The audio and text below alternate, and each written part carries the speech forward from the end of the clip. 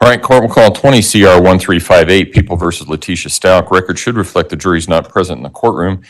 Is there anything we need to take up outside the presence of the jury at this point in time? Prosecution? No, Your Honor. Defense?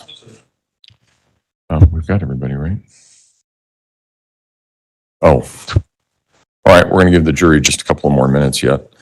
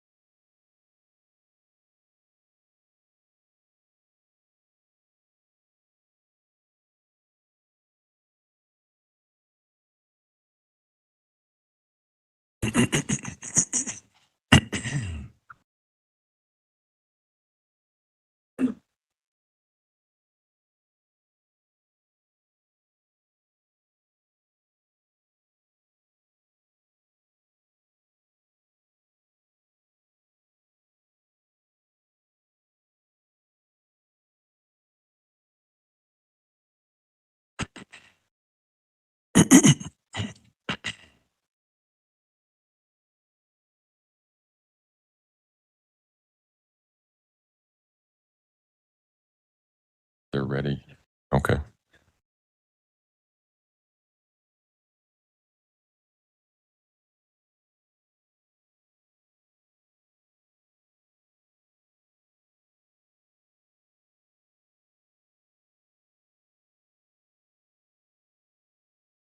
Okay.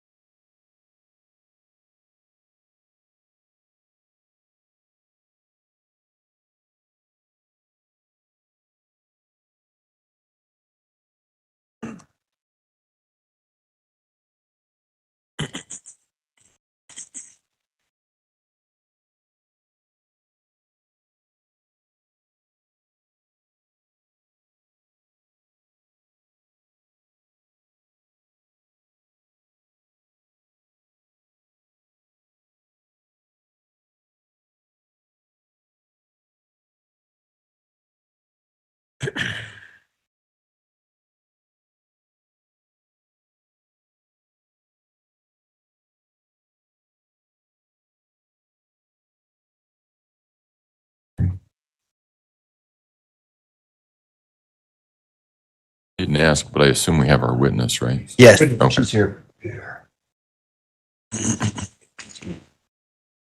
How much for the epic snowstorm? Just thinking exactly the same thing. Yeah. All rise for the jury, please.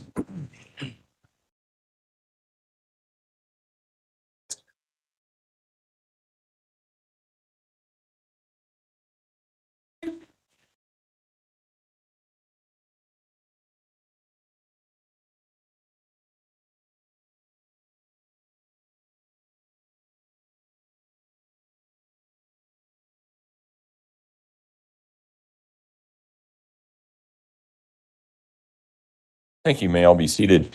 Court will recall 20 CR 1358, People versus Letecia Stauch. Record should reflect the jury has returned to the courtroom.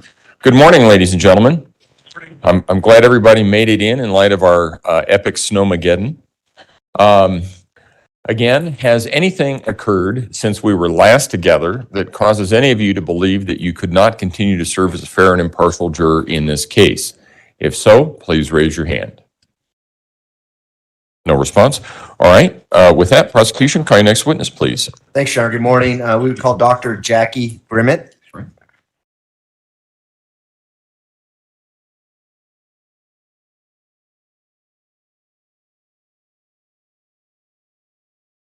Snuck up on me. I'm sorry. If you would raise your right hand. Do you swear affirm the testimony you're about to give in this matter will be the truth, the whole truth, and nothing but the truth? Go ahead and have a seat in the witness stand. Please watch your step as you step into the stand.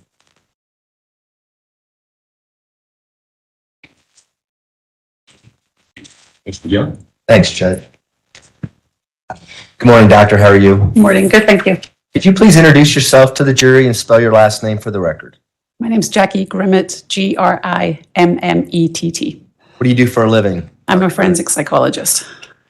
How long have you been a forensic psychologist? 10 years.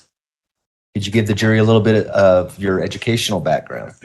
I have a bachelor's degree in psychology, a master's degree in psychology and health, master's degree in counseling, and a doctoral degree in clinical psychology. And are you working currently? I am. What is your profession? I am in private practice as a forensic psychologist.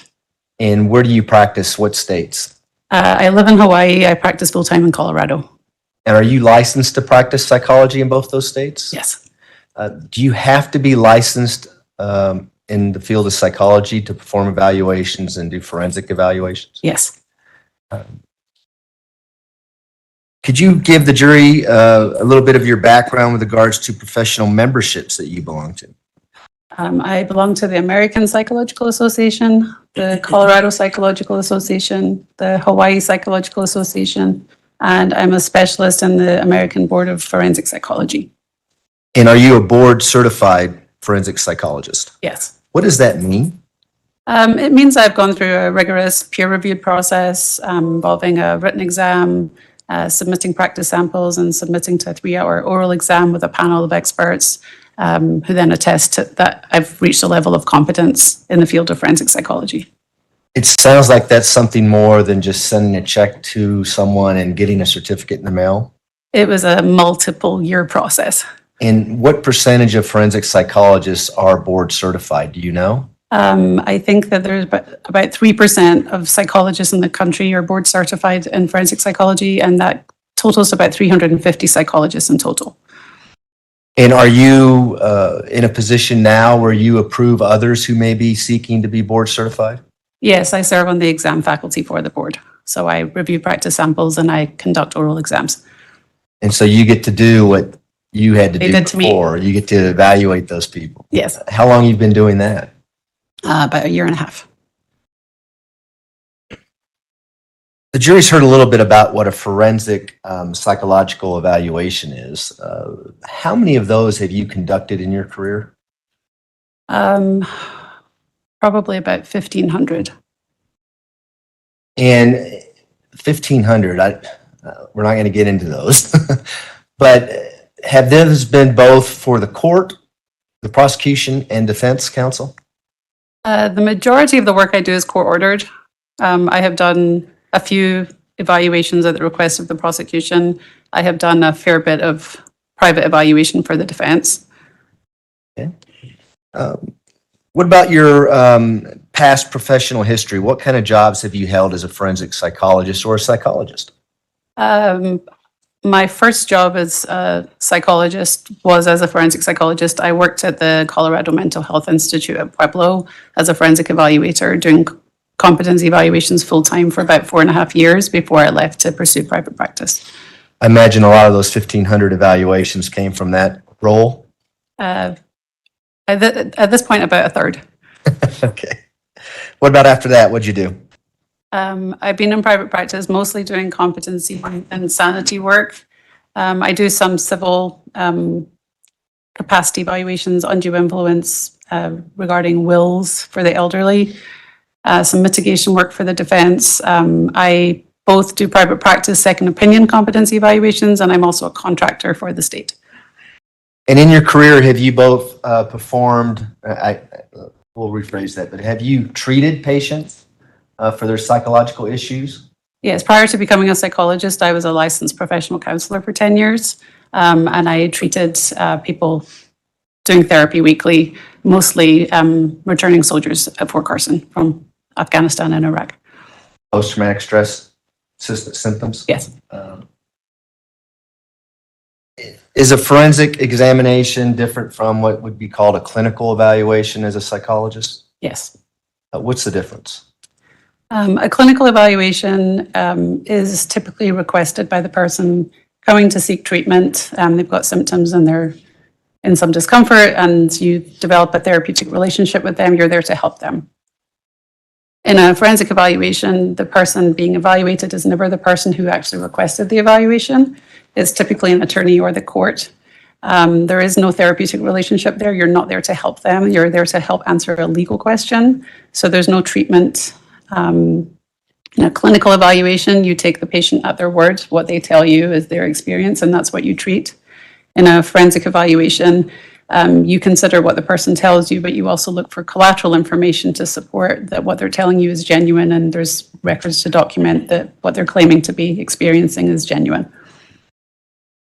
And have you been qualified as an expert in the field of forensic psychology in the past? Yes. Approximately how many times? 80? 80? Yes. And have those all been in Colorado or other states? Colorado. At this time, we would ask that the court allow Dr. Grimmett to be qualified as an expert in the field of forensic psychology and render opinions in that field. No objection. The witness will be so qualified. Go ahead. Dr. Grimmett, could you explain to the jury how you became involved in this case? Excuse me. Yeah, I was approached by the defense to complete a court-ordered second opinion evaluation of competency to proceed. And when you say court-ordered evaluation, what does that mean? Well, when somebody raises the issue of competency, the process is the court issues an order and the state has to conduct an initial evaluation. Either attorney can request a second opinion at that point, and the judge then issues an order for a second opinion to take place. And really what I wanted to get to is, were you aware that there'd already been a competency evaluation done in this case when you got this order to do the second evaluation? Yes. Okay. And is that common practice based on your experience? I'm always aware there's been a previous evaluation. The fact that the defense requested you, how does that impact your evaluation in this case? I try to take an impartial stance in every case. My job is to help give the court information that they can use to come to an ultimate opinion on competency. In pursuit of that, I contact the defense counsel and the prosecution to get their input. And I'm always considering if the other person, if the other side had asked me to do the evaluation, would my opinion be the same? And I try to check any non-impartiality I might be experiencing. Okay. Could you give, well, let me ask you, have you done insanity evaluations in your career as well? Yes. Could you let the jury know what the difference between a competency evaluation is and an insanity evaluation in a forensic setting? Sure. Succinctly, a competency evaluation is an evaluation of someone's present state. So the day I meet with them, how are they doing? Are there any impediments to them being able to proceed with their case. An insanity evaluation is a retrospective evaluation, so you're assessing how they were doing at the time of the offense, not how they're doing now. And so with regards to this case, did you conduct an insanity evaluation? No. And would you need to do an insanity evaluation before you could render opinions with regards to Mrs. Stauch's sanity at the time of the crime? Absolutely. So you can't do that, right? Right. All right, I want to make sure everyone knows that before we go forward. So let's talk about the competency evaluation for this particular case. What did you receive in preparation for your competency evaluation? I received the court order. I received the previous evaluation. I received discovery in the case, which was voluminous. Included videos. I received jail medical records and recordings of jail phone calls between Ms. Stauch and other parties. A lot of information, I take it. A lot of information. There was a large amount of police reports and what's called discovery in this case. Did you review all of that? Yes. Now, there's been reference to the DSM-5, the diagnostic manual that I think everyone knows that psychologists and psychiatrists use to evaluate people. Within that manual, would you find competency? No. Is that a medical diagnosis? No. Is that a legal term? Yes. What about insanity? Same. Legal term? Legal term. It's not in the DSM-5. No. So how do you go about determining whether or not someone's competent to proceed? What do you look for? Kind of run the jury through that process. So the statute outlines what a competency to proceed evaluation entails. The requirements are that the defendant needs to have the ability to have a factual and rational understanding of the proceedings, and also to have an ability to consult with their attorney to assist in their defense. So in pursuit of that, I would conduct a clinical interview, look at their current mental status, ask them very specific questions about the legal process and their case in order to establish whether or not they had that understanding and ability, and if not, why not? And that why not has to relate to a mental illness. And so why is it that you need to look at the police reports and the discovery in a criminal case in conjunction with talking to whoever's being evaluated? So in order to assess whether the defendant has a rational and factual understanding of the proceedings, that includes their case, I have to understand their case well enough to know whether or not they understand their case. And so prior, I'm assuming you eventually sat down with Ms. Stauch and had a forensic interview with her? Yes. Prior to that, did you review the materials in this case, the police reports and so forth? Yes. Did you have any concerns about Mrs. Stauch's credibility going into that forensic interview? Credibility is always something to consider in a criminal case. There's always high stakes, especially in a case like this. There seemed to be a lot of inconsistencies in the records that I was reviewing that made me question what kind of presentation she was going to have when I met with her. And I should have asked you this before, but do you recall when you got the court order to do the evaluation? I know it's in my report. The date of the order's in my report. I don't know off the top of my head. If your report was filed on January 7th of 2021, obviously it would have been sometime before that. Yes, I met with Ms. Stauch in December 2020. So the order would have come in probably a Sometime in month that or two time before frame? that. Okay, that's fine. So you said you met with Ms. Stauch on December of 2020. Do you see Ms. Stauch in the courtroom today? Could you please point her out and describe what she's wearing? She's sitting in between the two attorneys with teal. May the record reflect identification of the defendant subject to cross-examination. The record will so reflect. Go ahead. How long did you meet with Ms. Stauch? I met with her for about 3 hours and 40 minutes. And did you meet with her one time or on different times? I met with her once. And could you just give, I know it's a long process of the forensic interview, but could you give the jury a little idea of how the interview started and what your first impressions were of Ms. Stauch when you started the forensic interview? So whenever I sit down with a defendant, I give them a notification of purpose. Because it's a court-ordered evaluation, they don't really have the ability to not participate. They can choose not to participate. I still have to do an evaluation of that person. So I explain that there's no confidentiality, that I'm not there to help them. I'm here to help the court, what's going to happen with the report that I get, those kind of things. And then I check to make sure that she understood what I had to say and she understood the context of our meeting, and she indicated that she did.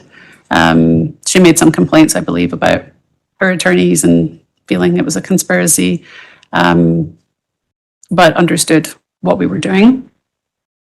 And then I proceeded to ask her background questions, trying to establish what her social and mental health history had been in order to give some context to the current day.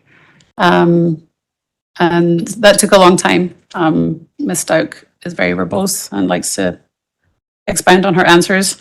So the interview took a long time. And then I had some concerns based on the prior testing from the original evaluation, where she produced invalid results on some tests, and the inconsistencies that I was seeing both in the records and in meeting with her, that I administered some tests to assess for the genuineness of her responding. And then I proceeded with the legal questions at the end. Based on your history in this profession, I would imagine that you've seen people with some serious mental illness. We talked about the post-traumatic stress disorders that our soldiers have when they come back from Afghanistan and things like that. Did you note any of that on your initial impression of Ms. Stauch? Did I note what specifically? Whether or not she had a severe mental illness based on your initial conversation? No, I did not believe she had a severe mental illness. Had you seen that in your past where you're treating someone and the moment you see him, you know something's off? For instance, you might be experiencing some sort of psychosis or things like that. Yes, sometimes it's very obvious from the get-go, and sometimes it takes some time. Could you give the jury an example of something that you've seen in your past where right away you knew there was some psychosis going on? Sometimes as soon as somebody steps into the room, they're already having a conversation that you're not part of. And you try to interrupt them and orient them to what is happening, and it's as if you're not there. And the things that they're talking about are not apparently real. Conspiracies, people following them, all kinds of things. Did you see anything like that with Ms. Stauch when you initially started talking to her? She engaged in some behaviors. I think I mentioned in my report that she was humming to herself. She was putting her head on the wall. Her affect, which is what her expression of emotion, didn't really seem to fit what was happening. She seemed happier than she should have been. And she, at some point, turned around to talk to somebody else and then turned around to tell me what was happening. What was that all about? She said that she was talking to a vampire and then resumed conversation with me. We're going to talk about the vampires later in your testimony. Earlier, you indicated that you had some concerns about some prior psychological testing with regards to your interview with Ms. Stauch. Could you expand on that? What did you mean, and what were these psychological testing that you had concerns with? So the previous evaluators had administered an MMPI and a PAI. I can say what those are if you need them for the record. Sure, why don't we talk about that? First, we're hearing about it. The MMPI is a Minnesota multiphasic personality interview. I think they gave version 2 or 2 revised format, I'm not sure. And the PAI is a personality assessment inventory. So those are long kind of forced choice self-report measures to look for psychopathology, any mental illness symptoms that people are experiencing. And you can answer them in such a way. There's what we call validity scales, which assess how genuinely you're responding.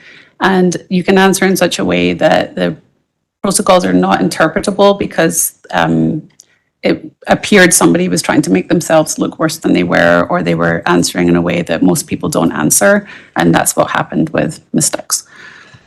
And do you recall reading is there a computer printout that's associated with the answers that Ms. Stout gave, talking about various scales and whether or not she's feigning psychological symptoms, that kind of thing? Yeah, you can get a computer printout of the results, yes. And do you recall what the printout said with regards to the MMPI-2 that Ms. Stout did with the prior evaluators? I just remember it was uninterpretable because it was invalid responding. Do you know whether or not she, based on the psychological testing, and was it Dr. Torres and Dr. Gray that did the prior competency evaluation? So Dr. Torres and Dr. Gray did the prior competency evaluation. They had a colleague, Dr. Hashimoto, actually administer the tests. And is that the test that you looked at prior to your interview? Yes. Did the results of that test indicate that her symptoms were the equivalent of someone who should have been in a psychiatric hospital? Various psychiatric issues? I don't recall that it said that specifically. Typically, when a protocol is uninterpretable, I don't delve too much more into that because the information you get is not good information you can rely on. Okay, well, we'll ask Dr. Torres about that. You indicated that you reviewed materials prior to this interview. Did you review the notes from the mental health staff at the jail regarding Ms. Stout prior to your interview with her? Yes. Let's talk about those for a moment. Why did you review those notes?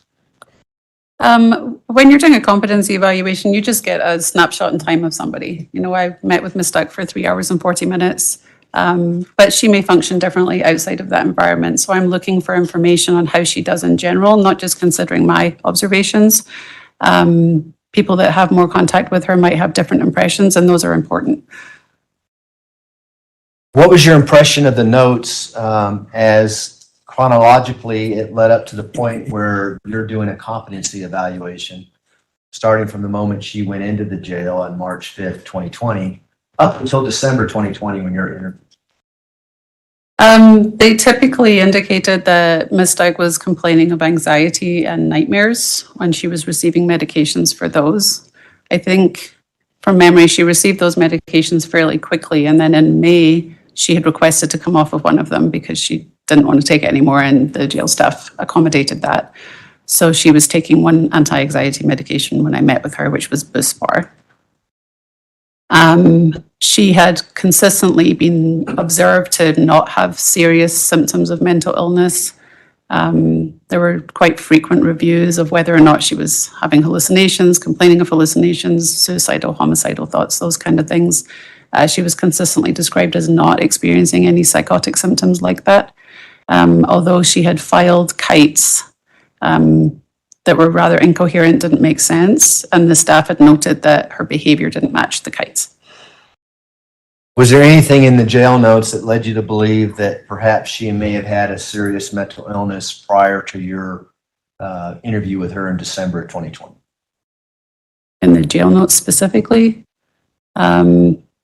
No, I think when she came into the jail, she didn't report any mental health history. And as her stay progressed, she started making comments about having been diagnosed with bipolar disorder, PTSD, and multiple personality disorder, as she called it. But that didn't feature until November. And was that after she had raised competency in this case? Yes. Your Honor, I'm going to object to the term that Ms. Stauch raised competency that was raised by her prior attorneys.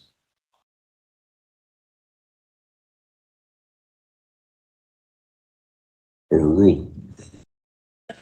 Did you also review Ms. Stauch's jail calls, or at least some of her jail calls that she had with various people while she was incarcerated? I did. And why did you review the jail calls? It allows me to extend my observations of her in a somewhat more natural context where she's not interfacing with a mental health professional, but she's talking to people that she knows. And the whole point of reviewing all these different sources of information is looking for consistency.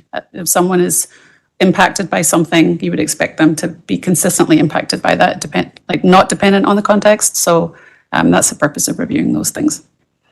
I want to come back to the vampires now that we're talking about the jail calls. Did you know about Ms. Stauch's conversations about vampires based on the jail calls that you listened to prior to meeting her in December of 2020? There was not a lot of content in the jail calls. I believe maybe one or two contained some statements, but not to the degree that she discussed with me. What did you find relevant about the jail calls that you listened to? There was some inconsistency between who she was talking to and what she was saying.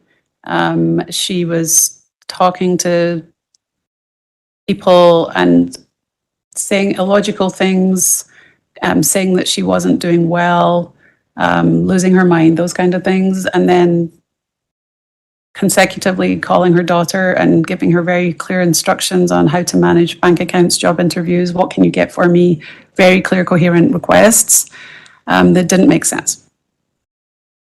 And were these phone calls, you said consecutively, are they literally back to back? One moment she's talking crazy to someone, next moment she's talking to Harley, her daughter, and having a normal conversation? Certainly on the same day.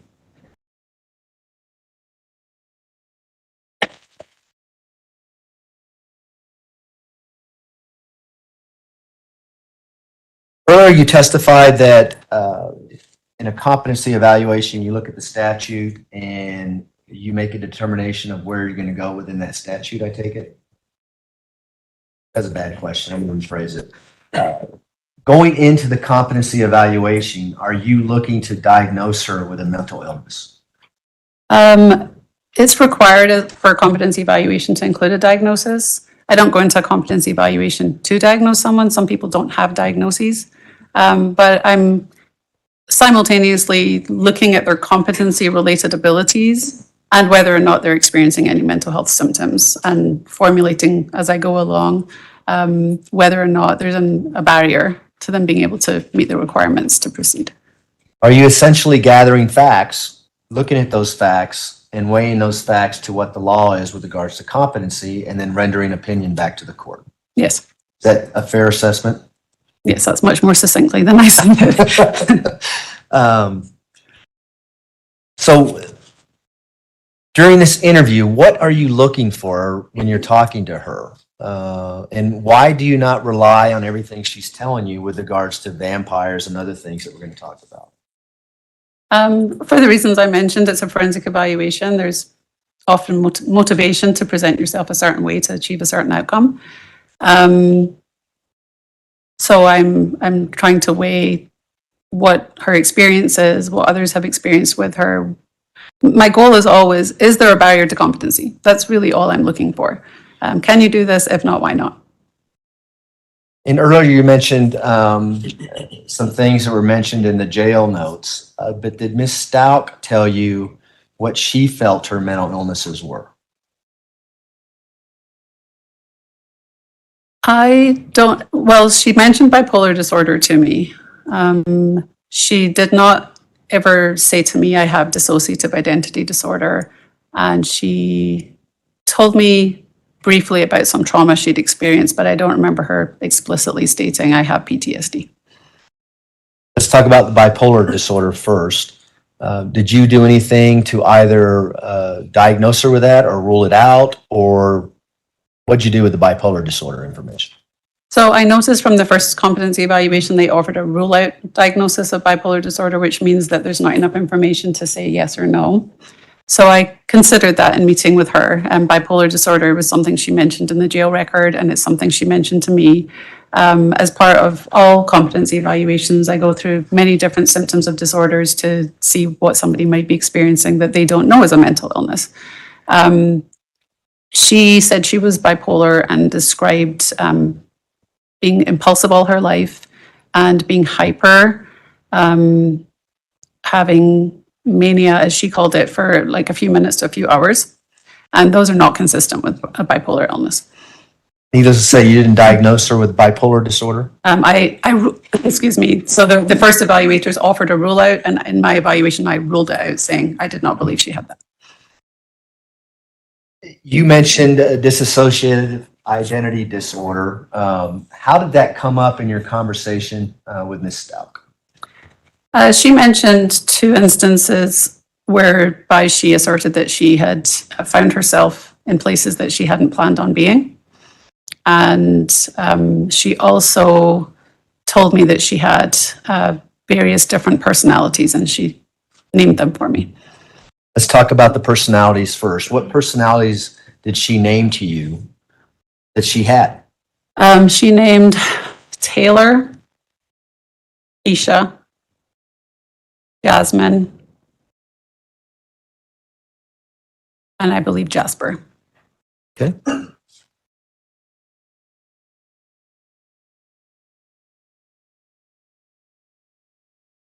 I'm sorry, Taylor, Jasmine, Tisha, Yeah, and Jasper? Jasper. Okay. Did she ever mention Victoria? No, Did she ever mention Harmony? no, Did she ever mention Christina? no, Little Lucia? no, What about Maria Sanchez? no. So as she's saying these things to you, did you see any signs that she was changing personalities or turning into someone she's not? No. Based on what she's telling you, did you consider dissociative identity disorder as a diagnosis? I considered it. Tell the jury about that. What did you consider and what did you do to either diagnose her with it or rule it out or however you approach that? Dissociative identity disorder is a very rare disorder. Somewhere between 0 and 1% of people have it. It's a very destructive, disabling disorder. People tend to be very high consumers of mental health services when they have DID.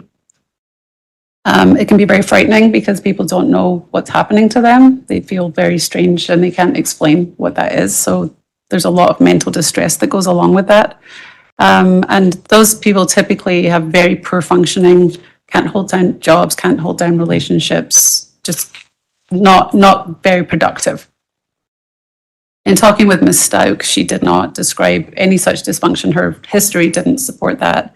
And in describing the alters, which is what those different personalities are clinically referred to, she had selected names for them based on things she liked and aspirations she had, which is inconsistent with this disorder where typically the alters present themselves to you. You don't create them and you don't name them kind of whimsically. So I just didn't see any of the impairment that would be expected to go along with the claims that she was making. If you wouldn't mind pulling that microphone a little closer to you, just to make sure everyone can hear you. Sorry, the chair is tilted and, The microphone moves, the chair doesn't. okay, is that better? Happen to everybody else, it's okay. So, can you expand on this disorder? What have you seen anyone with this disorder in your career? I don't believe I've ever seen anyone with DID. Based on what do you base your opinions on then? Is it the DSM-5 and Research? research? Is this a type of disorder that would be hidden from relatives and family members? I mean, with the expected dysfunction that I described, I don't know how somebody would be that impacted by a disorder and nobody would know something was wrong. And is it based on what you've read and your experience, is it common for family members to actually seek help for someone who's having blackouts and not knowing what's happening and forget, things, significant things are happening in their lives, they're not able to function because of this type of stuff? I would certainly expect that there would be some intervention sought. See any of that with Ms. Stauch? I wasn't provided any information to suggest that she had been a high consumer of mental health services or that anybody had concerns along those lines.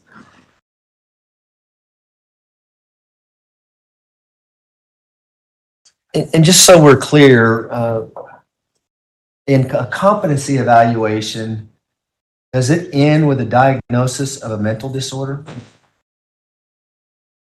No, I'm not sure I know what you mean. Well, in your evaluations, or if you diagnose someone with, let's say, schizophrenia, is that the end of the evaluation? You say, oh, she's got, or she or he's got schizophrenia, we stop. Okay, I understand, sorry. Okay. No, absolutely not. Why is that? So the profession of psychology considers mental illness but the statute, the legal system considers mental disability. So I'm assessing for a mental disability. And the difference between those two is a mental illness is what you've heard of: depression, anxiety, schizophrenia. Within those disorders, everybody's going to experience them differently. So if two people are diagnosed with depression, you don't know what their experiences are or how impaired they are. A mental disability says, okay, they have a mental illness, but they're disabled by it. So it's to a high degree. It's not sufficient to have an illness. It has to be impacting functioning, and that in a specific way for competency, and that renders it a mental disability. And is that the same for an insanity evaluation? Does it end with a mental illness diagnosis, or do you have to go further, similar to what you talked about in the competency? It's a slightly different definition, but yes, it's not sufficient to just have a mental illness. I just want to talk about the vampires some more. Did you talk to Ms. Stauch about her experience with vampires during your forensic interview? I did. Tell the jury about that. Ms. Stauch introduced a vampire called Justice. She said that there was a button in her cell that she could summon Justice, Jasper, perhaps Patrick, if I remember correctly. She said she had been introduced to vampires when she lived in Alaska previously, and they used to go door to door like Jehovah's Witnesses. And she didn't really offer them in any kind of meaningful way, like wasn't explaining anything or trying to use that information necessarily, but she certainly referenced them throughout the interview. Did she tell you where she got these names for these so-called vampires she's talking about? She directed me to the movie Twilight. And did you find out that these names were from the movie Twilight or the book series involved in Twilight? Yeah, a few of them for sure. I'm not familiar with the series myself, but I Googled.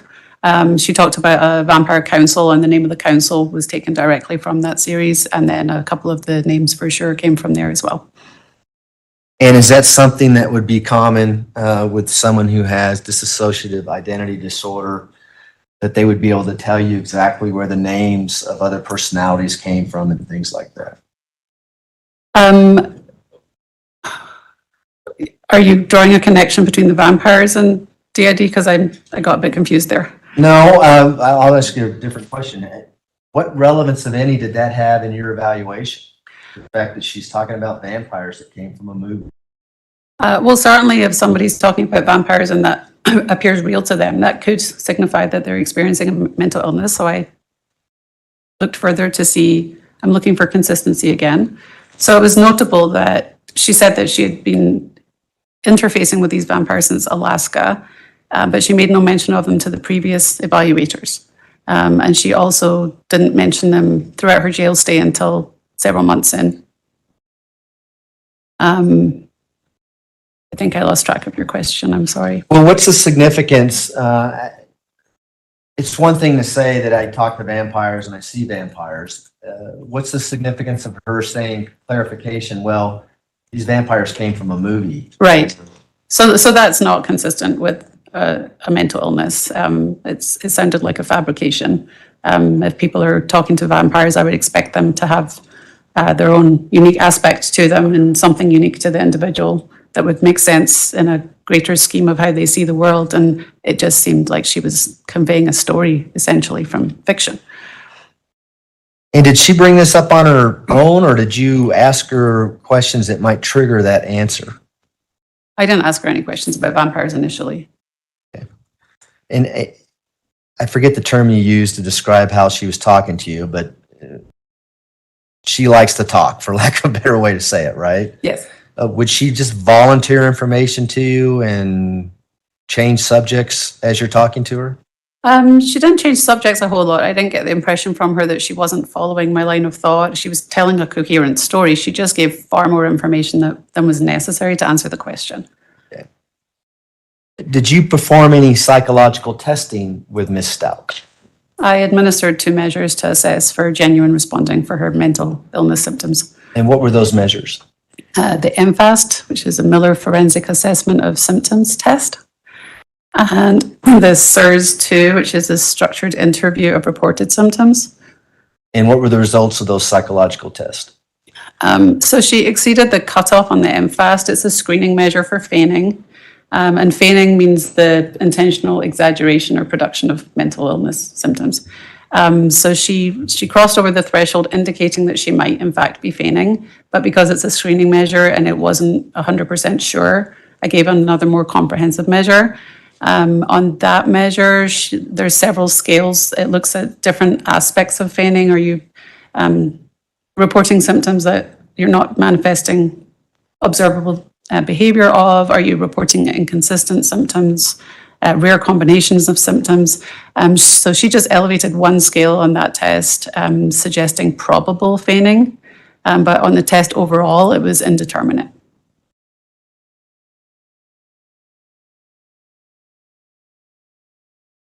In your report, it indicates that she yielded a total score of 12. Do you remember what test that was on? That was on the MFAST. And what does that mean to you as a psychologist?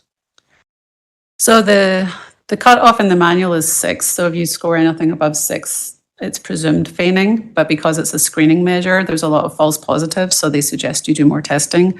So it's out of 25. If somebody scores over 16, it's like 100% rate of also elevating the SIRS. So at 16, you don't have to give the SIRS as well. So 12, it was certainly elevated. I had concerns, but I wanted to be thorough. I didn't want to just, it's a very prejudicial term to say somebody's feigning or malingering. Sure. So I just was being prudent. Okay. Well, in your report, you indicate that such a score is highly suggestive of malingered psychopathology and indicates the need for further assessment. What did you mean by that? And that's taken from the manual. So because it is high, most people don't get that score by accident. However, because it's a screening measure, it's not very sensitive. You're going to get false positives. People are going to look like they're feigning when they're not feigning in that scoring range. So that's why more testing is done. What does the term malingering mean? Malingering, excuse me, I'm sorry. Malingering is like feigning, where you're intentionally exaggerating your symptoms, but with malingering, there's an added element of the presumption of trying to obtain a secondary gain. Did you see that in this case? It certainly seemed that Ms. Stauch was presenting symptoms that she didn't appear to have. I can never know if somebody is trying to achieve a goal or not. So I didn't offer an opinion on malingering.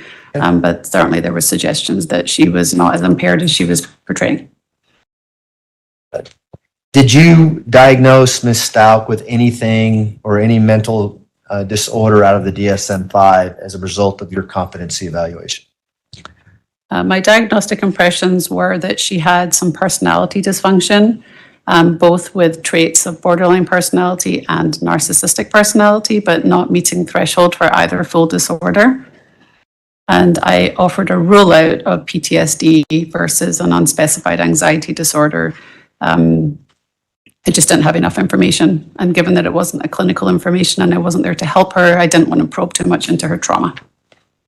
Did that have any impact on your ultimate conclusion with regard to competency, either of these diagnoses? Well, those diagnoses would not really reach the threshold of a mental disability.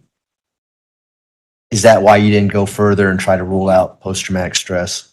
Whether or not she had post-traumatic stress, she did not demonstrate functional impairment as it related to competency. So for my purposes, it wasn't important. Okay. So what does it mean when you say other specified personality disorder with borderline and narcissistic features? Can you break that down for the jury?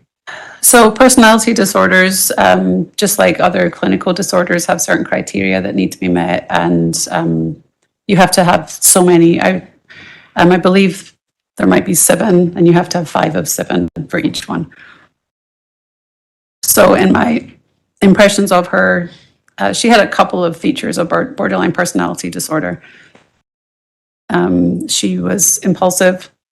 She had some kind of push-pull relationships. I don't know what Dr. Moore testified to yesterday, but there was insisting that she saw Dr. Moore, and then Dr. Moore would show up and she'd refuse to see her. That's quite consistent with a borderline personality. And the same for narcissistic personality.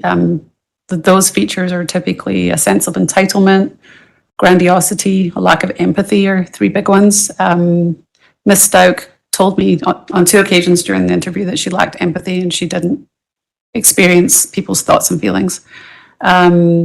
She had grandiosity throughout our meeting where she, grandiosity. Thank you. Throughout our meeting where she touted her accomplishments, her intellect. She was refusing to meet with people that didn't have the highest credentials. She didn't want to meet with social workers. She wanted to meet with people with higher degrees in order to talk about her problems. Wasn't sure that she met all the criteria for the disorder, so I was just trying to convey, my goal in an evaluation is to try to help the person reading it experience what I experienced meeting with her. And her personality was very much at the forefront of our interactions. So that's what I was trying to convey. Did she ever refer to you as being an actress? She made a comment. She said, "I think you're an actor." And then she just continued talking to me. Like she didn't really have the concern. Was that about the time you were introducing yourself and saying what your role was, or at what point did that come up? No, it was somewhere in the middle. Okay. There's a couple things I want to talk about, the borderline, the personality disorder diagnosis that you have in your report. Are you familiar with the term transient episodes of psychosis? Yes. What is that and what does that mean? Well, transient means it comes and goes. The psychosis, part of the DSM, the psychosis that can go along with borderline personality disorder is typically related to fears of abandonment. The disorder itself is an attachment disorder where people, the primary goal is to not feel abandoned. So there's these desperate attempts to keep people in your life, at the same time pushing them away. So the transient episodes of psychosis that the DSM refers to is kind of a paranoia about abandonment that might manifest like you text your loved one, they don't text back as quickly as you think they should, and you start thinking that they're leaving you. And then you go into a spiral thinking that the relationship is over, and then they text you again and they were busy, and then you're like, oh, I'm fine now. That would be considered a transient episode of paranoia. Okay. Seems like that's pretty common, at least. I hear about that on occasion. Did you see any of that with Ms. Stauch during your evaluation? No. Is that something that are you capable of ruling that out as a symptom or being anything to do with Ms. Stauch? It wasn't something I observed during my interview. She has personality dysfunction that I wouldn't say I would rule it out as ever being possible happening. I didn't see it firsthand. So it didn't come up? No. I want to talk to you a little bit about what she, let me ask you this. Did she talk about Gannon and Gannon's death? A little bit, yes. Did she talk about feelings that she wanted to bring him back to life?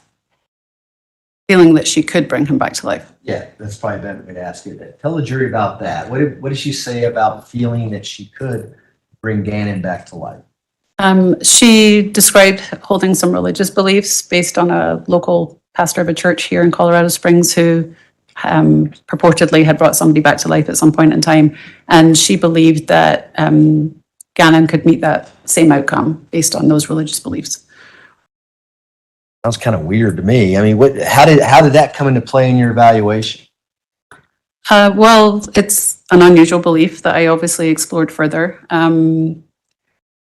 Clinically, it kind of appeared to be a bit delusional to me. However, religious beliefs, by definition, are not delusions.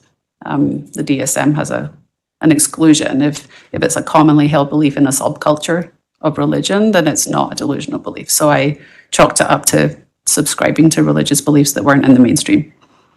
Did she talk to you about her upbringing in North Carolina and her religious beliefs as a child as she was brought up in North Carolina? No. Okay. Did she talk to you about Tupac? Briefly.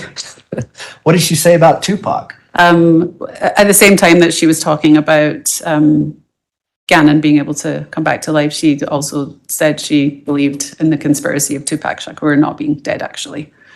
And Tupac Shakur is who? He was a rap artist that was famously murdered in a very public way. And so was this in conjunction with talking about Gannon, possibly bringing him back to life based on what the conspiracy was going on with Tupac and his murder? Yes.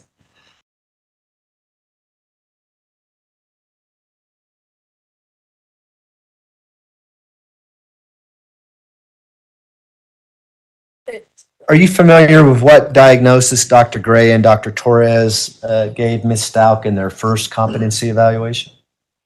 In their first competency evaluation, yes. Is it similar to what your diagnosis was? I believe it was very similar, except they had the added rule out of bipolar disorder. Is that a coincidence, or did you tell us about how that might happen? Did you consult with them at all on your diagnosis, or was your diagnosis independent of what their diagnosis was? I did not consult with them. You know, you would hope that when several mental health professionals meet with someone, there's going to be consistency across what they believe. That's what the DSM is for. It helps to guide us, gives us a common language to talk about things. You know, my impression of Ms. Stauch was that she had heavier narcissistic features than borderline. I'm not sure what the other doctors' impressions were, but we saw the same constellation of symptoms. Was that surprising to you that you had the same diagnosis than they did? No, it happens often. Okay.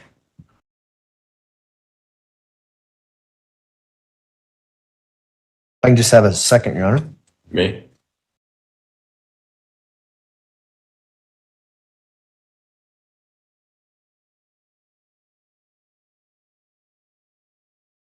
I want to ask you a question about some phrasing in your report and just expand on that. On page 22 of your report, you indicate that her presentation is better explained by the maladaptive features of her personality, which includes efforts to control her situation and obtain emotional relief. Do you recall saying that in your report? Yes. What is that? What does that mean? Is it okay if I refer to my report? Absolutely. Page 22, last paragraph. So the maladaptive features of her personality that I'm referring to are the borderline and narcissistic personality characteristics that I've outlined. Can you point me to the paragraph? Sure. It's the last paragraph on page 22. It would be the second sentence in that paragraph. Okay, thank you.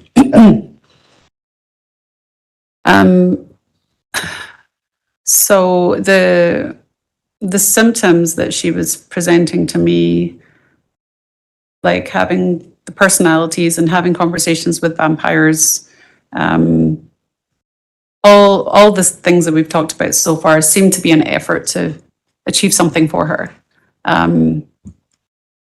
And my impression was that she was trying to feel better. She was trying to make sense of her situation. She's trying to deal with the reality of her situation. And considering that context, that seemed a better explanation of why she was making these efforts to portray herself in certain ways to meet that goal. Because of her personality structure, it wasn't in a very perhaps methodical or logical way.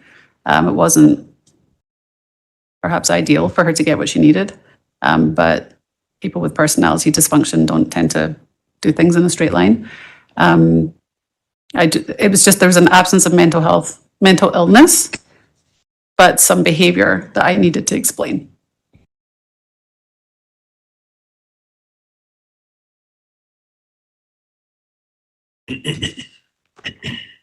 In your opinion, did Ms. Stauch have a mental disability or developmental disability that prevented her from understanding what's going on in the courtroom?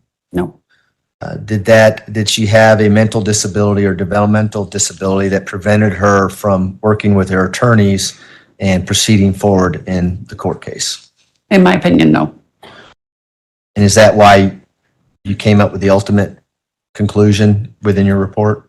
The ultimate conclusion that she was competent to proceed, and it's an opinion the court has the ultimate conclusion. Good point. That was your opinion, Yes, and it was based on everything that we talked about just now. yes. Is there anything else significant that you would like to share with the jury about your evaluation of Ms. Stout? I can't think of anything. Okay, if I can just have a second, Your Honor.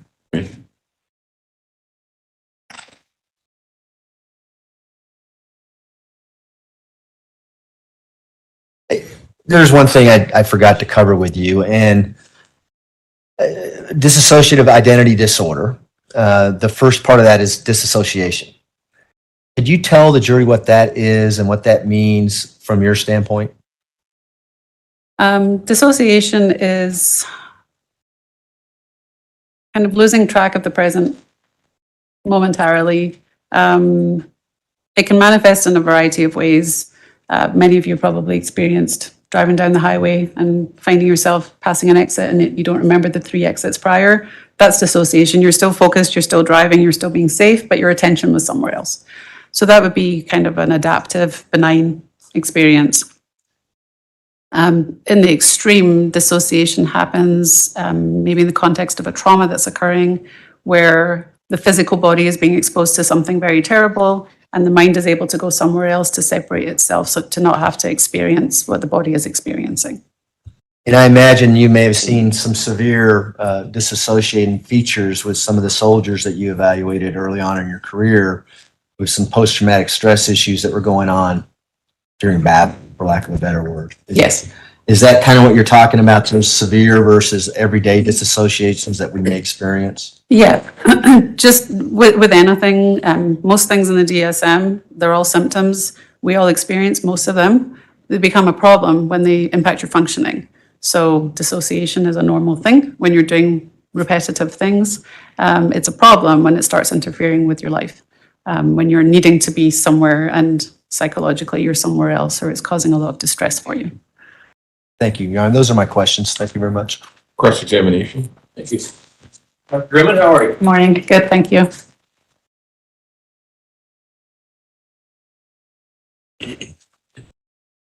Kind of, okay, the water some Josh. I kind of pick up where Mr. Young left off in talking about disassociation, in general, and I think you said it's everybody to some degree disassociates from time to time. Yes. And how the mind does it or the exact mechanisms, it's somewhat unclear, but it somewhat has to do, at least my understanding, is it's where memories are stored. And so memories may be stored in a place that's not necessarily easily retrievable. I'm not sure that's specific to dissociation, but that does happen. Yes. I guess I would need a clearer question. Well, I guess, for example, one part of disassociation is, a person comes home, from work, they immediately get into a heated argument with their spouse, and they can't remember where they left their car keys. But sometimes if they may go back to that emotional state of anger, then they may be able to, that memory may be more accessible to them. Yeah, there's a specific term for that. It's called state-dependent learning, Okay. where you can go back to the state you were in when you did something to try to remember the thing you forgot. Okay. Yeah. And is that a type of disassociation? It's an encoding issue with memory. Okay. So it's a memory issue. I'm not sure that it would be dissociation. I'm not an expert on dissociation. Okay. But I'm not sure it'd be classified as a memory or a dissociation issue, but it's certainly a process that happens. Well, and dissociation is an occurrence that happens with post-traumatic stress disorder, or can. Yes. And it's, to some degree, it's a defense mechanism. Yes. When a person is confronted with trauma at that point in time that they're just not capable of dealing with. Yeah, it works in 2 directions. It can be an adaptive escape, or it can be you dissociate to a bad place. I mean, so sometimes it's beneficial, and then sometimes it can be to where we get to it's a disorder. I mean, Well, you can think you're back in the war zone, for example. Yeah. and kind of like the same thing, that trauma can be stored, that memory of that trauma can be stored in a place, and then certain things can trigger it. Yes. Smells, Yes. times. If Yeah. something happened like around a certain holiday, I could get closer to that holiday, and I could start experience the stress of the trauma, and sometimes people don't even realize why they're experiencing that. Yes. That's oftentimes why, you know, veterans or other people who have experienced that type of trauma get into therapy and everything like that to try to figure out why am I behaving, you know, this way around these certain types of, for lack of a better word, trigger. Yes. And something that was beneficial allowed them to get through a traumatic, you know, experience. Then when they're taken out of that kind of that traumatic experience, it impacts like a day-to-day functioning. Correct. Their brain kind of reacted rationally to an irrational situation. Sure. And then when they're in rational situations, sometimes their brains act irrationally. Yes. And again, that's something that oftentimes people who have been through traumatic, you know, one traumatic event can cause post-traumatic stress disorder. One traumatic event can cause post-traumatic stress disorder, but most don't. And what's the difference between post-traumatic stress disorder and complex post-traumatic stress disorder? Complex I'm going to say PTSD. It's just Okay. complex PTSD typically refers to repeated trauma, more than just one single incident. Okay. And I mean, in a, you know, hypothetical example of a woman, a grown adult woman who is sexually assaulted by a stranger, that can cause PTSD. It can. It can. Now, and let's get this straight. And I think the jury may have some questions. Trauma affects people differently, correct? Yes. Some people, and we don't know why, there's a lot of different theories. Some are genetic, why trauma affects people differently. You can't, I know it's easier because we're having a conversation and nod your head, but you have to say yes because she's taking it down. I wasn't sure you're asking me a question, so Okay. I'm just like gesturing, but Yeah. if you need a response, yes. Yeah, so one of the factors that can impact how somebody deals with stress can be genetics. I believe, well, neurobiology, I'm not sure Yeah. that it's passed down from generation to generation. Okay. Also can be upbringing can impact how somebody can handle trauma, correct? Yes. If there are other kind of anchors, people or places in their lives that can help somebody handle trauma. What do you mean? Well, I mean, if somebody, for example, a woman is sexually assaulted, but she has, you know, a strong community, she has a strong family around her, she has support, support groups and everything like that, that can help her deal with trauma better than somebody who is isolated and alone. Yeah, I mean, some people are just more predisposed to having trauma, Okay. but most people who are exposed to traumatic events don't get PTSD. Yes. And when we're talking about dissociative identity disorder, most of the literature indicates that that is a response to overwhelmingly child sexual trauma. Yes. And the basis kind of for that, or in the literature and the thinking of how this develops, is you have a child who is perped on by a caregiver, is the kind of classic example of it. I don't know that I have looked into the literature to that degree. Childhood sexual abuse is certainly problematic. I haven't looked at perpetrator literature. Well, for a child who is perpetrated on by a caregiver, creates a problem for that child. Right. Because you have somebody, because kids are not self-sufficient, correct? Correct. They rely upon a caregiver to give them food, correct? Correct. They rely upon a caregiver to give them a shelter, Yes. correct? And we've learned more and more in the last 20 or 30 years, they also rely upon that caregiver for, emotional support. Right. And we'll get into that a little bit, attachment theory and so forth, but that's actually a need of, young children, is emotional support from a caregiver. Yes. And so a child who is perpetrated on, who is molested by a caregiver, the point behind, or the theory behind DID, is they disassociate. And so the memories of the perpetration and the molestation go into one place, and then there's another personality or ego state that doesn't have that memory, and so can look to that caregiver for the food, shelter, and emotional support. Are you aware of that? That's the theory behind. I'm aware of that theory, yes. Okay. And therefore, it's basically a defense mechanism that would allow a child to survive and to be able to function in a horrible situation. Yes, dissociation would be an adaptive function. An adaptive function of that thing. And the literature, especially, I mean, when you're talking about, sex assaults in general, it's generally thought of that it is more traumatic for an individual who is aggrieved or who is molested, who is sexually assaulted by a family member or something like that. That is generally considered more traumatic than by a stranger. Someone in a position of trust, yes. That causes, can cause long-term mental health issues. It can, yes. And just to be clear, not every kid who is sexually assaulted or perped on by an adult develops a serious mental illness. Right. Some of them are able, for whatever reasons, to adapt and overcome and lead a relatively normal life, correct? Yes. While others can, based upon the trauma suffered as a child, develop serious mental illnesses. Yes. And when we're talking about, disassociation and kind of alter ego states, more and more we are understanding that everything is a continuum. I mean, mental illness. All mental illness and all, you think you said before, everybody disassociates to a degree, and then it becomes a problem where it becomes a mental illness which is interfering with day-to-day life. Right. And the same is kind of, everybody to a degree has some different either ego states or personas that they put on.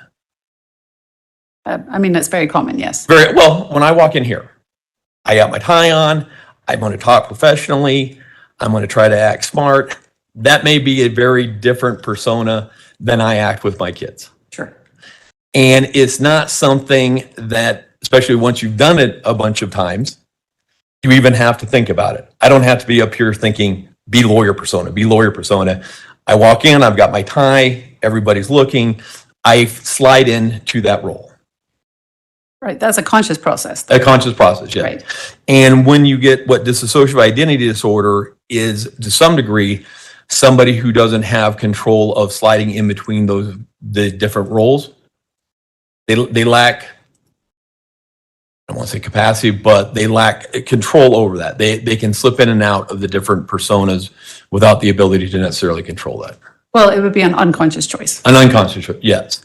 And they also lack the thought, at least in the DSM and a lot of literature, is they lack the ability to access some of the memories that the other persona has. I think there's some variation with that, but yes, That can happen. the one persona is keeping all the bad memories to itself, and so the other persona can function in real life. In theory, yes. In theory, there's literature in the DSM-5. That's what the DSM-5 indicates. Sure. Okay. And again, it only becomes a disorder when what was a defense mechanism or a coping mechanism begins impacting day-to-day life. That's when it goes into the disorder. When it causes functional impairment, yes. Functional impairment. It causes something like a person's not able to hold down a job for a long period of time. Yes. It causes problems when they have inability to have a long-term relationship with people. Yes. When it causes them to have problems with family members and so forth. Sure. And I wasn't the one, and just so that the jury understands, we're not Miss Stauch's first set of attorneys. You understand that?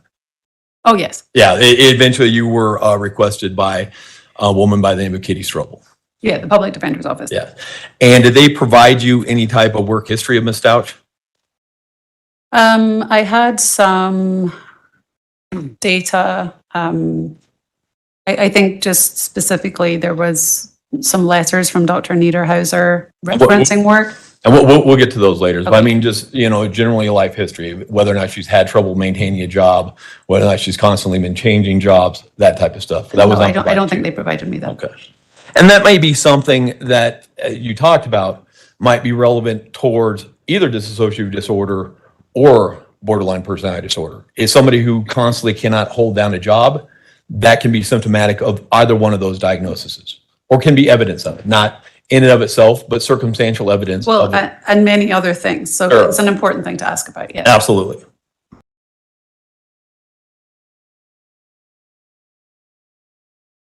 Is what type of mental illnesses are comorbid with dissociative identity disorder?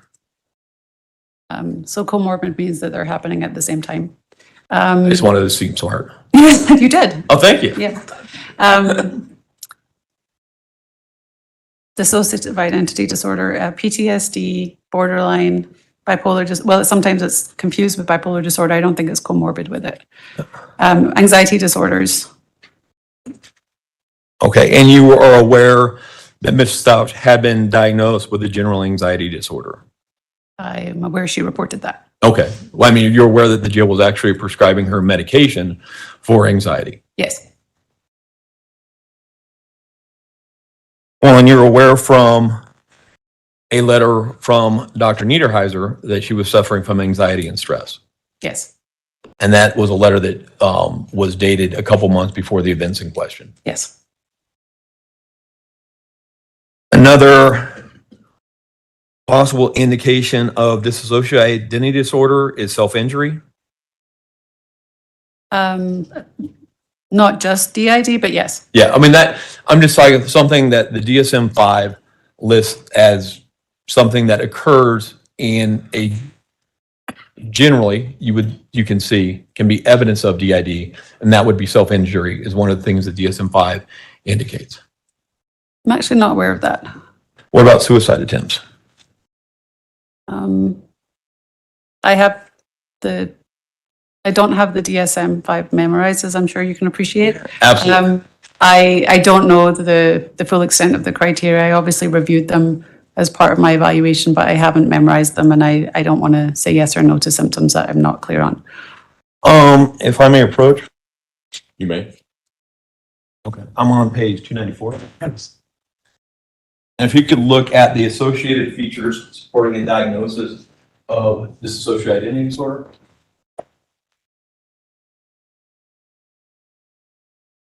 Thank you.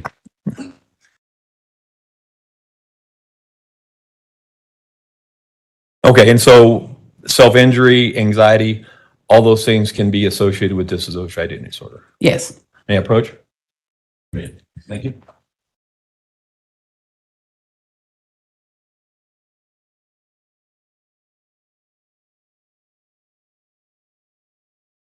You are also aware that the DSM-5 indicates only a small percentage of people with DID present in a manner that somebody would see the shifts in personas. Yes.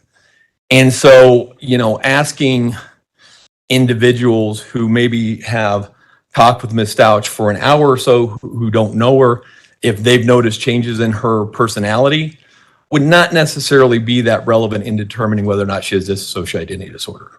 Yeah, that wouldn't be very reliable. Yeah, I mean, it would be kind of misleading to indicate that somebody with dissociative identity disorder is going to be changing personas multiple times in a 1-hour conversation. Yes, That's not consistent with any literature whatsoever. correct.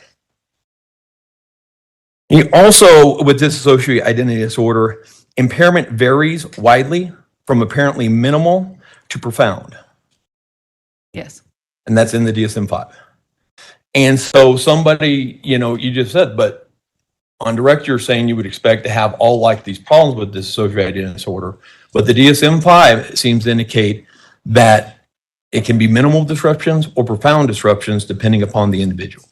So I was referencing my competency evaluation. Okay. So Yes. if somebody is experiencing mild symptoms of anything, it's not going to be something that presents as a barrier. So I'm looking for symptoms to a degree that they're causing functional impairment. So I'm offering testimony specific for the purpose of my evaluation. Okay. And many mental illnesses, or almost all mental illnesses, they fluctuate.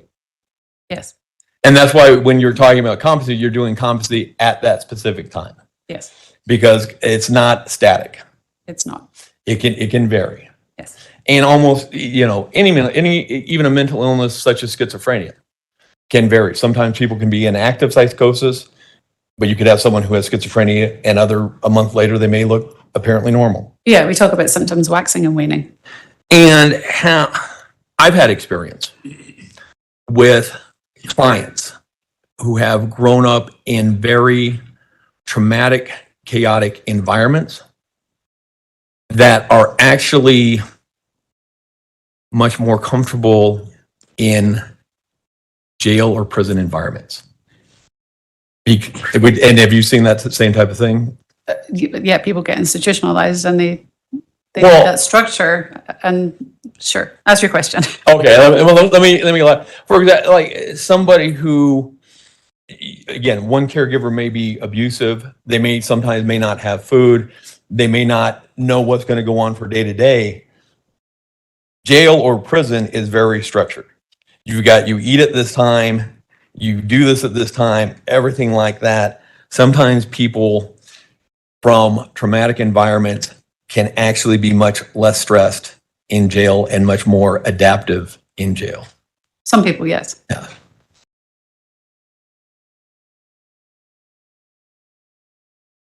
And so the degree, sorry, it's thirsty. As to the structure of the jail was impacting the presentation of mental illness, we don't necessarily know. I wouldn't know in the course of a competency evaluation.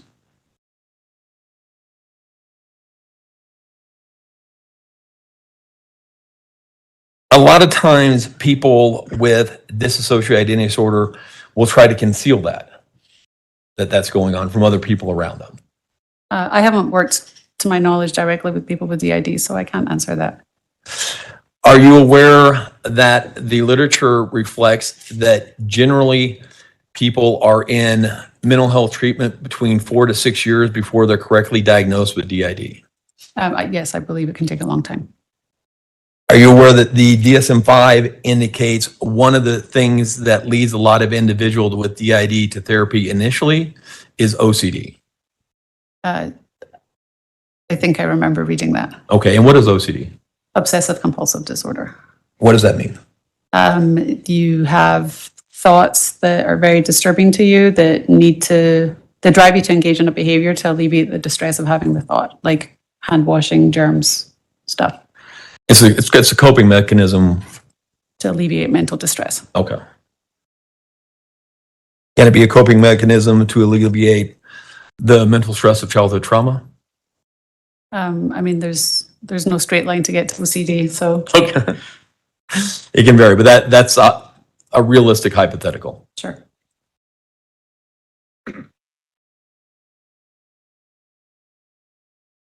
The DSM-5, the DSM-5 is helping figure out what's wrong with a person and give them a label, correct? Right.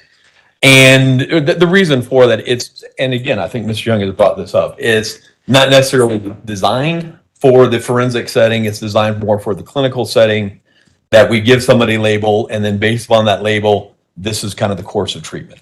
Right. It's very much specifically for clinical treatment, and it provides a common language for providers to be able to talk about, diagnose, and come up with plans for patients. But it is still relied upon to a large extent, even in a forensic setting. Well, there's a forensic caution Sure. in there, but yes, it's the only diagnostic manual we have. It's the only thing that we don't have anything else, so we have to use it, even though it's not necessarily specifically designed for that. Correct. And it has what's called, when it lists differential diagnoses, what is that? A differential diagnosis is if, let's say, DID is the primary diagnosis you're looking at, a differential diagnosis would be other things to consider that it could be instead. Okay. And one of the things that it lists, it lists personality disorder, and it lists specifically borderline personality disorder. Yes. And it specifically states that oftentimes borderline personality disorder can present similarly to DID. Yes. And you diagnosed Ms. Stauch with a persistent personality disorder with borderline and narcissistic features. Yes. And when we're talking personality disorders, those are kind of organized by clusters. Yes. And narcissistic and borderline, I think they're in the B cluster. Yes. And when we do clusters, that means we're organizing personality disorders that have some similarities. Yes. And that's when did we start doing the clusters? Before my time. The DSM-3? It was definitely in the DSM-4 TR, which is my time. Yeah. I'm not sure if it wasn't in the previous Okay. editions. And we'll have other personality disorders that could be, there's cluster A and there's cluster C that are kind of different than cluster B. Right. And we no longer have clusters in the DSM-5 TR. We don't? Don't think so. It's more of a dimensional continuum. You sure? I'm not for sure. Okay. I If thought, the I thought that DSM-5 we were seems, the clusters. okay. The DSM-5 still indicates cluster B. Would that be, If it indicates it, then it's correct. if I may approach? You may. 659. Thanks.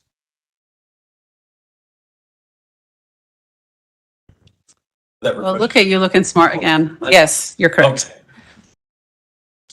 Thank you. And so cluster B, we've got antisocial, histrionic, borderline, narcissistic. Yes. What is antisocial personality disorder? Antisocial personality disorder is a pervasive pattern of breaking the law, having difficulty adapting to authority and social norms, deception, lying, general rule-breaking behavior. And Ms. Stauch has had multiple evaluations. She's had 2 competency and 2 sanity. I'm You're not not- familiar with what happened after I met with her. Are you aware of anybody ever diagnosing her with an antisocial personality disorder? Not to my knowledge. What's a psychopath? Psychopath is not a diagnosis. Okay. It is a person who manifests a lot of antisocial traits, lack of empathy, callousness, kind of parasitic behavior, living off of other people. There's specific criteria that need to be met to be diagnosed as a psychopath, be assigned the label, but it's not a clinical diagnosis. It's not in the DSM, Nobody has ever diagnosed her or given her the label of a psychopath to your knowledge. to my knowledge. Talk a little bit about borderline personality disorder. What is borderline personality disorder? Borderline personality disorder is a disorder of interpersonal relationships where the person has a profound fear of abandonment, chronic feelings of emptiness, tendency to engage in self-destructive behavior, whether it's sex, gambling, self-injury, suicidal gestures, and possible transient episodes of psychosis. Okay. And similarly, both the underlying literature seems to indicate that both DID and borderline personality disorder are generally caused by childhood trauma. I believe that for borderline personality disorder, it's not necessary or sufficient to have had childhood trauma. No, but the thought of is that childhood trauma can cause borderline personality disorder. It can certainly lead to it, but it's not required. It's not, yes. So DID, it's almost exclusively Trauma-based. childhood trauma. I mean, most of the literature has anywhere between 94 to 100% of people with DID suffer significant childhood trauma, and it's almost always sexual childhood trauma, correct? Probably. Okay. And borderline personality disorder, there's a correlation, but not necessarily a direct cause. Yes. And a high degree of people with borderline personality disorder reflect childhood trauma. Yes. And some of this, at least my understanding, are you familiar with attachment theory? I mean, I've had it as part of my training. Okay, and it's Bowlby. I'm mispronouncing that. Bowlby. Bowlby. And what is attachment theory? Well, Bowlby, this is going back to the 60s, I think, before Yeah. my time. There was research done on the damage of separating mother and infant. There's a critical period between the age of 0 and 2 where attachment with the caregiver forms. If those attachments are disrupted, it can affect the child's functioning going forward. And basically, they took, it was him and then a Mary Ainsworth. They took, I think it was 1 or 2 year olds, children in between that age. They put them in a room and then they had the caregiver leave. Ainsworth did, yes. Yeah, Ainsworth did. And Ainsworth? And based upon that, and then the caregiver, Mary Ainsworth, the caregiver would be gone, I think 10, 15 minutes, and then the caregiver would re-enter the room. Yes. And what they were basically able to notice is 3 different phenomena with the different children. Yes. One phenomena, which they would then label secure attachment, which is what, as parents, we hope to be able to do with our children, is the child would be distressed, and then the caregiver would return to the room and the child would be soothed. I believe with secure attachment, the child was able to self-soothe before the caregiver returned. Are you But they sure? were comforted by the caregiver returning. Would that be avoidant attachment with the child that doesn't seem to care whether the parent comes or goes? Oh, I think they were still distressed, if I remember correctly. They just weren't comforted by the caregiver. Oh. This has been a long time. Okay. I'm not going to argue with you. Absolutely. Amy, if you could find a reasonable breaking point. This is a good breaking point, Your Honor. This is good. Sure. I didn't want to interrupt. No. Okay, all right, all right. Okay, ladies and gentlemen, we will take our morning recess. If I can have everyone back in the jury room at say 10:40, we should be able to start on time at that point. Again, don't discuss the case among yourselves. Don't discuss the case with anyone else. Don't do your own research about any aspect of the case. With that, we'll see you back at 10:40. All right, from the jury first.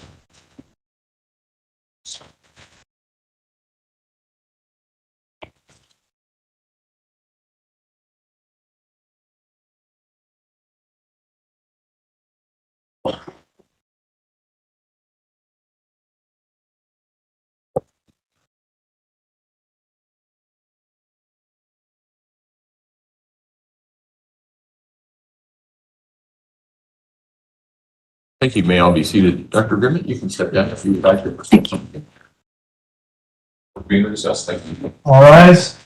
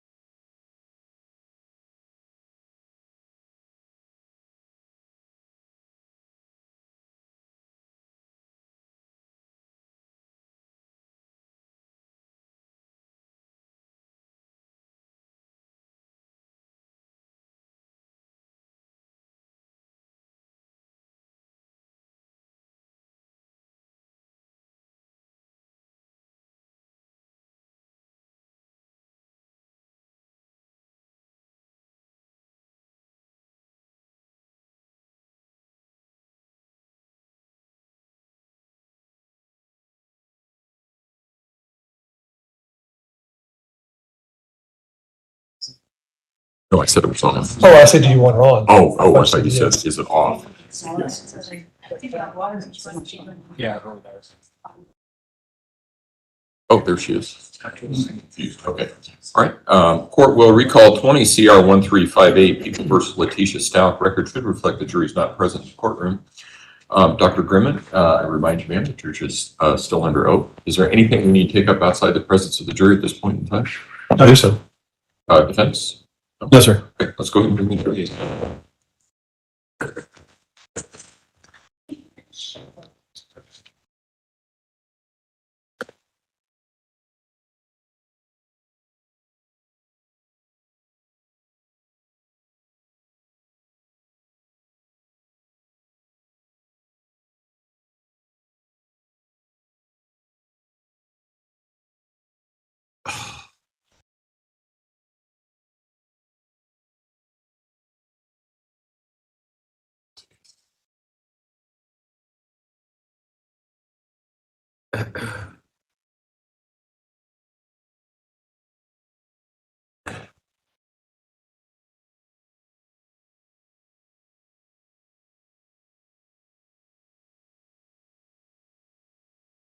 All rise for the jury, please.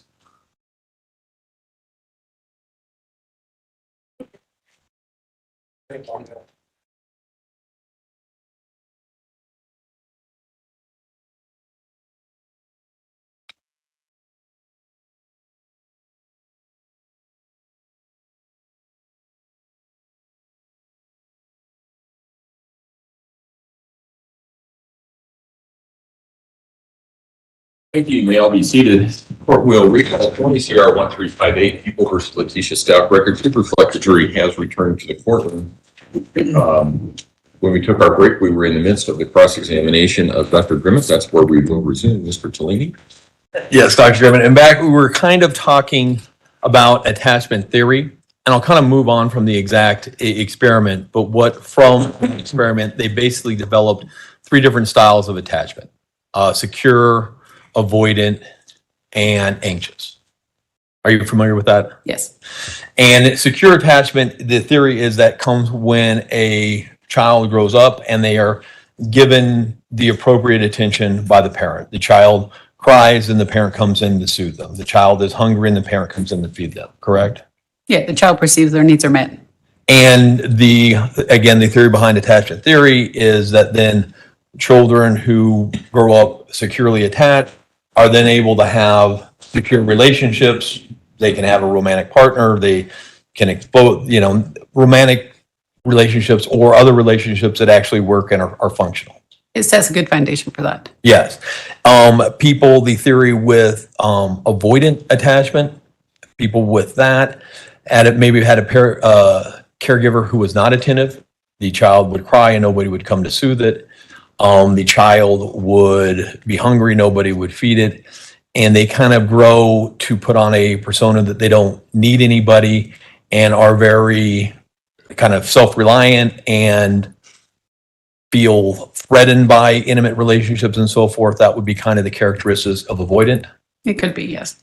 And then we have anxious, and that's somebody who, similar to the avoidant, did not have their needs met by the caregiver, and they can be extremely needy in a relationship. They put a lot of, kind of same with, that's why I was getting to it. Anxious attachment would be similar to borderline personality disorder. I think that it stems from an unpredictability and inconsistency with the parenting, where the child doesn't know what's coming, whether they're going to get soothed or not.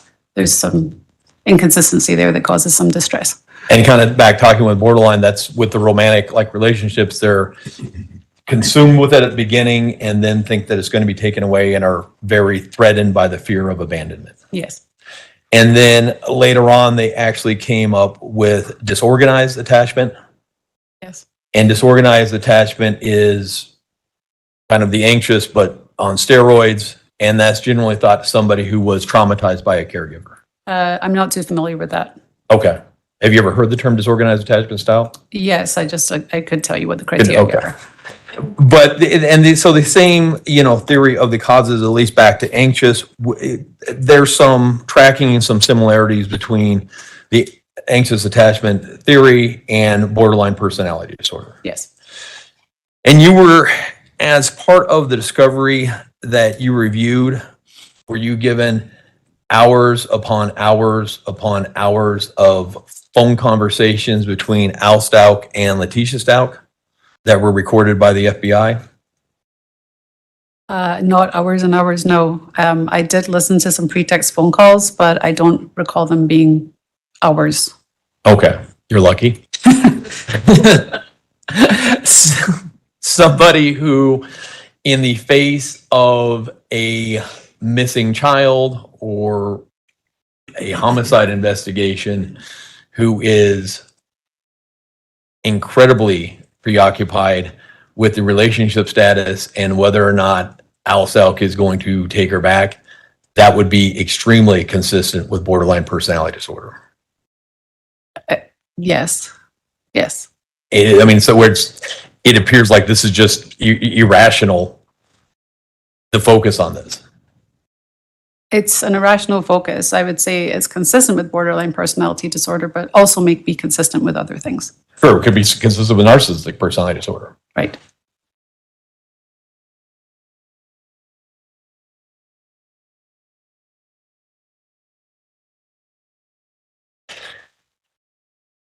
And the DSM-5 itself, it has a ton of different categories of mental illnesses or symptoms of so forth, correct? There's a lot of different diagnoses in the DSM-5.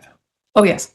The DSM-5 itself doesn't, at least now, the DSM-5 especially, does not categorize one thing as a serious mental illness versus something else. Like it doesn't say the DSM-5 is, I cut you.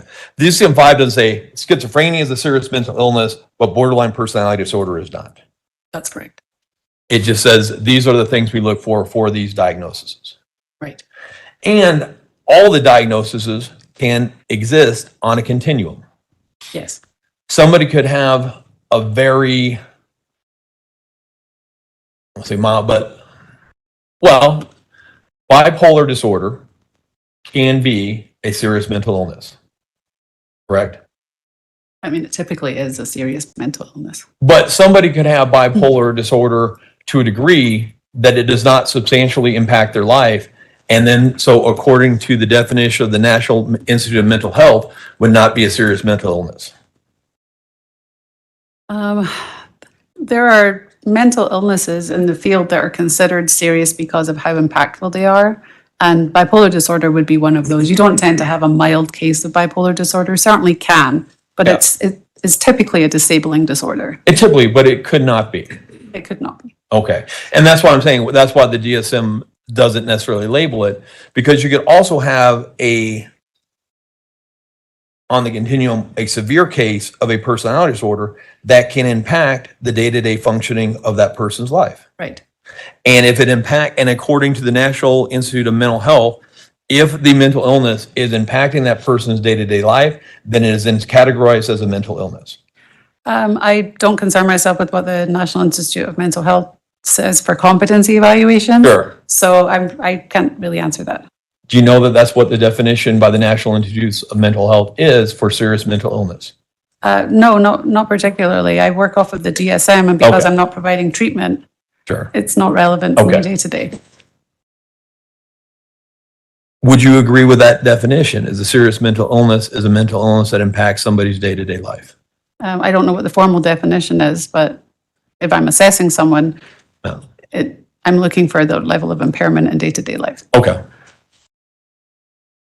And sometimes personality disorders can be so severe that they impact a person's day-to-day life. Yes.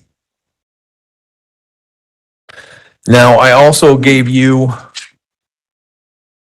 emailed you some articles.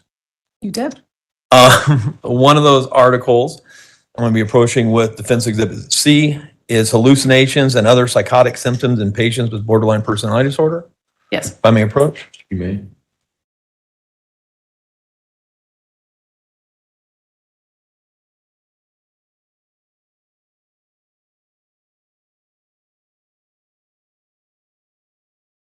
Take a look at that and see if that looks familiar. Yes. And just so everybody understands, you said one of the things that you do when you're confronted with, a patient or something new is you do research in your line of profession. Yes. And because no psychologist or psychiatrist has had specific hands-on experience with every type of mental illness, there's new things that come up, correct? Correct. And you do research, and where do you turn for research? To peer-reviewed journals. Peer-reviewed journals. And basically what that is, there are, both sometimes practicing clinicians, and there's other people in academia, and they will do studies and so forth and submit articles to peer-reviewed journals. Yes. And then those peer-reviewed journals there's lots of different ones in psychiatry, evidently, or psychology. And you will look at it and look to those peer-reviewed journals to inform you on certain situations. Yes. The article which I have given you, that comes from a peer-reviewed journal, correct? Yes. And it is something that would be, I'm not asking if you agree with everything in it or not, but that would be something that would be generally relied upon people in your field. It would be considered.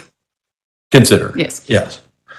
That article indicates that they've done studies and people with borderline personality disorder can suffer psychotic symptoms. Yes. And I want to step back here for a second. Let's talk about psychotic symptoms. And Dr. Grimmett, if I'm incorrect on any of this, let me know. My understanding is there are psychotic symptoms, and psychotic isn't necessarily a diagnosis itself, but there are certain symptoms that we look at to make other diagnoses in the DSM-5. Would that be accurate? Yes. And when we're talking about psychotic symptoms, we're talking about a couple different things. We're talking about delusions.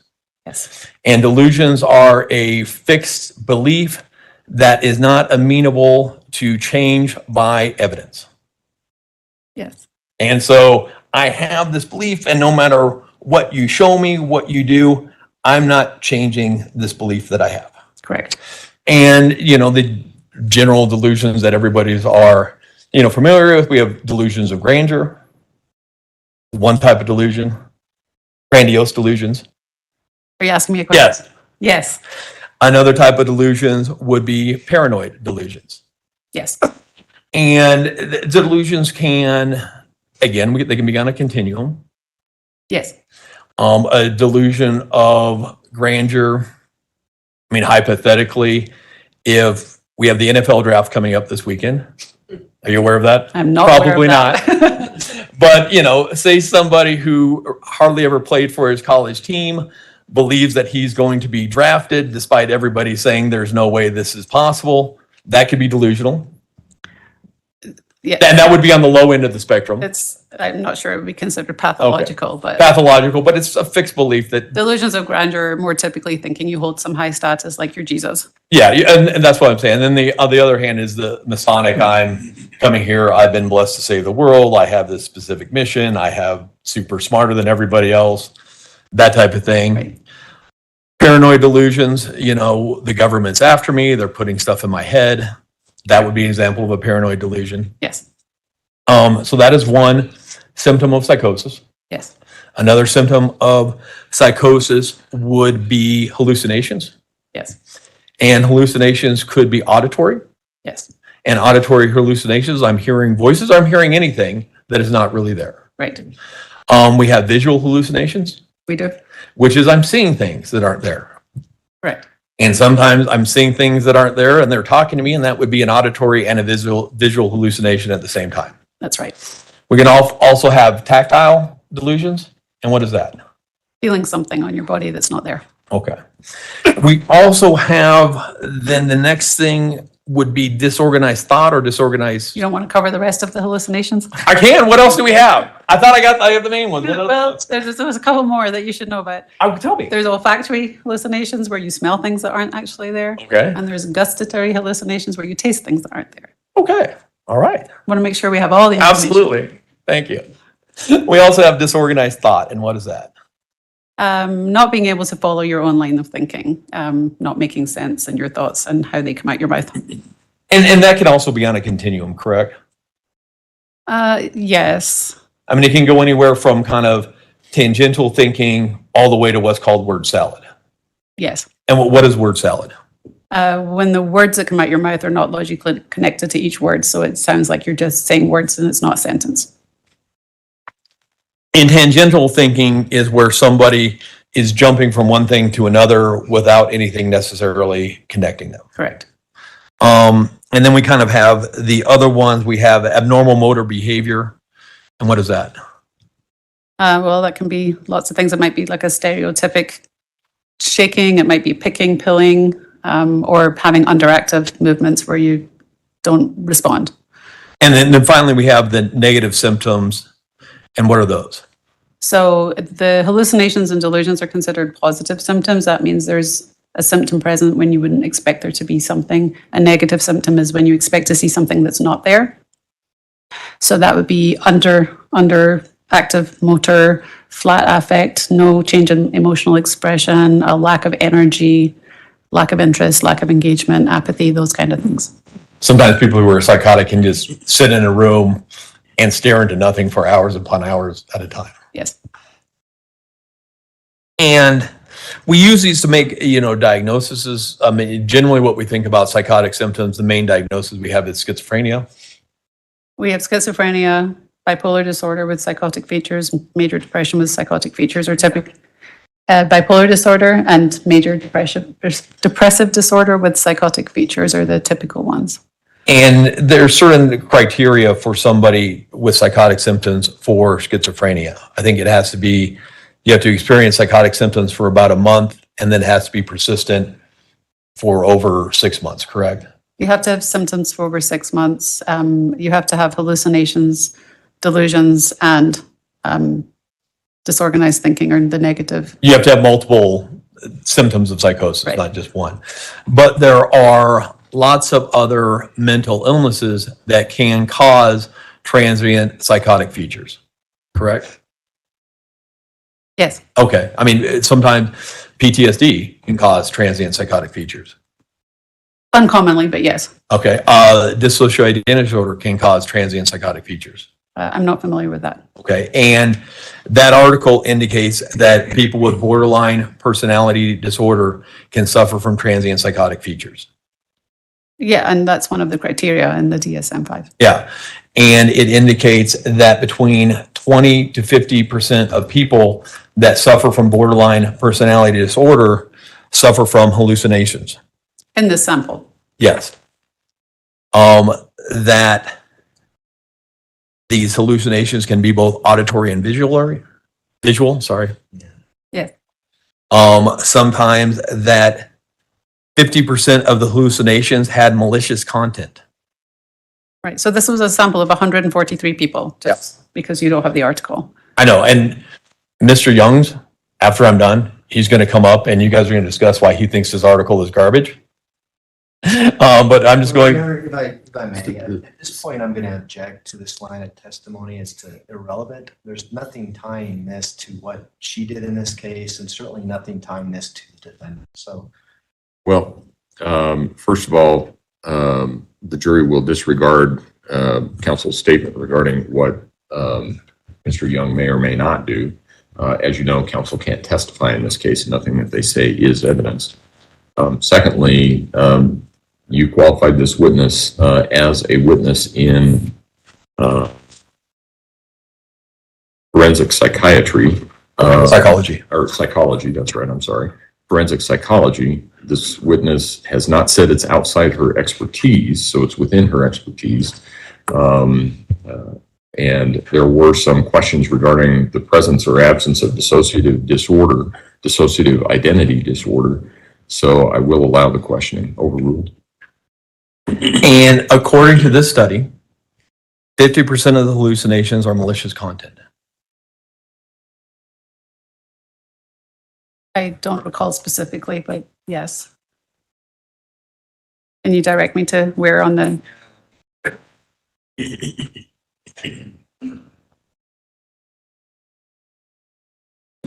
If you could look on the second sentence of page 790. Thank you. Yes. 50% of the hallucinations had malicious content. Yes. And so that would mean 50% of the hallucinations seemed threatening to the person perceiving them. Yes. And I think I gave you a couple other articles that from other peer-reviewed journals that indicate that people with borderline personality can suffer from audio and visual hallucinations. Yes. Are you aware of any studies disputing the fact that people with borderline personality disorder can suffer from auditory and visual hallucinations? No, it's part of the criteria for the disorder. Okay. And also people with borderline personality disorder can disassociate. Not just from borderline personality disorder, but they may have other conditions going on that cause dissociation. Okay. According to this article that we are talking about, the hallucinations, there's kind of three different things that they look about that bring upon the hallucinations. The first one that they talk about is stress. Yes. And that periods of stress can cause somebody who has this personality disorder to slip into a psychotic state. Right. And that's not specific to the article. Again, that's the episodes is stress related. Okay. You were provided a letter from December, I believe, 13th from a Dr. Niederhauser Yes. indicating that she was seeing Ms. Stauch Yes. and indicating that Ms. Stauch needed to resign from her work because she was suffering from stress and anxiety. Yes.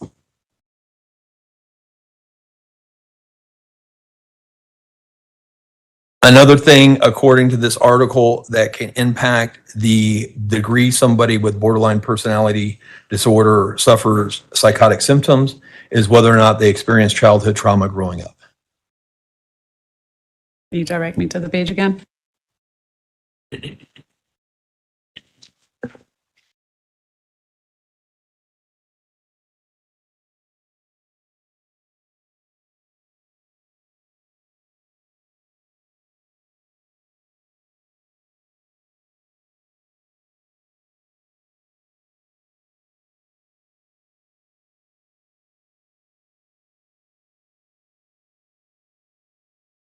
And I'm looking at page 790. So the same page that we were on. It kind of has number 2 or what factors influence psychotic symptoms in borderline personality disorder. The first one, it indicates stress. The second one, hallucinations, childhood trauma, and disassociation. Okay.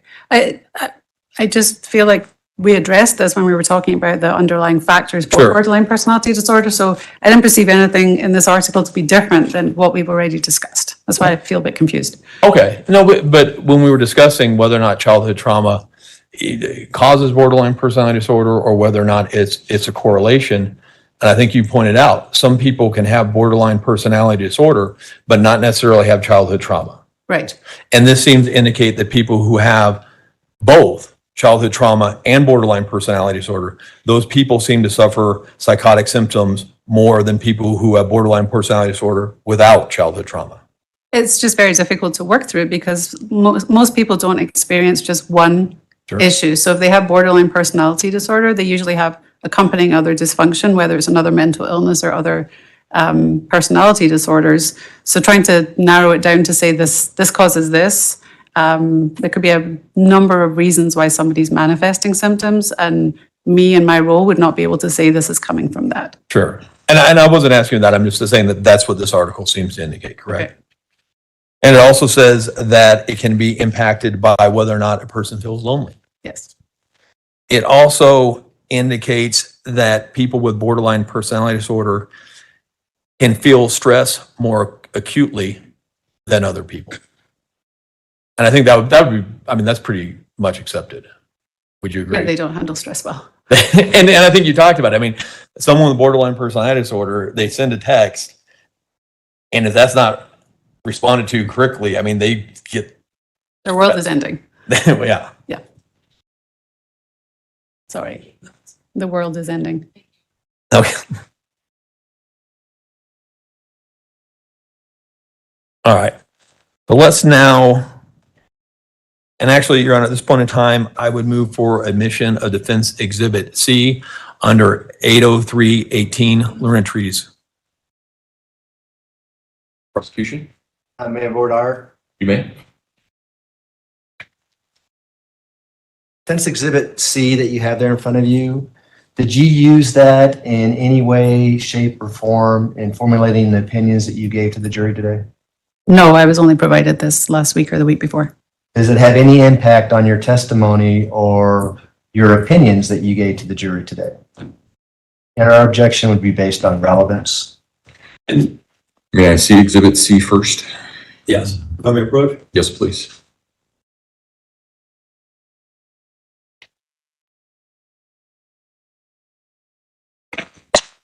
Thank you.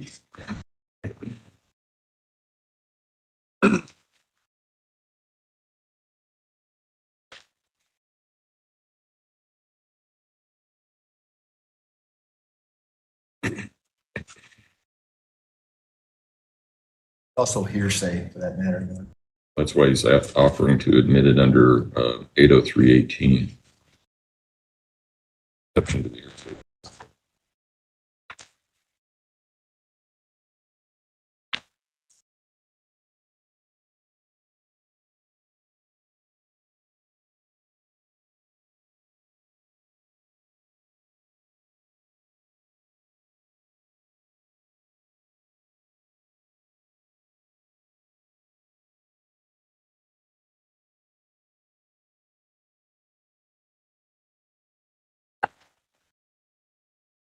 All right. Under 803.18, statements from a learned treatise may be admitted. They may be received as exhibits. I'm not going to allow this entire article to go back there, largely because it appears to have a lot, or it requires a lot of expertise to decipher large portions of it. 803.18, however, says that if admitted, the statements may be read into evidence as the court permits. If there are certain specific statements, not the entire article, but if there are certain specific statements that you want to read into the record, you can do that. And again, Your Honor, I'm asking it to be admitted as impeachment on Dr. Grimmett. She has diagnosed Ms. Stauch with a personality disorder with borderline features. She then indicated on direct that that was not a serious mental illness. I think this article impeaches her regarding that and how that borderline personality disorder can be a serious mental illness, to the degree that it is. There are scientific terms and extra stuff in here that can be difficult for a lay witness to discern. I would say that goes to weight, not admissibility, and I'm asking it to be admitted under those grounds. I've made my ruling and I've Yes, given sir. you an option. So you can either read the specific statements that you wish to have into the record. It sounds like you probably covered most of them, not in exactly the same language that's in the article, but I've given you the option and I've made the ruling. Okay, and I would just read. Well, let me ask. You need this back? Yes. Do that? Okay. Well, I have a copy up here. Mo. Oh, all right. Okay. Before we leave borderline personality disorder, where does the term come from? It is considered to be on the borderline between neurosis and psychosis. And it, in the older DSM, I think under the DSM-2, it was actually listed under the schizo disorders. That is more information than I have. Okay. I don't have a copy of the DSM-2. Okay. All right. Let's go on to your evaluation of Ms. Stauch.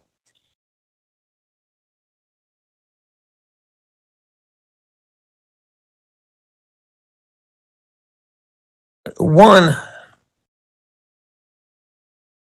well, Dr. Grimm, you've actually done evaluations for me in the past, haven't you? I have. This evaluation that you did here seemed much more thorough than a typical competency evaluation. Do you agree with that? A typical competency evaluation that doesn't have a felony one charge on it. Sure. And generally on a typical competency evaluation, I mean, is this what percentage of competency evaluations do you go through and listen to jail phone calls? whenever they're made available to me. Okay. And is that usual or is that unusual to review jail phone calls? It's fairly unusual. Okay. And who provided you the jail phone calls? The district attorney's office. Okay. And they actually helped and assisted you in playing them, correct? Oh, yeah, they're always recorded in a format that's very difficult to decipher. It is. When you initially started talking with Ms. Stout, she expressed some frustration with her attorneys. Yes, She was very frustrated because her attorneys would not come to visit her at the jail. yes, And for context, this was during COVID, it was. and COVID changed a lot of the ways that we do stuff. Yes, In-person visits became the rarity, and a lot of stuff was done over WebEx or so forth. yes, You did this one though in person, correct? yes. Was there, where in the jail did you do it? In the no contact booth, I don't remember if it was Alpha or, I don't know, but it Did was. it have it, like the trap open or was the trap closed? I documented it was a no contact booth. I don't recall talking to her on the phone, Okay. so I'm imagining it must have had a trap. Okay. And just so that the jury's, aware, this is where you go, it's like you see on TV, the person comes in, there's a big, it's not glass, it's some type of clear plastic in between you and them. And then there's like a little trap door that opens and Yes, shuts, and the communication is done through there. yes, She was also in shackles, she was. and that kind of prevented you from doing some types of testing, correct? Yes, Specifically, I mean, there was some further testing that could have been done, regarding malingering and so forth, but that is somewhat prohibited by the nature of the examination. yes,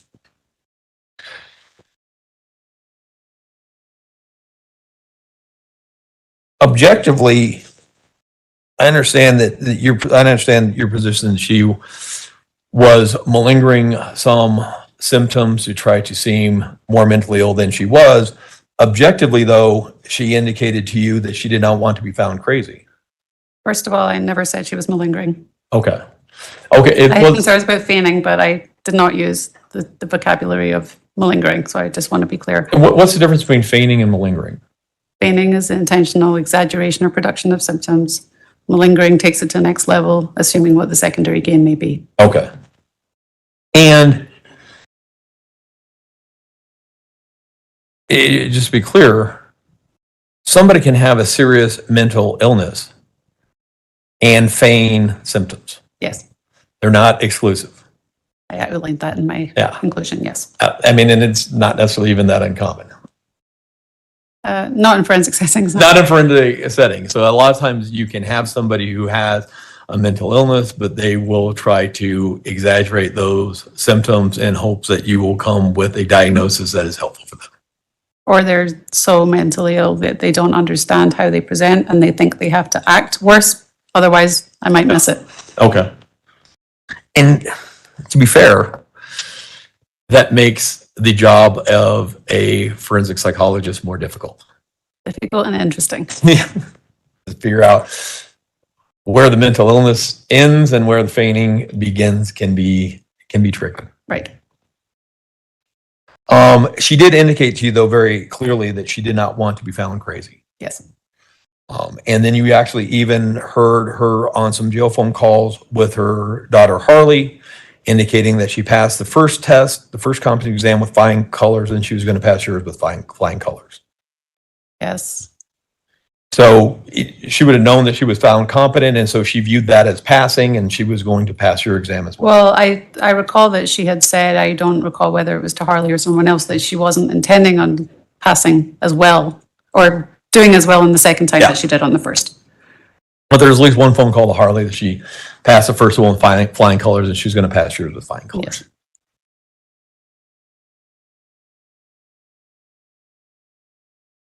You kind of got a history from her. Yes.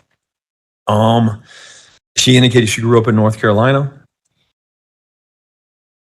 One of the Carolinas? Yes, Yes. I think so. And do you have your report up there? I do. And if it's okay with Mr. Young, I don't have a problem if anytime you need to refer to your report to refresh your recollection to do so. If you could just let us know that you're referring to it, Okay. I'm fine with that. I have no problem with it. Okay. So she grew up in North Carolina? Yes, She was raised by both her mother and father until they divorced when she was 2. yes, She indicated that she didn't really have any contact with her father after that until she was much older. 17, I believe. She indicated being raised a lot by her grandfather, Yes, who was very religious yes, and would alternate between kind of a good guy, bad guy thing. Kind of a sometimes nurturing, sometimes harsh authoritarian. I didn't go into what she meant by that. Okay. She did indicate that she was molested by her stepfather. Yes, How much detail did you get into that? none. None. And that she was also angry at her mother because her mother didn't protect her from the molestation. Yes, That the mother had chosen the stepfather over her. she just, what I wrote in my report is what she told me, Okay. that she hadn't forgiven her.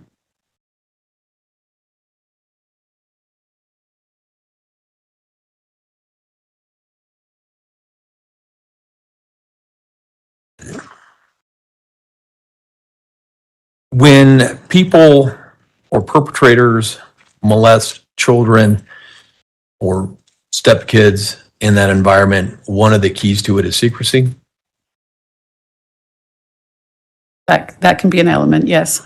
That's generally isn't the element that whoever is molesting a stepchild will do things in order to try to keep it secret within the family. I don't work with perpetrators. Okay. So I just don't have a knowledge base for that. Then I will move on to my next chapter.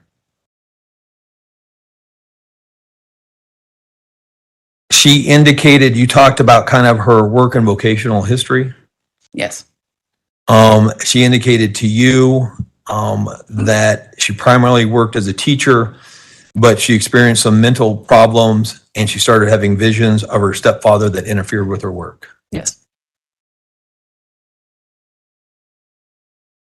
She also indicated numerous miscarriages yes. in her history. Did that stand out or? I mean, it was notable, but remembering that my purpose is to establish if she's competent or not, Sure. it wasn't important to answer that question. Okay.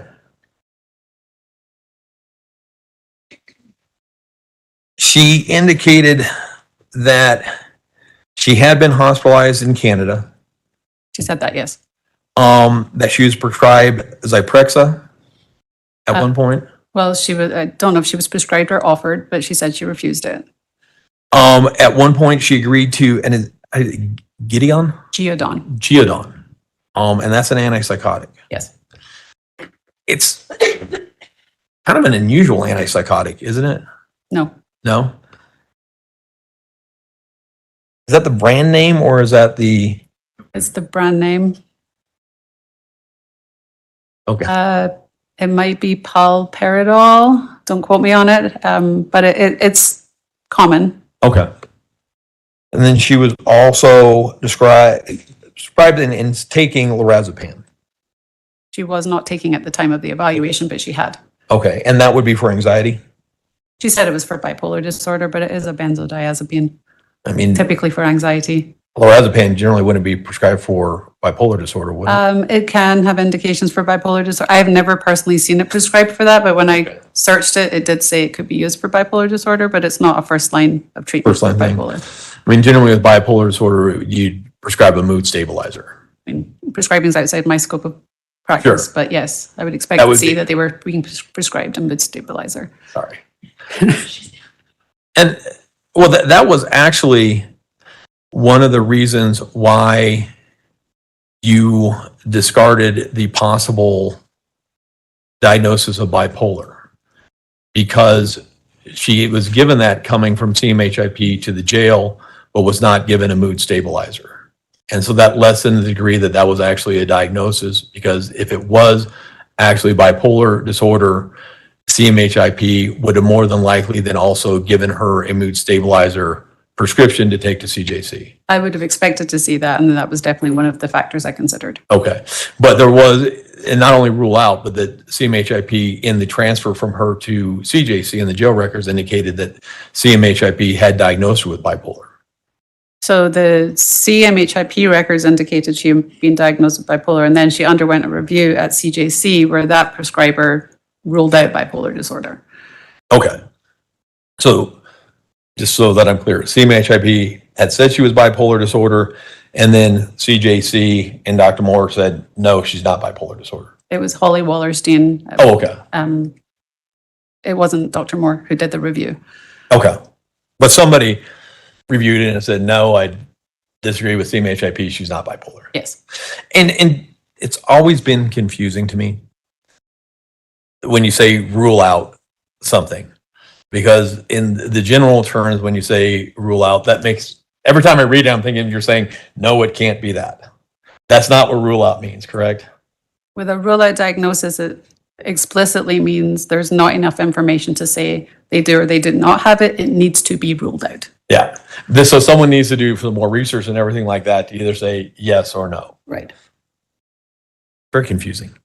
Well, and you see it a lot in forensic evaluations because we have time limited Yeah. meetings with people. So we offer rule outs because we can't be sure. And because it doesn't necessarily go towards competency. Correct. I mean, whether, kind of with whether or not she actually suffers from PTSD or not, or suffers from an anxiety disorder or not, you didn't see either one of those affecting her ability to know what's going on or ability to work with her attorneys. And so you have limited resource, limited time, don't have time to make that determination whether we have PTSD or anxiety. Right. It's not a psychodiagnostic evaluation. So I Yeah. just cover what is necessary to support the opinion.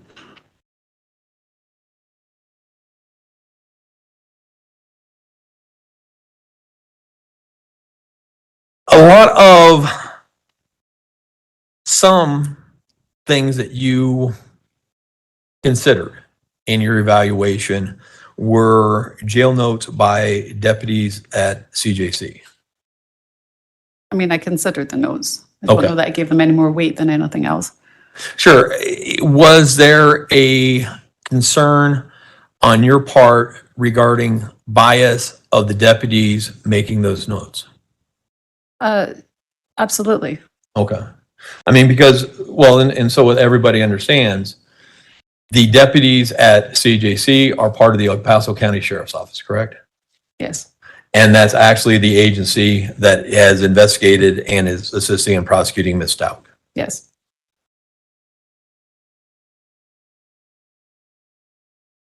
And so, there's always concern for both actual bias and implicit bias. Would you agree with that? There's bias is always a concern. Yes. What is implicit bias? Bias that you're not aware of. Okay. And so deputies even trying to be fair may suffer from implicit bias in noting Ms. Stauch's behavior. Yes.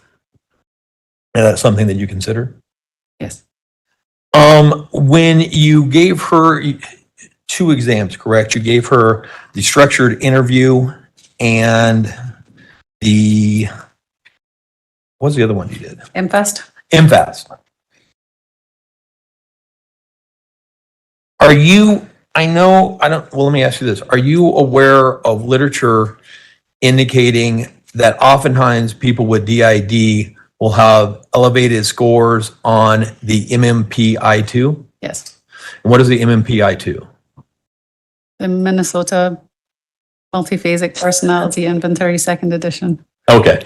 And I think what you're talking about, and so there is literature that people will have an elevated score on that test. If people who actually suffer from DID will look to be elevated, possibly given that false feigning. There are questions on the MMPI-2 that most people would not endorse that can reflect the experience of somebody with DID, and so it can look like they're exaggerating when it's real.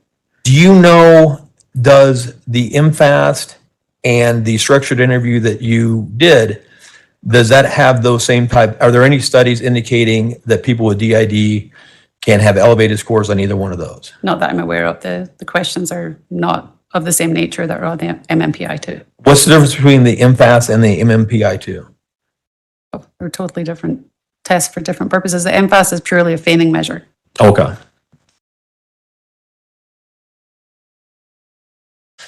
And the structured interview that you performed, that's the SR, The SIRS too. yes, that has different scales. Yes, so it's kind of an expanded version of the MFAST. Yes. How many different scales does it have? I want to say 6. Okay, and of those 6, only one indicated feigning. Yes. The other ones were, I think it said the other ones were ambiguous towards feigning. I think he said No, I think she only elevated one scale. okay, And then the overall index, which considers all the scales, was general indeterminate. okay.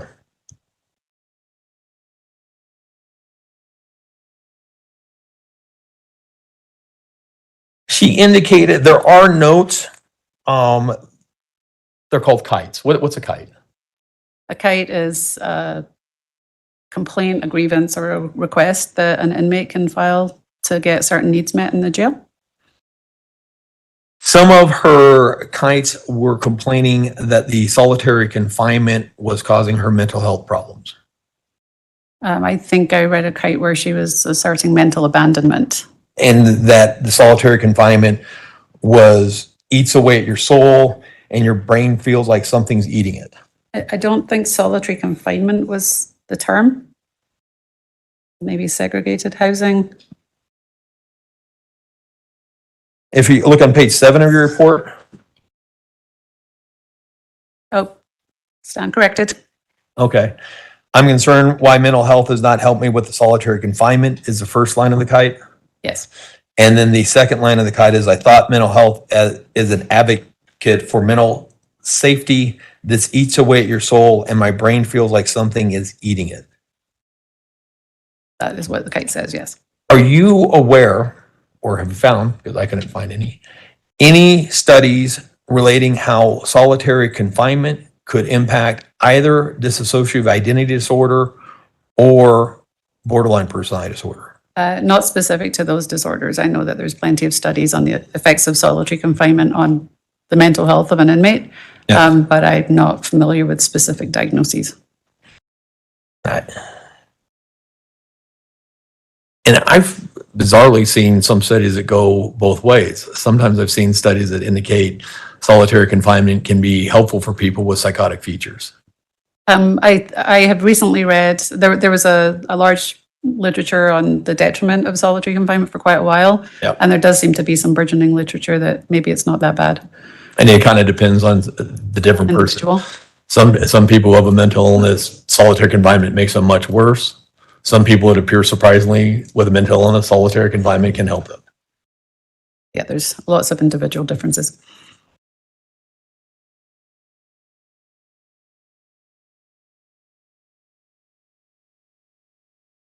Could somebody who has dissociative identity disorder in different personas, could one of their personas as a defense mechanism try to feign mental illness? Hypothetically, I imagine so. Okay.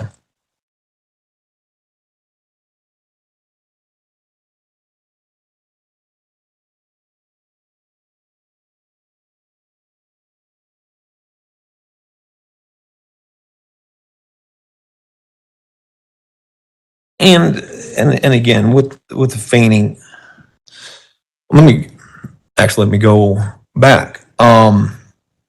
Your understanding with dissociative identity disorder, let me say this. My understanding from the literature, when you have a dissociative identity disorder, personas are generally locked in the time that they are created. Are you aware of that? No, I think that goes beyond my knowledge of the disorder. Okay. Some, would you agree? Well, let's just get this out. Let's agree. We were all, the vampire stuff is feigning made up garbage. We can agree with that, can't we? Your words, not mine. All right. It almost seems made up garbage in a childlike way. That this is so ridiculous that no intelligent adult would expect anybody to believe it. I would certainly say it was contrived. It's contrived and stupid. I didn't make any opinion as to Okay. what kind of intellect it reflected.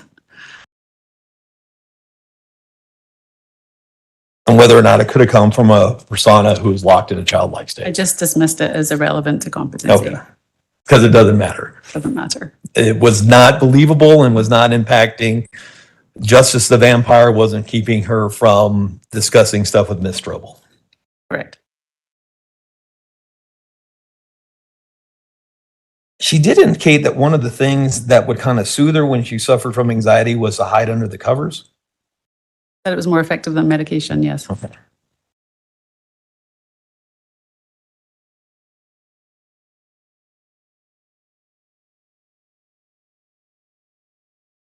I think we covered this a little bit, but in regards to determining, the feigning and the degree, more tests would have been needed in order to be able to do that, correct? Well, my intention had been to give the MFAST the SIRS if necessary, and had they not indicated any feigning, I would have liked to have given the PAI or the MMPI myself. Okay. Given the results of those tests, it didn't seem productive, because if she feigned on those, it was likely she would also invalidate the ones she'd already invalidated in the previous evaluation. And we had a previous one where and the MMPI 2 is a lengthy test. The PAI, both of them are. They're over 300 questions each. Okay. And because we had one prior that was invalid, that would have been waste of the kind of short amount of resources that you have. Well, just feigning is a dynamic concept. Just because you feign at one point in time doesn't mean you're always feign. Sure. So the fact that she'd invalidated it previously didn't mean I necessarily thought she would invalidate it again. But after she did not do well in the measures I gave her, that was an indication that she wouldn't be forthcoming on the test. When you were discussing things with her and you're discussing with her, oftentimes her thoughts were kind of circular and almost tangential to a degree. I don't know that her thoughts were circular. Her speech is circular. Yeah, speech. I think I portrayed her in my report that she wasn't tangential. She always stayed on topic. She just provided a lot more information. I don't recall having to redirect her. I might have cut her off because she was trying to give me too much information, but I don't recall her being tangential. And I guess what I'm getting to is I kind of read your report, and if I read it incorrectly, let me know, that you gave some consideration as to whether or not her manner of speech would reflect disorganized thought. And there was they had some similarities in the interview that you had with her, but then you went and listened to the jail phone calls and it didn't seem to be that way. Would that be accurate? Well, it was those things and the kites where she wasn't making sense. Yeah. So I was looking at all of that, and it seemed like with the phone calls, she was able to be very concise, given that there was a time constraint for the phone calls, and had that reflected an actual mental disturbance where there was thought disorganization, she couldn't have just selected to be concise. Okay. But at least with you, there was some similarities between how she talked and how somebody may talk if they have a disorganized thought process. No, No? she wasn't disorganized. Okay. She was organized and garrulous, very, very wordy. Extra wordy as far as extra information that was not necessarily needed to the questions. But not irrelevant. Okay, but the extra information, I mean, that can be an indication of disorganized thought. If it doesn't make sense. Okay.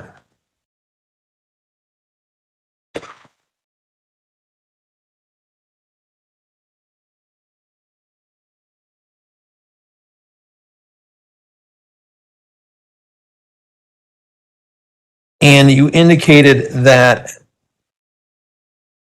a sincere belief that somebody can raise somebody from the dead would not be delusional?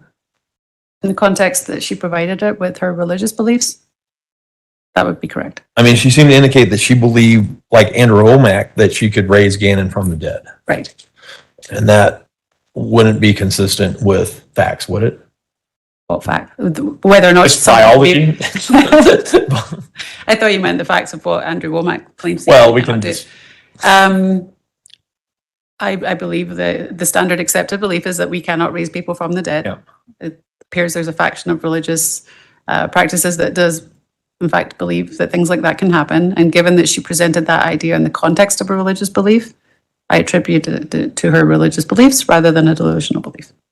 How can, I mean, oftentimes people with psychotic disorders have delusions that are religious in nature, correct? Yes. So how can it be distinguished between a delusion, which is basis of a psychotic disorder, versus delusion that is based upon religious upbringing? It's a great question. She believed what other people believed. It's a shared belief. Okay. So it's a shared belief specific to that religious organization, or I don't know what the correct term would be. So it didn't have the personal meaning to her outside of the context of that larger religious group.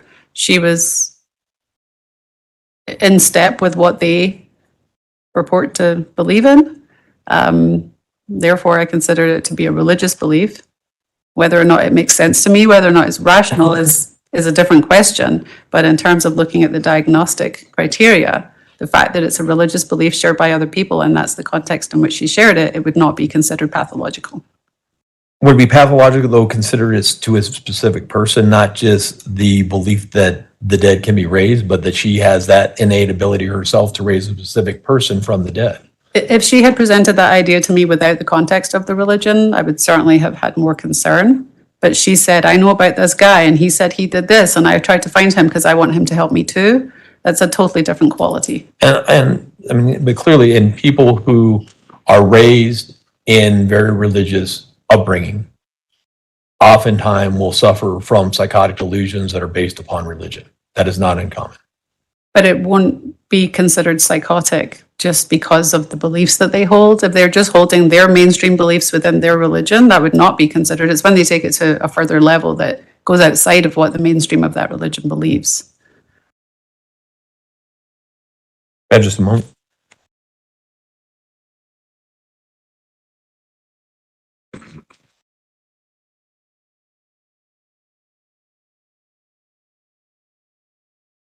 I have. Thank you, Dr. Bennett. Redirect?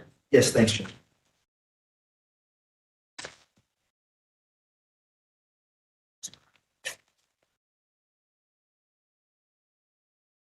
Did you consider that she could have just been making this up to make you believe that she was delusional? Which part? The part about raising Gannon from the dead.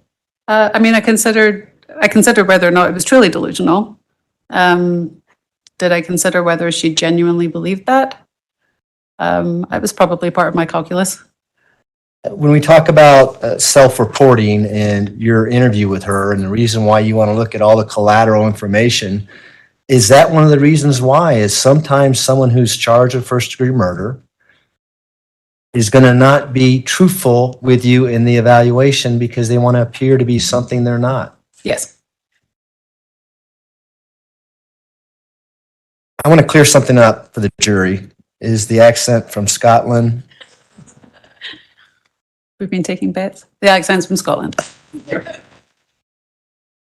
I just got to keep consistent with all my witnesses, figure out where they're from so the jury knows that. I want to go back to Mr. Cheney's initial cross-examination when we're talking about trauma and that trauma is related to post-traumatic stress disorder. Do you recall that line of questioning that he started out with? Yes. Are there studies, or in your opinion, are there any time frames as to when someone might be experiencing delusions or psychosis as a result of trauma? I don't know that there's a whole lot of research on trauma and psychosis. It is something that happens. It's not part of the diagnostic criteria. So anecdotally, it's something that we see. Trauma itself, the development of PTSD can happen fairly quickly after a trauma happens, or there can be a delayed onset, sometimes up to a couple of years before people start manifesting symptoms. Sometimes not until another traumatic event happens that it all comes crashing down. This sexual assault that Ms. Stauch was telling you about that occurred between her and the stepfather, did she give you a time frame as to when that happened? No, Did you find any collateral resources that it actually happened? I didn't investigate it. And is that because it didn't play any relevance to your purpose for the evaluation? Correct. Hypothetically thinking, is trauma that happens 20 years ago, is that going to trigger something 20 years from the trauma? With nothing in between, Nothing in between. it wouldn't be typical. Why? Well, there would have to be an explanation of what's happening 20 years later that it's an issue now. What was the person able to do, or why was it not impactful at the time? I would just have a lot more questions. Would the trauma that's impacting your psychosis or delusion, whatever we want to call it, would it have to be related to whatever the trauma was to begin with 20 years ago? No. Why is that? The body experiences trauma and it doesn't have the brain to make sense of it. So it's very physical. So the body just responds to the danger, not necessarily the context or the meaning of the danger. So it doesn't matter what kind of trauma it is. Would you expect there to be stress or trauma in relation to killing an 11-year-old boy by stabbing them 18 times, hitting them with a blunt force object 4 times, and then shooting them once and attempting to shoot them 2 more times? Would there be some trauma associated with that? There certainly could be. Would there be some stress associated with that? I would imagine so. Would you expect others to see that an individual who just did that, for instance, in a cross-country drive to Florida? I would expect if the person was traumatized by that happening, there would be signs of that. And if the individual was Ms. Stauch's daughter, who she'd known for 17 years, who's been by her side the entire time, do you think her daughter might notice that there might be some stress or trauma related to that action of killing an 11-year-old boy? I would think so.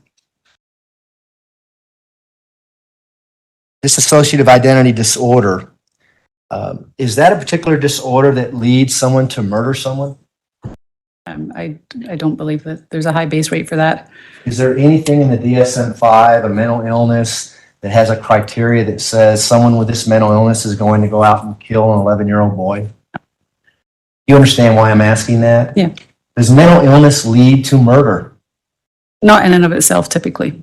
Are there people who have serious mental disorders or mental illness that are able to function in life and society and obey the laws? Those are 2 different questions. Can they function to varying degrees? Does a mental illness cause you to break the law? No, it does not. People who suffer from dissociative identity disorder, do they have recall or they remember the events that might lead them to a forensic setting? I think that's probably a debatable issue. There would probably be an argument that an alter may have been responsible and the memories don't cross over. So that's hard for me to answer. And is that because there's not a lot of data on that information? There's not a lot of data, and I would imagine it varies because somebody with dissociative identity disorder could commit a crime as the primary persona, the host, and it has nothing to do with the alters, so then they would have memory of it. So there's too much information there. And so just to clear things up, when you're doing a competency evaluation, you're evaluating Ms. Stauch on the day you're seeing her. Yes, In an insanity evaluation, you have to evaluate her on the day of the crime. right. And would you look at her actions and the evidence associated with her actions in making that determination? For the sanity evaluation? Yes. Yes. Would it necessarily mean much in an insanity evaluation how her mental illness may have progressed due to solitary confinement in a jail setting? It wouldn't speak to her mental status at the time of the offense.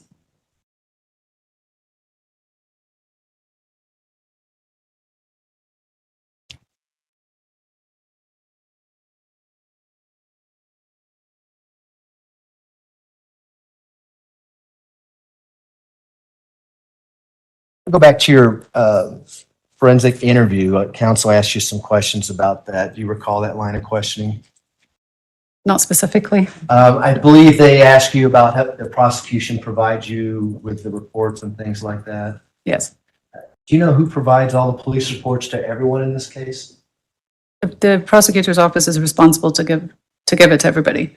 Like the state evaluators, they get it from the prosecution, so I request it from the prosecution. Why didn't you ask that we go sit in on the interview with Ms. Stauch and you during your evaluation? I can't imagine why I would think that was appropriate or necessary. A forensic evaluation is typically just conducted between the examinee and the evaluator. There can be impacts from having somebody else present in the room. There's statutory protections in the course of a competency evaluation that the information the defendant provides can't be used to incriminate them, so they don't need their own attorney there. If their own attorney isn't there, I don't think it's appropriate that the prosecutor should be there. I've just never encountered that would be a reasonable request. Have you ever had a defense attorney sit in on an insanity evaluation with you? No. Why? Probably for the same reasons you just answered, I take it? Yeah, and it's never been requested. For evaluations of this level of charge, it would be video recorded, so there would be no need for somebody to observe it because it's being memorialized. Her social history that you discussed with Mr. Cellini on cross-examination that's in your report, was that based entirely on her self-reporting, what she's telling you? The portion titled social history, yes, The thing about miscarriages is based on what she's telling you. yes.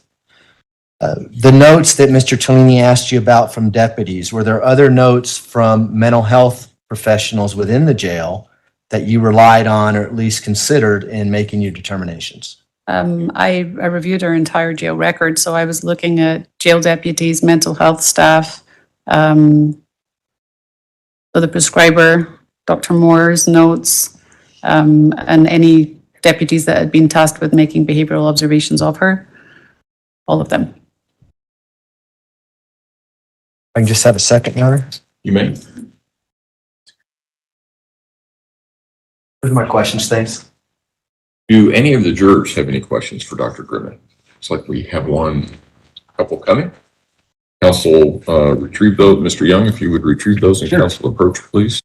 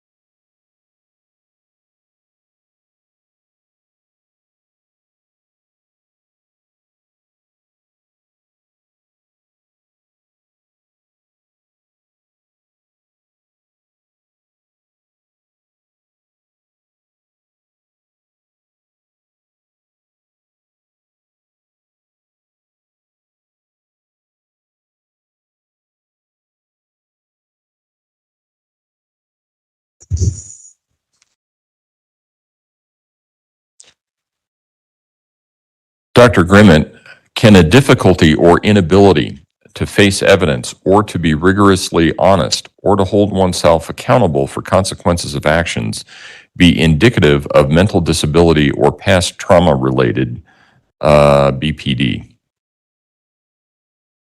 Really long question. Can I ask you to break it into chunks? Sure. Can a difficulty or inability to face evidence or to be rigorously honest, or to hold oneself accountable for consequences of actions, be indicative of mental disability or past trauma-related borderline personality disorder? Okay, I think I can answer that as a whole. Would it help if you have the question in front of you? Okay. I will need it back. Thank you. Okay, so the difficulty or inability to face evidence or be rigorously honest or hold oneself accountable for consequences are not signs of a mental illness. That would not reach the level of a mental disability. Can it be indicative of past trauma or BPD? Possibly. But the manifestations of that, the inability to face the evidence and be honest, those would not be considered symptoms of a mental illness that would reach the level of a mental disability. Okay. And then I need it back so I can read the next question. Everybody knows what it is. Can compulsive lying indicate mental disability? Compulsive lying is usually associated with an antisocial personality. It would not be a symptom of a mental illness. So it would not reach the threshold of a mental disability. What does it take for a theory put forth in a psychology peer-reviewed publication to become mainstream enough to be published as part of some version of the DSM? Very good question. My honest answer is the DSM is very political. There are groups of people that want to put forth ideas, and there's committees, and there's voting, and there's agendas, and sometimes it can seem a bit capricious as to what gets accepted and what doesn't. But with enough people endorsing ideas and testing out those theories and seeing that they're accurate and gaining momentum, that helps it become more acceptable in the field and possibly into the DSM. Is it possible for a person with a great or normal upbringing to have anxiety disorder or to develop dissociative identity disorder? Anybody can develop anxiety. That's not particular to any kind of upbringing. Certainly people with difficult upbringings tend to have worse outcomes, but people with good upbringings can have anxiety for a variety of reasons.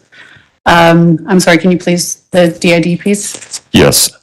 Is it possible for a person with a great or normal upbringing to have anxiety disorder or to develop dissociative identity disorder? Dissociative identity disorder is very highly correlated with trauma. So you don't just start to dissociate by having a normal upbringing and nothing bad happened to you. It's generally accepted that DID comes from some kind of bad event. Right. I will allow reasonable follow-up as to those questions only. Prosecution? No, thank you.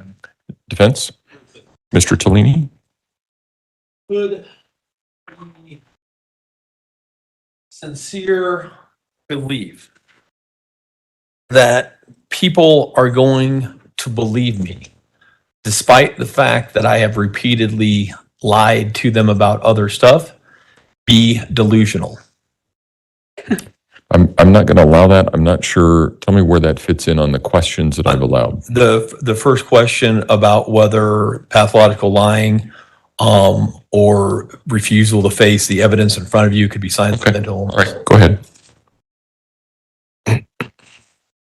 I'm going to rephrase the question so I make sure I'm answering it correctly. Is it delusional to believe that despite the fact that I have lied repeatedly, now I think they're going to believe me? Yeah, can that be delusional in some sense? I think that practical approach to that would be, it might be irrational, but it doesn't necessarily cross the threshold into a delusional belief. Is it fixed? Or is there any ability to consider an alternate point of view? There's other questions I would need to ask before making a statement about that, but just because something's irrational doesn't mean it's delusional. Okay.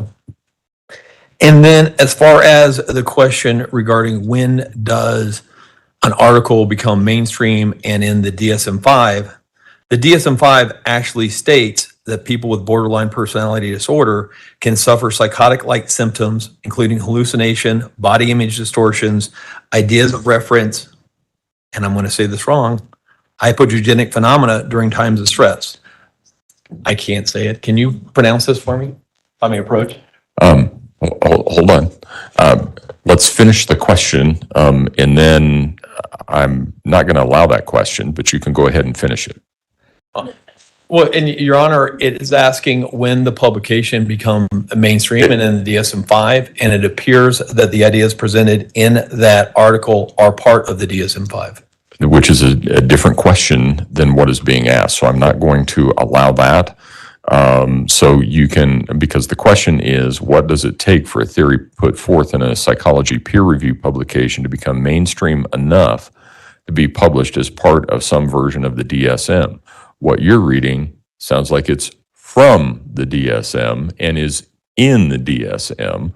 The question here is, what does it take for an article, psychology peer review publication to become mainstream enough to be published as part of the some version of the DSM? So I'm not going to allow that question. Can I rephrase? Yeah, sure. Are you aware that the theory presented in that article has become mainstream enough to be put in the DSM-5? I'm not familiar enough with the article to speak to whether or not it relates to what's in the DSM-5. In follow-up, are you aware the DSM-5 indicates people with borderline personality disorder can suffer from hallucinations? Objection, Your Honor, is to beyond the scope. No, I'll allow that. Yes. Thank you. All right. Thank you, doctor. You may step down. Ladies and gentlemen, we will take our noon recess. If I can have everyone back in place by 1:30, we should be able to start on time at that point. Again, don't discuss the case among yourselves. Don't discuss the case with anyone else. Don't do your own independent research about any aspect of the case. And we'll see you at 1:30. Have a good lunch.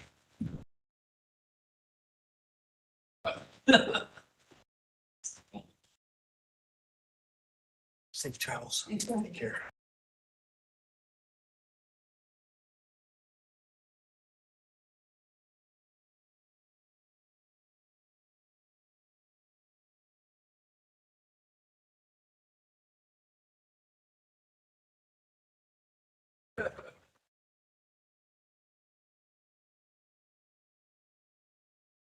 Thank you. May all be seated. Is there anything we need to take up outside the presence of the jury at this point in time? Prosecution? Defense? Okay. All right. We'll see everybody at 1:30 then. Thank you. All rise.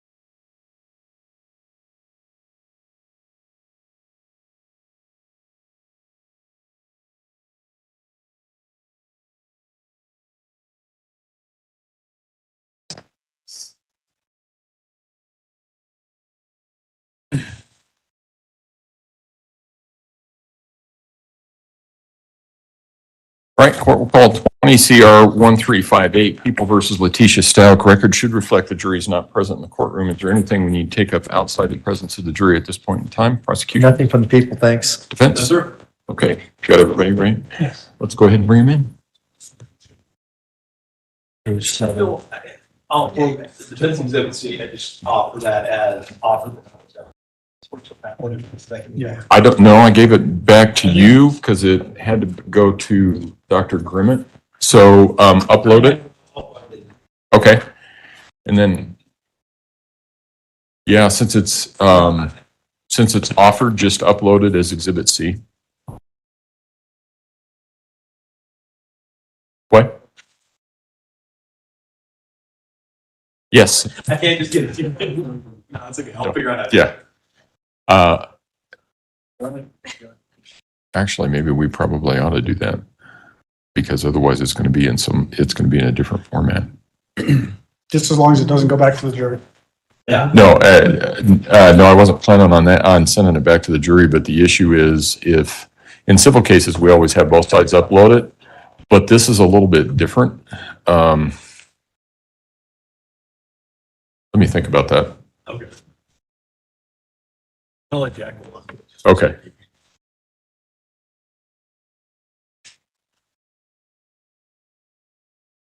All rise for the jury, please.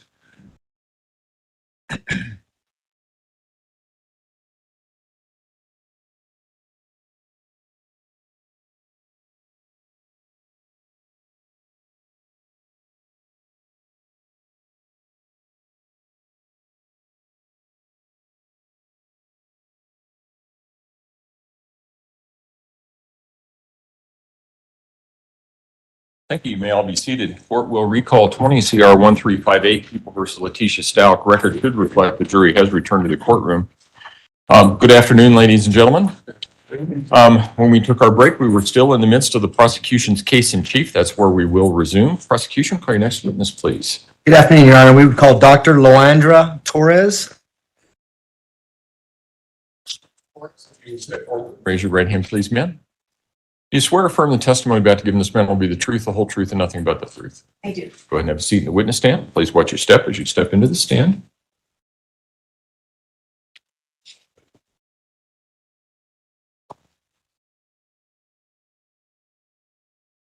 Mr. Young? Thanks, Judge. Good afternoon, Doctor. How are you? Good afternoon. I'm good, thank you. When you get settled, I'll have you introduce yourself to the jury and spell your first and last name, please.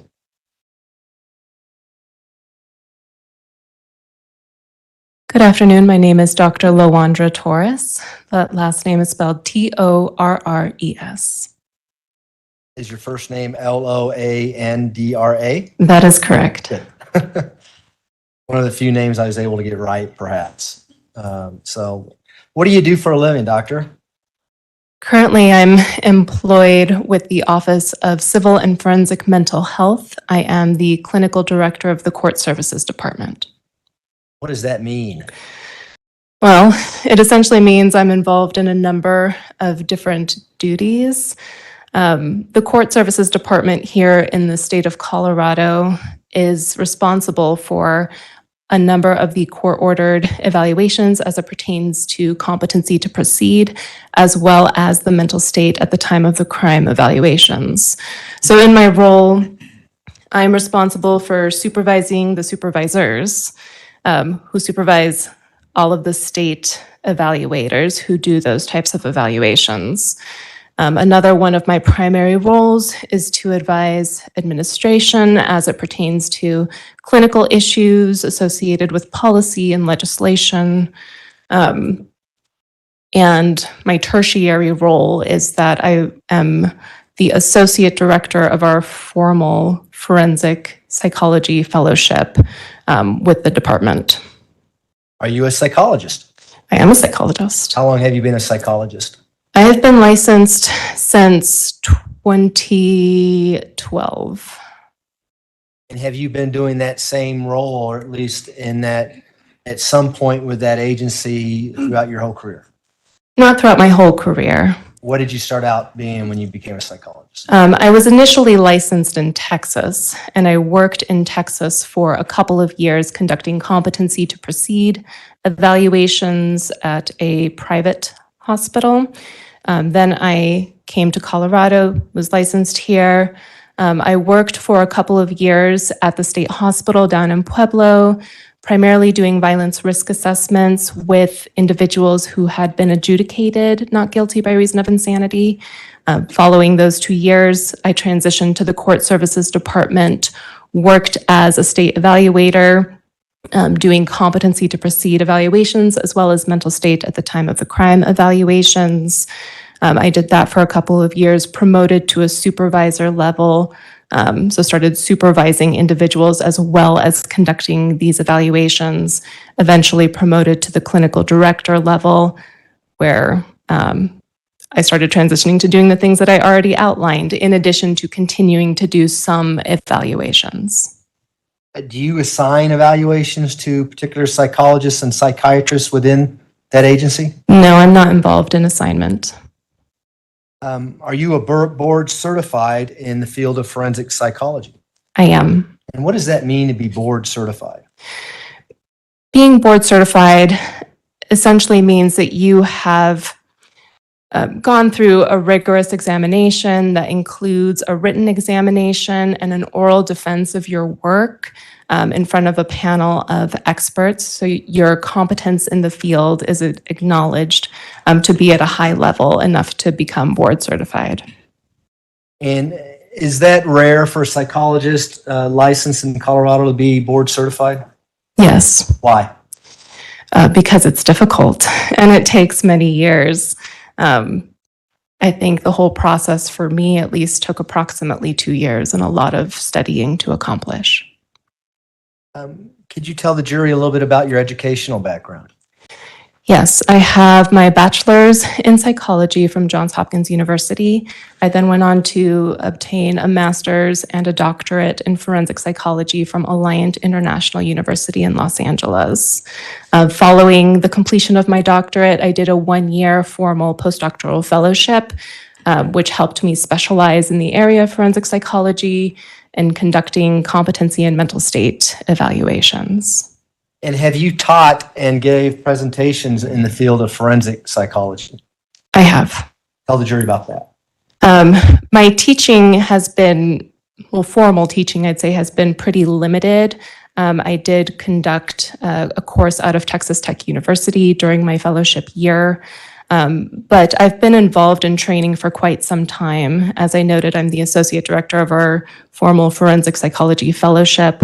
So that means that I assist with the training of individuals who have received their doctorates and are specializing in these types of evaluations. So there's a lot of training and education that goes into that. In addition, being the clinical director for the Court Services Department, I am involved specifically in the training of competency to proceed evaluations, along with one of my colleagues. How many competency evaluations have you conducted in your career? Competency? I think it's fair to say that I've probably conducted somewhere between 700 to 800 competency evaluations. And how many legal insanity evaluations have you conducted in your career? Sanity, I've done close to 35. And have those 35 been here in Colorado? All but one. Assuming that one was in Texas? Yes, See how I put that together so quickly? very good of you. Have you testified as an expert in the field of forensic psychology in the past? I have Approximately how many times? 31. And out of those 31 times, did those include both competency hearings and perhaps jury trials involving the issue of insanity? Yes, At this time, we would ask that the court qualify Dr. Torres as an expert in the field of forensic psychology and allow her to render opinions in that field. No objection. The witness will be so qualified. Go ahead. So, Dr. Torres, could you let the jury know how you became involved in this particular case, the people of the state of Colorado versus Letecia Stauch? yes. I became involved in this case in 2020. I was one of the evaluators who conducted her initial competency evaluation. And how did that competency evaluation come to you? I can't say I remember the specifics, but we do have a process for assigning evaluations. And given the high-profile nature of this case, they asked myself and Dr. Gray to conduct it since both of us are board certified in forensic psychology. We're going to talk about Dr. Gray in a second, but why 2 psychologists involved in this case versus just 1? Usually with such high-profile cases such as this one, we like to involve 2 individuals because it's 2 sets of eyes. 2 individuals who can draw an opinion from what we see, what we are reading, and that's the primary reason. And who is Dr. Gray? Dr. Gray is currently employed as the the director of training at the Court Services Department. And does he have an office down at what used to be called the State Hospital, Colorado what is it called? Colorado Institute? The Colorado, it's not the Colorado Mental Health Hospital in Pueblo. Okay. Is that where does he still have an office down there? He does. And what does he do there at the state hospital? His primary duties are ones of training, so he is our primary training director. When I noted that I do training for competency evaluation, he is the other colleague I referenced. He is also the primary director of our postdoctoral fellowship, overseeing the training of our postdoctoral fellows.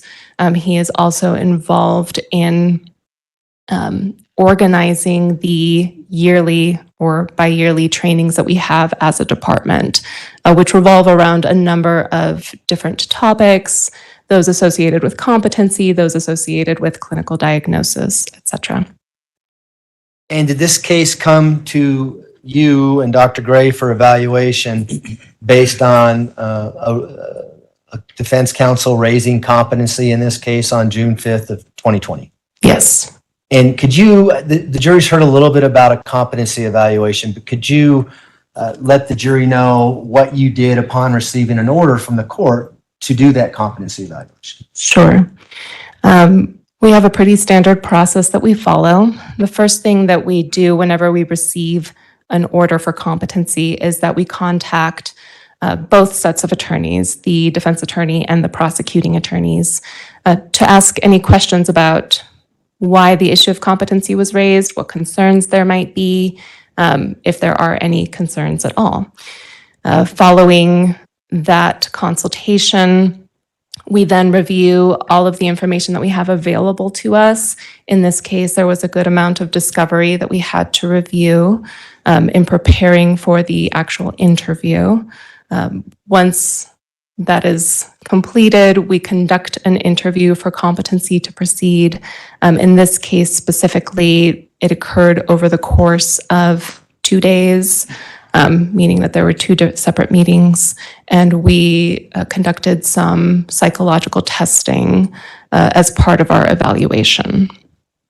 And I'm going to talk about that competency evaluation here in a little bit, but did you also conduct an insanity evaluation based on the defendant's not guilty by reason of insanity plea that took place in February of 2022? Yes. And so I may be jumping back and forth as we talk about those, but did Dr. Gray assist you in that evaluation as well? Yes, both of us worked on the sanity evaluation as well. And did you use information that you gained or you looked at in the competency evaluation from June of 2020 or the evaluation you did on insanity from February of 2022? We did incorporate, we did consider our competency evaluation. The discovery was pretty much the same for both cases. And for our sanity evaluation, we had access to a number of other documents like medical records, health records, employment records.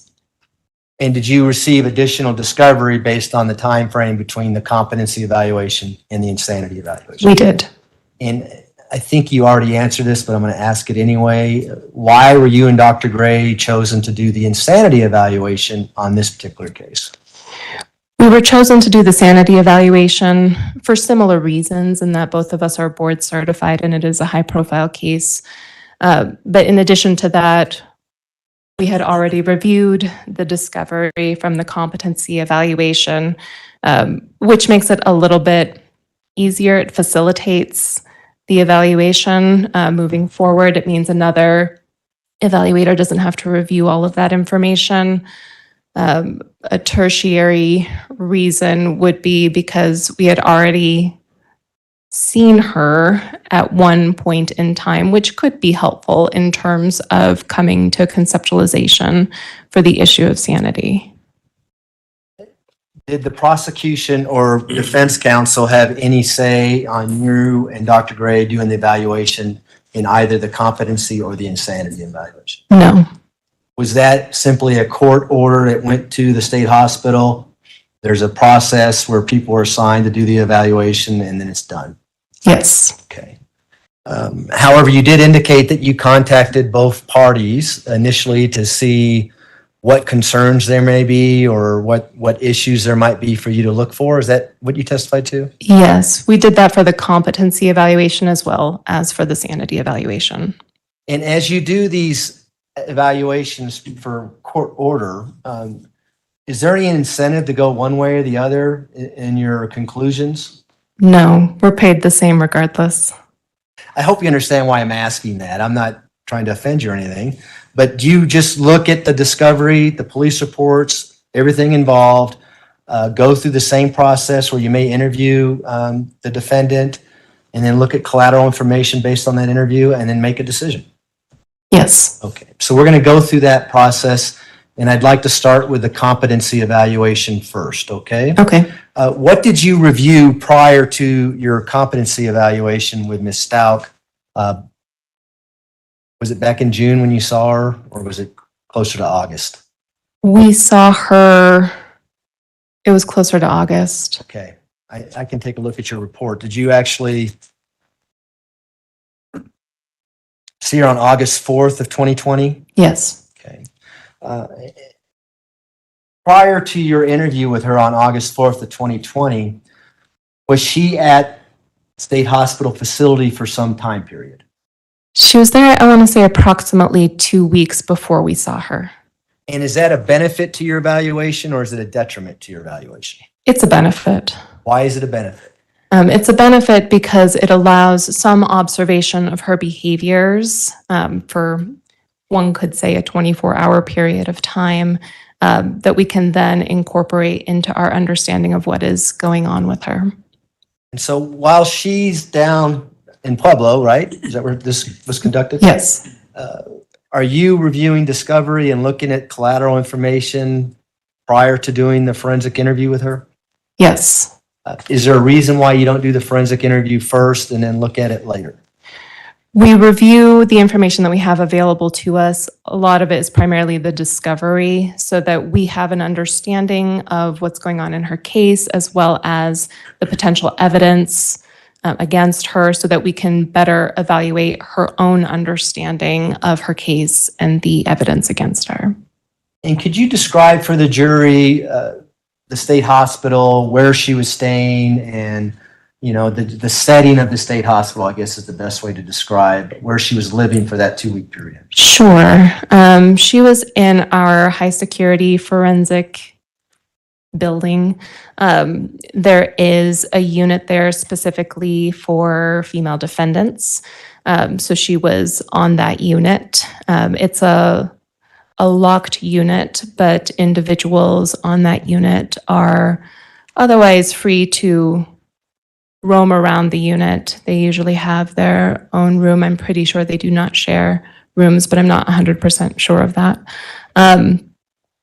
Usually there are treatment groups that are happening on the unit. I imagine that she might have attended some of those, but I don't recall exactly if she did or not. Are there people watching her? Are there nurses there that you could go ask questions about what her demeanor was like, how she's interacting with other people, that kind of thing? Yes, there's nursing staff on those units 24/7. And did you do that in this particular case? You and Dr. Gray, did you consult with the nurses within that unit to see how she was acting while she stayed at the state hospital? We reviewed the documentation that they had for Ms. Stauch. I don't remember that we specifically spoke to nursing staff regarding how she had been doing on the unit. And what documentation did you review? Just kind of summarize that for the jury. Any of the mental health notes and records that are kept. So those would include interactions that she had with nursing staff. Those are kept on a daily basis. As I noted, when groups are run, there's usually documentation that goes along with that as well. But I don't remember incorporating that into our report. So I don't actually think that we saw anything associated with individual or group treatment. Jump forward to 2022 when she went down for the insanity evaluation. Was she a resident at the state hospital for that evaluation? She was not. Did she just come down for the time period that you and Dr. Gray spent with her during that evaluation? Yes. The documentation that you talk about, do the nurses, are they trained as to why they're documenting their observations of particular people in that ward? Yes, they are. Most of them have been there at least for some time, so they have an understanding of documenting behaviors that they are seeing. I think I would also add that we did read the notes by the unit psychiatrist who initially evaluated her whenever she arrived at the hospital, which is a typical thing that they do. Do you remember that psychiatrist's name? His last name is Hoffman. And what did Dr. Hoffman have to say with regards to Ms. Stauch as she was entering the facility and during this 2-week time period? From my recollection, he noted that she reported past depression, past anxiety, issues with panic attacks, She also reported or endorsed symptoms that might be consistent with mania in a bipolar disorder. So ultimately, he noted that she could have some post-traumatic stress disorder, that she could have a bipolar disorder, but he noted specifically that there needed to be more information to really figure out if that was the diagnostic picture, given that a lot of it was based on her self-report. And is that information that you and Dr. Gray used at least during the competency portion of this evaluation? Yes. For instance, was bipolar disorder a diagnosis that you were looking at as you were conducting this evaluation? It was one of them. And we're going to get to those in a little bit about the diagnosis. Why are you looking at diagnosis during a competency? We consider a diagnosis because for competency, the legal definition is a mental or developmental disability, which essentially means if there is a mental illness that is impacting her, say, functional competency-related abilities, which means whether she understands factual information pertaining to how court works, or whether she has a rational understanding of her case and can think through possible defenses in a rational manner. And did you find that she could in this evaluation? Did you find her competent to proceed in the court proceedings? Yes, ultimately we found her competent to proceed. Now, again, the jury knows this, but I want to ask you, are you the first one doing a competency evaluation in this particular case? Yes. Are you familiar with Dr. Grimmett, who did the second competency evaluation? Yes, I am. You probably saw her out in the hallway earlier. I did. Okay. That's why I say the jury already knows about these things. So what I would like to do is talk about your forensic interview with the defendant, Ms. Stauch, on this June competency evaluation. Okay. So you meet with her in August of 2020, is that correct? Yes. What did she have to tell you about her personal background? Do you recall? I mean, she said a number of things in terms of her personal background. She told us how she was born in North Carolina. She described a somewhat disruptive childhood, just as it pertains to some emotional, physical, sexual abuse at the hands of a stepfather. This individual, the stepfather, probably came into her life when she was about 4 years old, but she noted that the sexual abuse maybe started happening late in childhood or early adolescence, maybe between the ages of 9 and 12. She noted that she witnessed domestic abuse.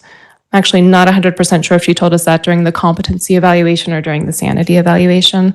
And if I could interrupt you just there, in your report, if you have that in front of you, it helps you refresh. And anytime the doctor needs to look at either reports, I don't have a problem with just looking at it to do the whole regret. There's a lot of information in this case. There is, And yes. so if you need your report, we can take a look at it. But I do want to address what you talked about, the sexual assault when she was younger by a stepfather. Do you remember that aspect of it? Yes. And I'll just refer you to page 2 of 10 of your report. Do you recall her saying that she was approximately 12 years old when that happened? That is what she told us during the competency evaluation. Did she tell you something different in the insanity portion of the evaluation? During the insanity evaluation, she said it started around age 9. And that's almost what? Almost 2 years later, a year and a half to 2 Oh, years? the sanity evaluation was close to 2 years later.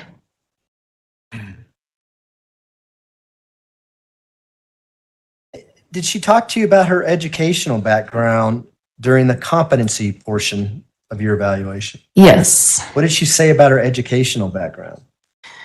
She noted that she completed a bachelor's degree, a master's in education at Capella University, and a doctorate of education at Liberty University. Did she tell you whether or not she was involved in sports and potentially received a scholarship for in sports? Yeah, she did say that. What did she say about that? Do you recall? She said that she received a scholarship to a Division I school for softball specifically. Oh, sorry, an athletic scholarship. Did she talk to you about her employment history? Yes. What did she say about her employment history? In terms of her employment history, she noted that she had primarily worked in teaching, that she had a credential in special education specifically, that she worked for a period of time in South Carolina prior to coming to Colorado. Here in Colorado, she worked for a time period at Whitefield School District, and that her longest period of employment was approximately 6 years when she was in South Carolina. During the competency portion of her evaluation, did she ever indicate that she lived in Florida at any given time and worked in Florida? I don't think she mentioned that during the competency evaluation. Did you also ask her questions about any potential prior mental health issues with Ms. Stauch during the competency evaluation? We did.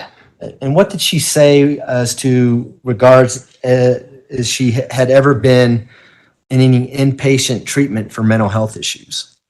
During the competency evaluation, she said she had never been psychiatrically hospitalized.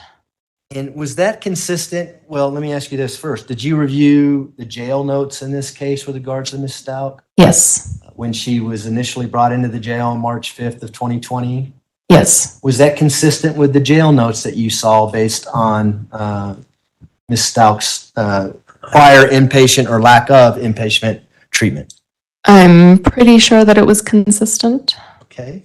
Do you want to look at the notes or? I don't think we reported in our report specifically whether the jail had noted previous hospitalizations or not. Okay. Let me just ask you this. Was it, let's see, March and June of 2022 is when you're doing the insanity evaluation. Does that sound about right? Yes. Had that changed in March of 2022 with regards to her history of inpatient treatment? Yes. In March of 2022, she did tell us that she had a history of psychiatric hospitalization, specifically in Canada.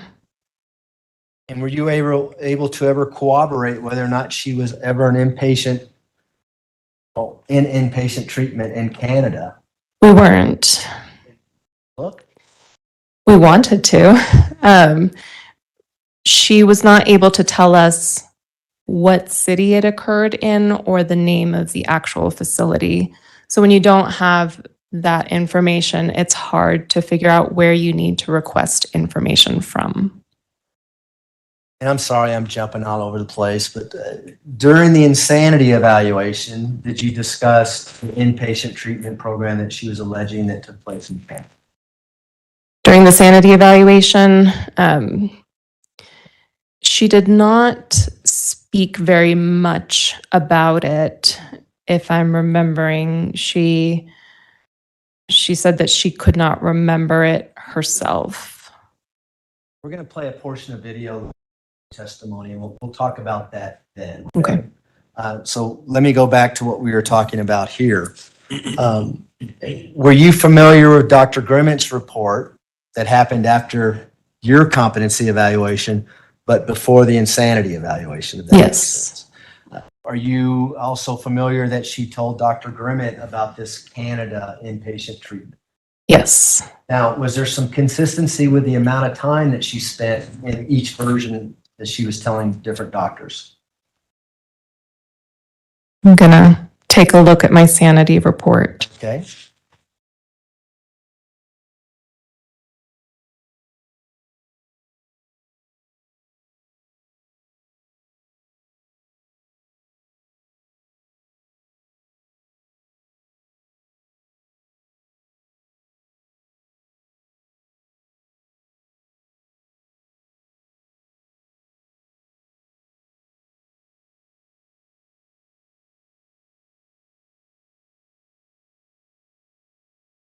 In my sanity report, I noted that she had made statements to Dr. Grimmett about being hospitalized in Canada, said it occurred in 2018 to treat a psychosis and lasted only 2 days. And do you recall what she's telling you all during her insanity evaluation? Outside of the specifics, I noted in my report that she gave some vague information, but that she didn't recall the name or location of the facility itself. We'll cover it when we play the video later. Okay. Okay. Back to the competency evaluation interview.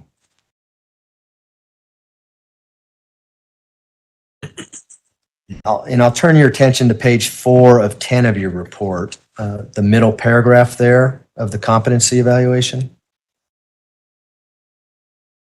Do you have a paragraph there listing things that nursing and the psychiatrist that you alluded to earlier talked about how she was doing on the ward during the competency portion of this? Yes. And what was going on based on your note there in your report?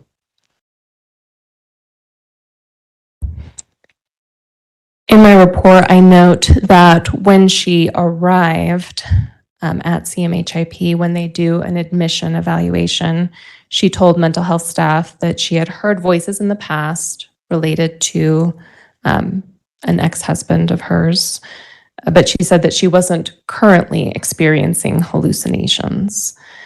She talked about her past trauma. She said that she had nightmares and that she had visual flashbacks. She reported being anxious, having panic attacks several days of the week. She said that in the past she had had symptoms consistent with a manic episode, specifically talking so fast that she did not make sense, rambling about things in a manner that didn't make sense, that she had experienced high energy, brief amounts of sleep, and impulsive and erratic behavior. And was there other notes saying that at the same time she was calm and communicative and, I don't know, I keep using the word normal, but act normal under that setting? Yeah, it said that generally speaking, she tended to present as calm and cooperative, pleasant. No apparent symptoms of acute mental illness were notable from mental health staff or even the psychiatrist. In the last paragraph on that page 4 of 10 of your report, you have a note there inquiring things that she might have asked staff about, how she should act and that kind of thing. Do you see that in the report? Yes. What was that all about, and what did that mean in the course of your evaluation? In the mental health notes from the state hospital, it noted that she specifically asked staff whether they could tell when a patient was faking instability or mental illness. You don't see that very often in the records. You do see it on occasion. For me, it was interesting to incorporate into this report simply because it opens up a hypothesis as to whether she herself might want to be exaggerating or feigning symptoms of mental illness. And is that something that you consider going into the forensic interview when you're conducting the interview for the competency portion of this evaluation? Whether or not somebody is exaggerating or feigning symptoms of their mental illness is something that we always consider when it comes to these types of evaluations. And why is that? Because in this context, there is a potential secondary gain in terms of potentially exaggerating or feigning symptoms of mental illness. Although I'd say it's not as common as one might think it would be. There are always individuals who might want to fake mental illness to either be found incompetent, delay the proceedings in their case, or in the sense of a sanity evaluation, it would be to be found insane and potentially avoid a prison sentence. But at least at this point in time, in August of 2020, you're only evaluating her to see what her mental state is on that day. Is that right? Yeah, for competency, you're looking at their current mental state to see whether a mental illness is impacting their current functioning. And so, this is a proper question or not, but I'm going to ask it. In an insanity evaluation, would you want to dig deeper to get more collateral information because the stakes may be higher than they are in a competency evaluation? I don't know if I would so much agree with the second part, the stakes part, but for a sanity evaluation, it often does involve a more thorough deep dive into past mental health treatment, past hospitalizations. I would say getting that history for a competency evaluation can be equally as important. You're just looking at the information that you get through a different lens depending upon what evaluation you're doing. Did you conduct or did you have the results of any psychological testing with regards to the competency evaluation that you conducted back in August of 2020? Yes. For the competency evaluation, we had one of our colleagues, Dr. Hashimoto, do some psychological testing, and specifically, she gave the Personality Assessment Inventory, or PAI for short. And then we also did the MMPI-2, so the Minnesota Multifaceted Personality Inventory, second edition. And why are those tests and results relevant in your evaluation? Both of those tests, they're similar and different, but both of them are used to help with issues of diagnosis. It has a variety of scales that look at different types of diagnostic symptoms. So, for example, anxiety, depression, past trauma, schizophrenia. Both of those tests also have validity measures on them.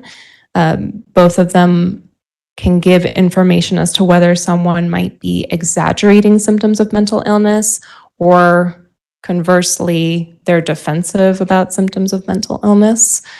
So we give these evaluations to help our diagnostic understanding of what someone might be experiencing or going through.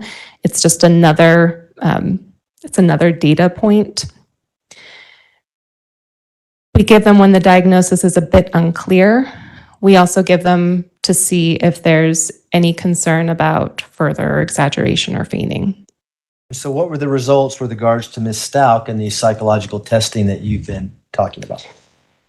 Both of those measures were invalidated. The first one that we gave was the personality assessment inventory.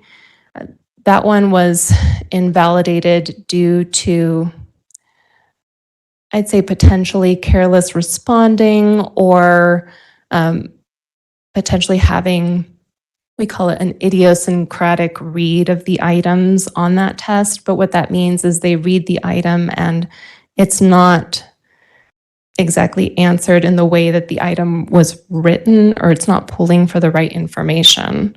So as a result of that, the entire profile was not interpretable. In response, Dr. Gray and I, during our interview, because we saw her 2 days in a row, we asked her about some of her responses to some of those specific test items. And then given that that was invalidated, we gave a second measure. That's when we gave the MMPI-2 to see if we could get some information from that. Unfortunately, those results were invalidated due to exaggeration. When you say invalidated, are they invalidated based on Ms. Stauch's answers to the questions? Yes. In 302 questions, does that sound about right? Or is it close? There might be a little bit more, but that's about right. A lot of questions. Yes. Multiple choice? True, false. True, false? Yes. The PAI is on a Likert scale. I don't know if that matters, but. I don't even know what that means. Oh. What does that mean? I'll tell you if it matters. No problem. A Likert scale is, to put it simply, do you ever experience this? Give a response 1 through 4. So the way it's worded specifically is you don't ever experience this particular symptom, or you sometimes experience it, or you frequently experience it, or you often or always experience it. So scale 1 to 10 type thing? Yeah, except it's 1 through 4. It's only 4 choices. Okay. Going back to the forensic interview with regards to the competency evaluation, did Ms. Stauch ever give you any self-diagnosis of potential mental illnesses that she felt she had? During the competency evaluation? Yes. During the competency evaluation, I don't recall specifically, but I do know that she talked a lot about being manic. She talked about slipping in and out of reality. Is that consistent with bipolar disorder being manic? Mania is a component of bipolar disorder. And just because somebody says that they're manic doesn't necessarily mean that they are or have been or have bipolar disorder. Did she ever bring up anything about having another personality or multiple personalities during your competency interview with her? She did not. Did you ask anything about that? During the competency evaluation, we weren't specifically looking for a dissociative identity disorder.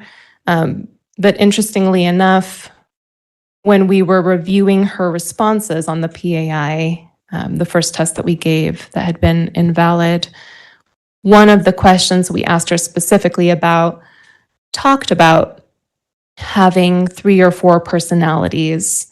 And she had responded true to that item. So we asked her about that. And she essentially told us that sometimes she experiences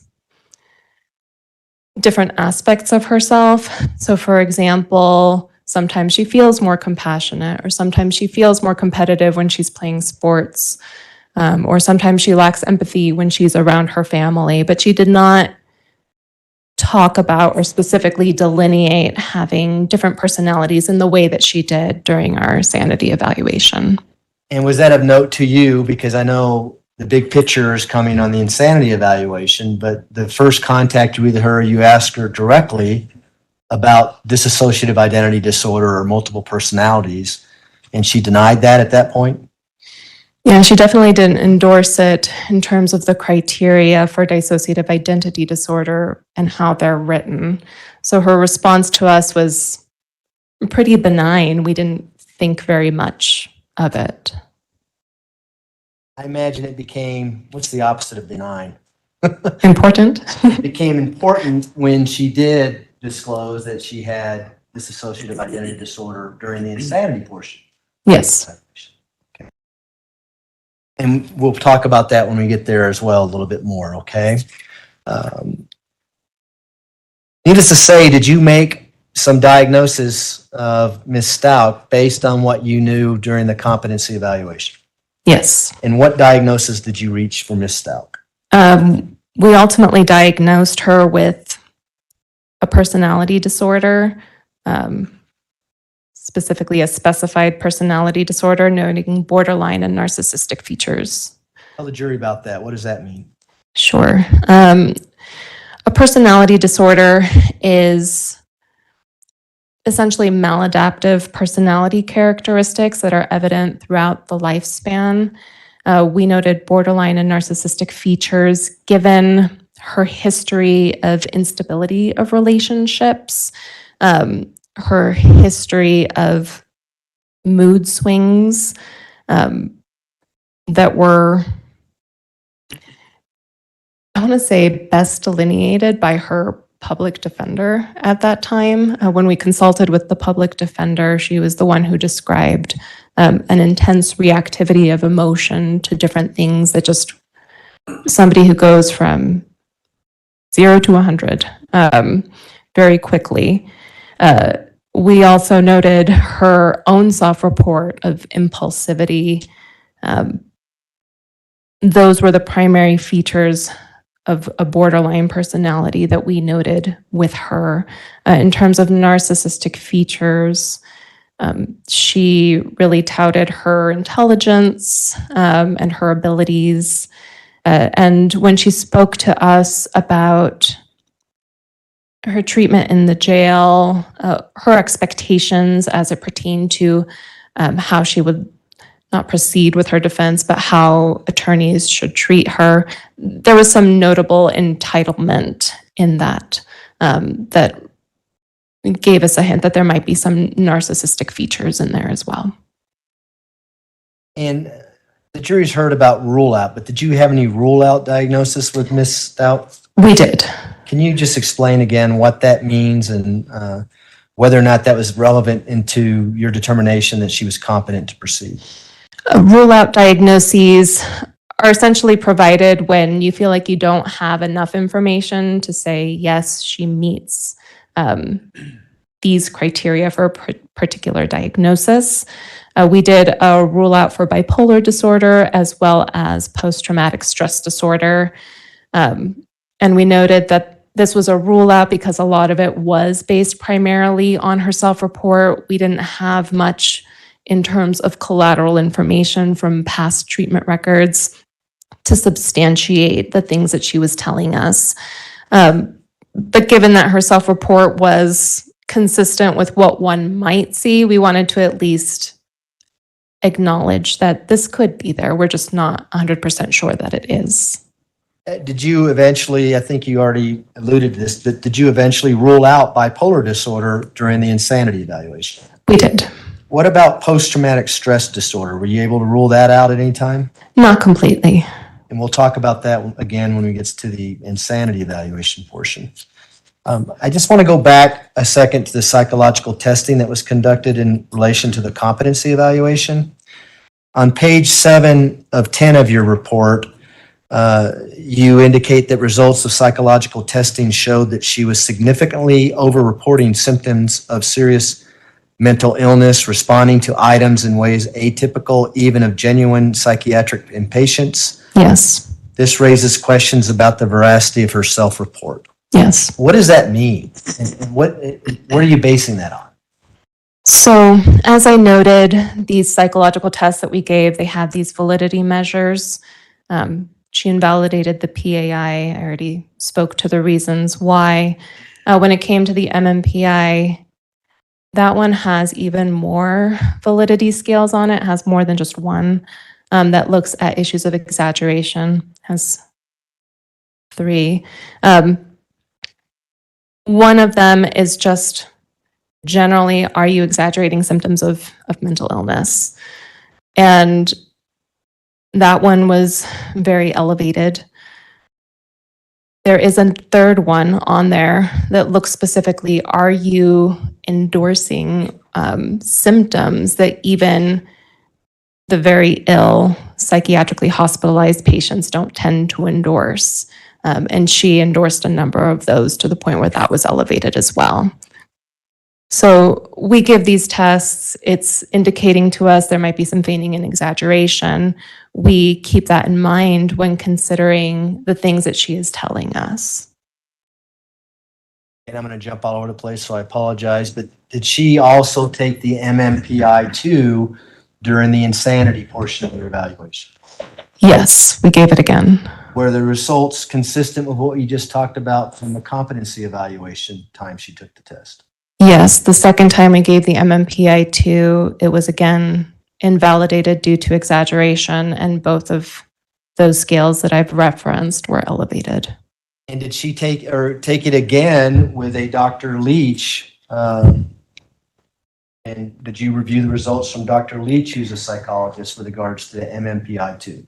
Yes, she was given this test a third time. To my recollection, those results were not invalidated, but I don't remember specifically anything else about that testing. I'd have to go back and look through the notes. Do you have your notes there on that? If you're not, I can approach with. I have the summary that we wrote.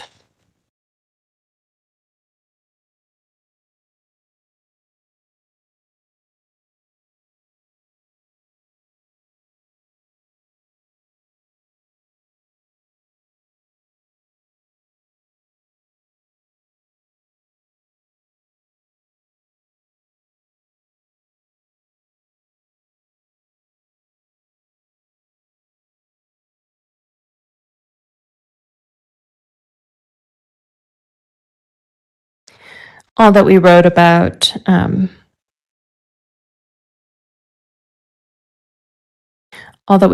that third one is that she was getting close to those cutoff points for potential over-reporting symptoms of serious mental illness. Would that be consistent with the prior 2 MMPI-2 tests that she taken both during your competency and insanity evaluation? Consistent in that there was exaggerating of symptoms, inconsistent in that both of our tests were invalidated because of that. Okay.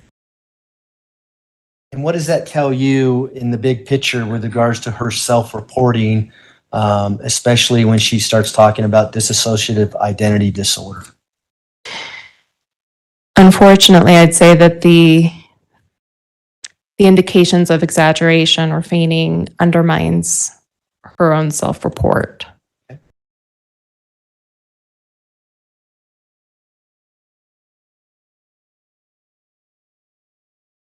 In your report on the competency evaluation, in several sections, you allude to psychosis as to whether or not Ms. Stauch was hearing things that weren't there or seeing things that weren't there. Why do you note that in your report? What's the relevance of that? During competency evaluations, we are taking into consideration what defendants say to us, but we are also observing them, looking for any signs of mental illness. Given that psychosis is one of the biggest things that we see for people who are eventually found incompetent, we're always assessing for psychosis in these types of evaluations. Individuals with psychotic disorders sometimes don't have the insight or awareness that they're ill. So we are looking to see if they are evidencing any signs that would indicate that they are potentially distracted, potentially hearing something that might not be, I want to say audible, but might not really be in the room, or whether they might be otherwise distracted by symptoms of psychosis. Did you see any symptoms of psychosis with Ms. Stout during any of your interviews with her during your entire time you spent with her? None. Does that also apply to insanity? Is psychosis something that you may be looking for in a defendant claiming to be not guilty by reason of insanity? Yes. Same reasons or different reasons? With sanity, I would say that the number of qualifying mental illnesses is even more narrow than issues of competency or incompetency. But frequently, for sanity, psychosis is one of the primary issues that might result in somebody ultimately being opined insane at the time of the crime or found insane at the time of the crime.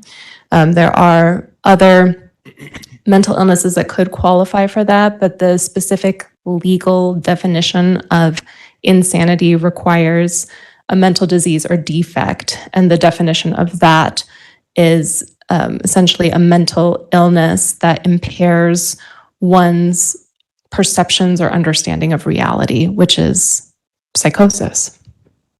And of course, that would have to go back to the time of the crime, that they were experiencing some kind of psychosis at the time of the crime.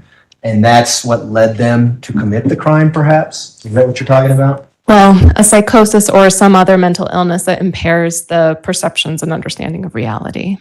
Is psychosis common with people who are found to be legally insane? It is one of the primary reasons that might lead to somebody being found legally insane. Can you give the jury, I'll say hypothetical because I don't want to infringe on anybody's rights, but a hypothetical of someone who might be insane at the time a crime is committed based on psychosis? Sure. I think an obvious example might be, let's say, somebody who is diagnosed with schizophrenia. Maybe they started to exhibit signs and symptoms of schizophrenia during their early adulthood.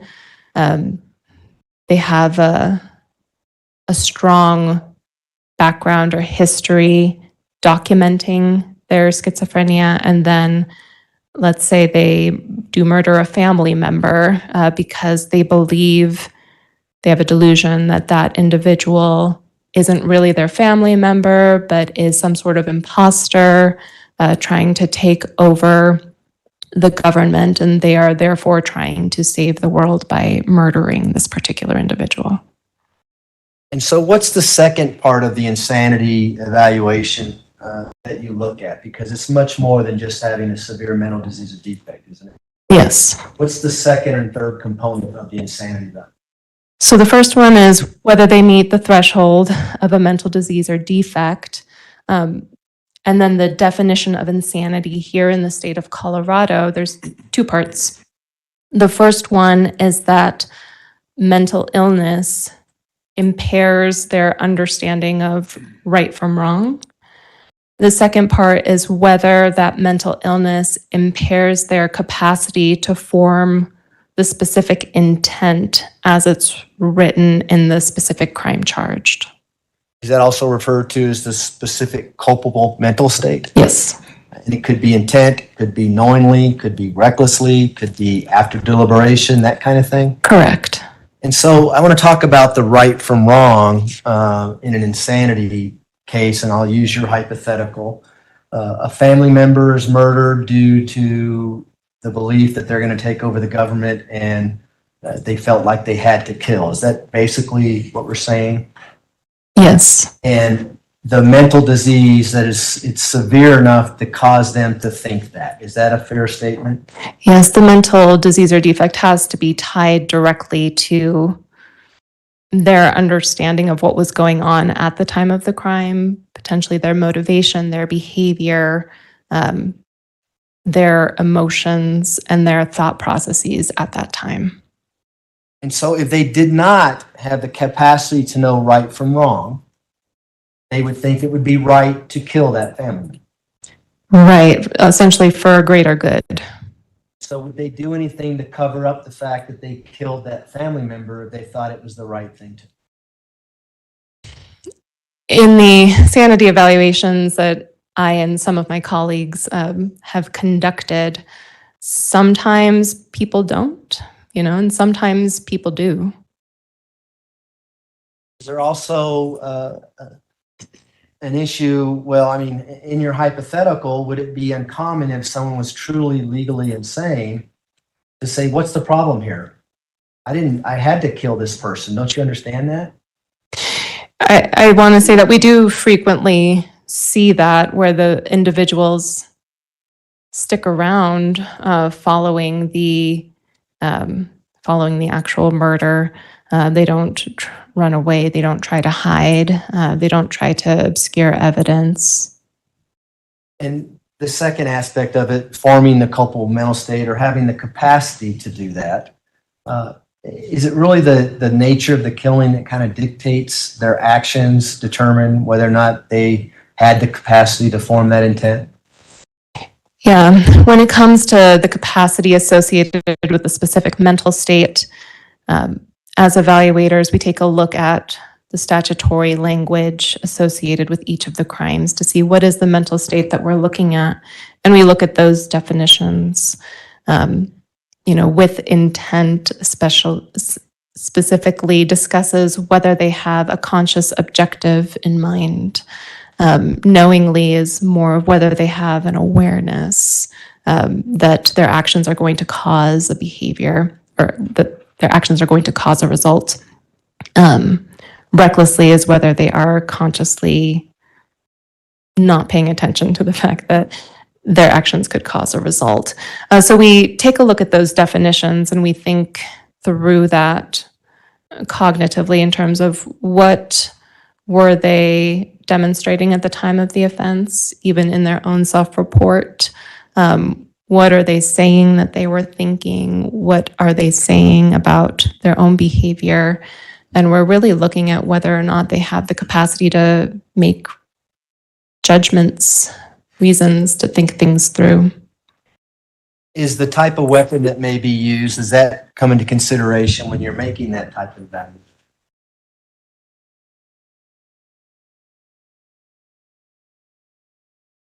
It can be. I would say it's not often a central focus of the evaluation. Let's jump into your insanity evaluation of Ms. Stauch, okay? Let me see how we're doing on, Judge, we're doing okay on time? All right. We now are in February of 2022. Defendant pled not guilty by reason of insanity. Is it the same process on how the state hospital is informed and then you and Dr. Gray are appointed to do the evaluation for the insanity? Yes. So did you request anything in addition in the discovery, the police reports, things like that, in preparation for your insanity evaluation? We did. For the sanity evaluation, similarly to the competency evaluation, one of the first things we do is consult with both sides, defense and prosecution, to ask why was the issue of sanity raised, what are the concerns you might have, or lack thereof. In our sanity evaluation, we received a number of additional records from defense, Mr. Tellini specifically and his team. We reviewed the discovery material. Again, we reviewed the competency evaluation that had been written by Dr. Grimmett that had been new at that point in time. We also reviewed our own competency evaluation.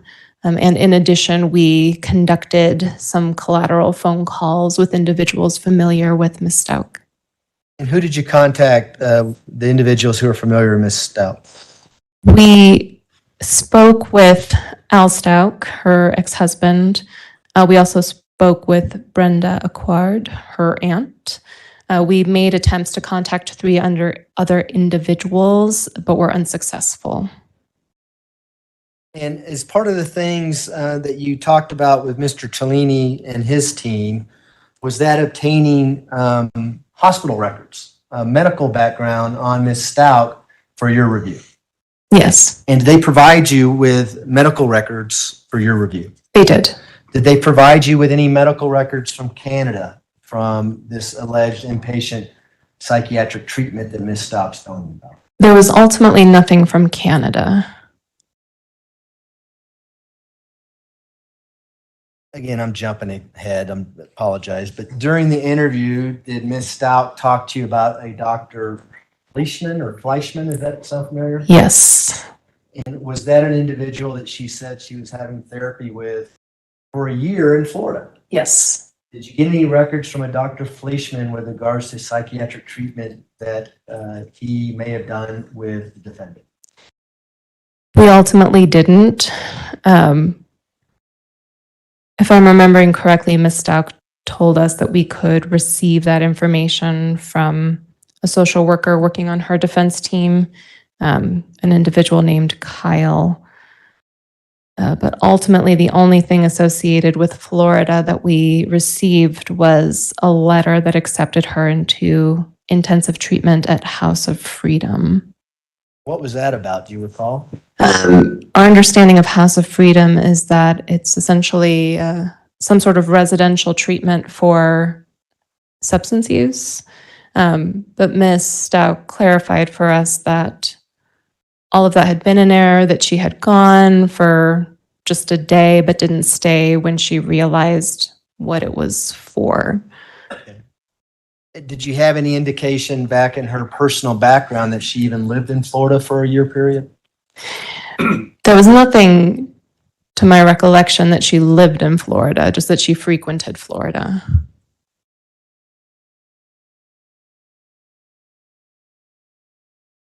And I apologize. I already asked you who you talked to on the phone, the relatives. You did. Okay.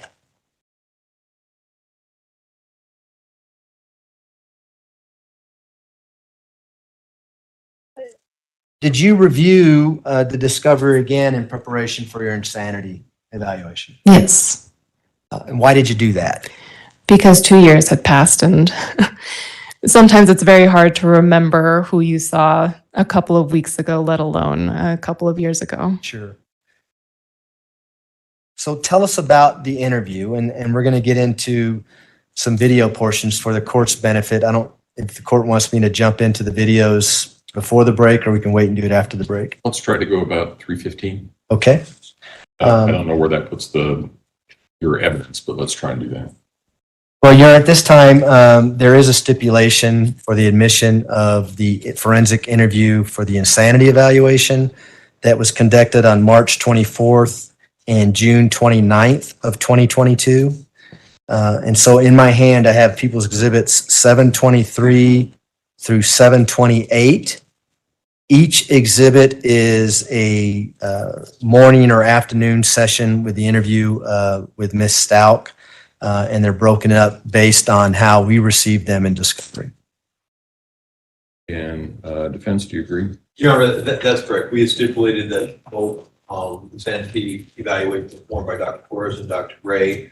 We submitted evidence, as well as the videotape recording by Dr. Lewis will be submitted as evidence. Well, neither side is going to play the entirety of all the interviews, but then bits and pieces may be played as each party wishes. All right. I think for purposes of the record, though, because there's 6 of them and they are all videos, but it sounds like they're of different sections. For purposes of the record, you need to identify what each one is. Sure, Your Honor. And if it helps, People's Exhibit 723 is labeled Stauch, March 24th, 22-1.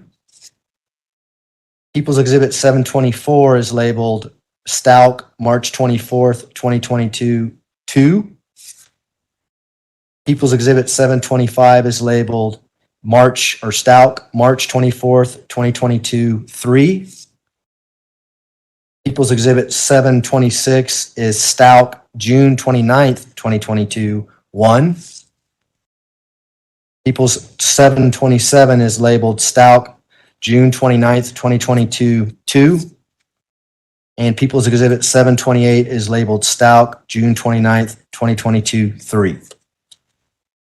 All right, Exhibit 723 through 728 will be admitted. Go ahead.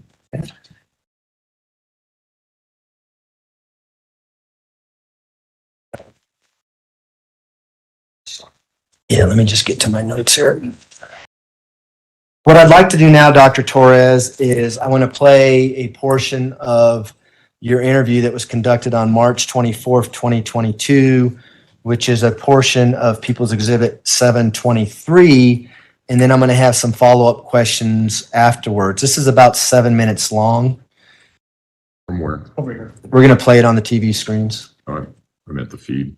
And so for the record, we're going to play People's Exhibit 723, starting at 1828 in the interview and stopping at 2532.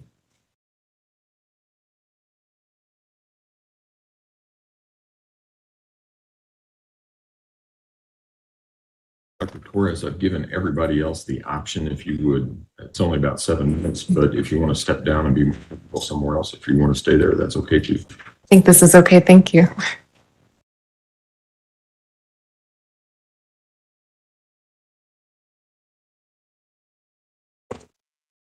You mentioned that I just want to make sure the volume's good, Your Honor. We paused it at 1832.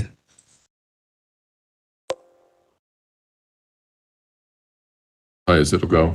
around the time the Did you want to ask the jury if that was sufficient volume? Does that work? That's about as high as it'll go anyway, so not much I can do about it after We have that. some control over here too. It's not all the way up on here yet either. Okay. All right, sounds like started it's, creating different personalities. Yeah, could you tell us more about them? So, I wasn't allowed to go to people's houses in the night, or I was scared to let people come to my house and spend the night, because I didn't ever know if he was going to have like an episode. Like when he had like episodes, we'd have to like run to the car and drive around till he passed out and sleep, you know, and then sneak back in the house. So I didn't ever know, like if I had friends stay over the weekend, like I didn't want them to be exposed to that, you know, because people pick on, you know, in school, people pick on, you know. So that, around the time I was like 10 or 11, I just started like almost like being able to like take myself out of the situation and let another part of me be the one get molested.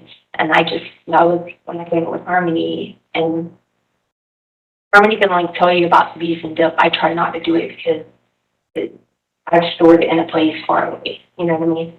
But so I started, let Harmony be the one be molested and not me. Because that way, if my friends ever ask me, you know, like, why come you can't come over? I could create like a perfect picture in my world that you can come over one day, it'll be great, we'll do this, we'll play ball, we'll hang out. I didn't want them to go to that world where they had to know, like, who's living abuse. I was getting molested because my friends would have been like their moms and stuff like that would have been like, you need to tell somebody, you need to do this. So. And I was always scared of losing softball too, so that was like my outlet. Sure. So you created her. Mm-hmm. And it's the personality, so did you create anyone else? Remember I told you I lived in the trailer? That was in 1996. That was during the Olympics, the U.S. Women's Gymnastics team that won a gold medal. And that, I played another personality doing that. That's Christina Brigana, and she's friends with like Harry Strub, Dominic Dawes, and a bunch of people that are on the team. And like I had the whole trailer to myself, so she would like be able to like create apparatuses and like do like balance beams off stuff, you know, like because maybe days my mom would be gone, you know. And, so that was just the way I would cope with, not knowing my mom was going to take us back there. Because I knew she would, every time she said she was never going back, we'd go back. Because that helped me do that year, because I had to stay really good in school, you know what I mean? Because my plan was like to get out one day, you know, and do really good, which I did end up doing really good in school. You know, I have a doctorate degree, but like, if it wasn't for being able to use it different, I guess you could probably like personas or whatever. I wouldn't have been able to live with her.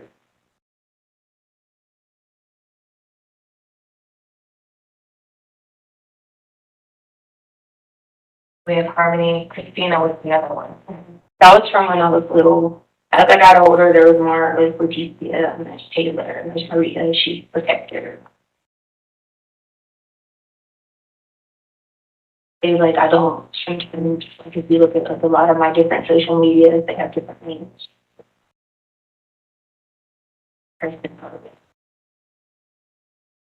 Different phrase, different one word.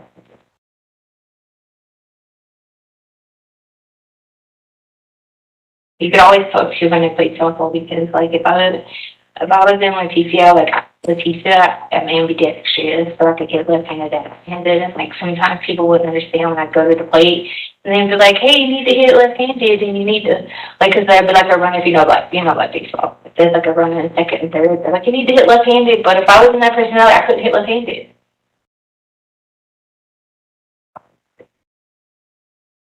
So we have, as you got older, there was Letecia. Taylor? Mm-hmm. You said Taylor was the protector? Yeah, Taylor's my main person. No, Maria's my protector. Taylor's my main personality. Thank you. Maria. Mm-hmm. Victoria is the only personality that I have like empathy in, because I store so much of, you know, trauma. If you want me to like be, like if a friend's talking to me and they need me to give them advice, I have to switch to Victoria to actually try and be empathetic at all. Like severely empathetic, you know what I mean? I just don't have that. All right. Taylor's the main personality. Maria's the protector. Victoria is the one who has the most empathy and kindness. And then Letecia, she's bipolar. She would be doing the most. Like, you'll notice when I'm on Letecia, actually the psychiatrist the other day came to take my meds.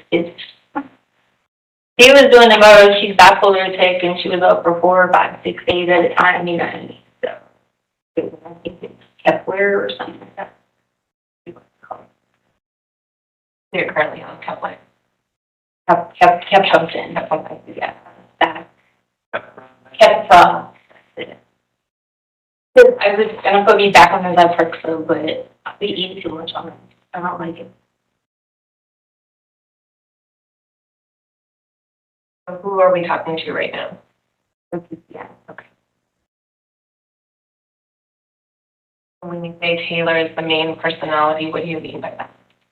It's like, okay, so you notice like where Letecia, she's like more like into her like thug life.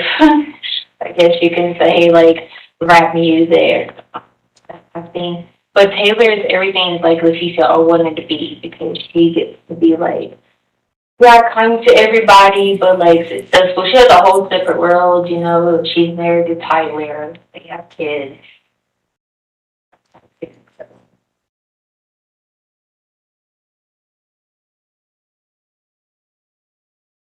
Is everything that Taylor wanted to be, and Letecia is married to Tyler? No.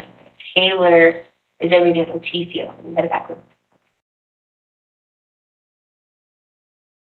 Yeah, Taylor is married to Tyler and have 3 kids, Ariana, Alicia, and Adriano.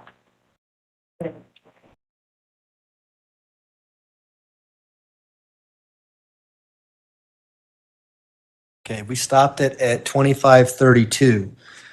Before we get into what Ms. Stauch had to say here, who is present during this interview? It was just Ms. Stauch, myself, and Dr. Gray. And why was there no attorneys in there with you? We don't typically allow the attorneys to be in sanity evaluations with us. Why is that? The primary reason is because we would want to prevent any potential interference by an attorney, whether it would be a prosecutor or a defense attorney or somebody telling the defendant to withhold any information or to elaborate further on any information. And was that Miss Stauch that we saw in the video? Yes, Is it the same Miss Stauch that's seated to my left with her head down on a notebook here in between the two attorneys? it is. May the record reflect identification of the defendant. The record will so reflect. Go ahead. So let's talk about what she's saying. What impact does it have when she says, I created these personalities? When it comes to dissociative identity disorder, that's not the understanding in terms of what that looks like. It's not about creating or having control over several distinct personalities. And so what is dissociative identity disorder, and why do you say that's not about it? Dissociative identity disorder, in short, it's when somebody is experiencing two or more personality states, and it's usually accompanied by some sort of amnesia, blackouts, a period of not remembering what you were doing. It's a complex diagnosis. Essentially, the different personality states themselves are not controlled. When an individual has this diagnosis, they might not even initially be aware that they are exhibiting different personality traits, hence the blackouts or the loss of memory for periods of time. And the emergence of these different personality states, we call them alters, but the emergence of them can be very random, not necessarily I'm going to now go into this personality state and now I'm going to go into the second personality state. So the fact that she told us that she created them herself, in terms of our conceptualization, we started to wonder about the possibility that she was exaggerating or feigning this particular diagnosis. And does this relate back to the competency evaluation when you asked her directly about the way she answered on the psychological testing with regards to, I believe you said 3 different personalities? That, I would say, was more in retrospect. When we were doing the sanity evaluation, I don't even recall remembering that specific detail from the competency evaluation. When you went back and reviewed that, that's when you saw that detail? Yes. Okay. What about the fact that she mentions that one of her personalities or her personas was involved with the gymnastic team and that she's friends with the gymnastics team? Is that something unusual, perhaps, to have that persona? Again, for me, it was her report that this was a creation of hers, and that it's associated with something that was happening, per her report, in 1996, the Olympics that year. And if I'm remembering correctly, she noted that that was just another personality that she created at that time. With people who actually suffer from dissociative identity disorder, would they know the other personas? Sometimes. Explain. So it's going to be, I'm going to say, case by case dependent, but the research suggests that the clinical presentation of a dissociative identity disorder, they used to think that there was no memory or awareness of these other personalities that one might be experiencing. But now it's thought to be more porous, meaning that there is some awareness that this might be happening, but it's going to be a case by case thing. Okay. We're going to see some more examples of this in some videotapes, but just one last question about this. You mentioned earlier that there's some amnesia or blackouts. Would people who suffer from dissociative identity disorder remember what they did when they are in another personality? They might have some awareness of it, and sometimes they might not. Is it on a spectrum? Are there more severe issues with people who may suffer from that diagnosis than others? Yes. And is that consistent with all the mental illnesses in the DSM-5? Some are worse than others depending on the person.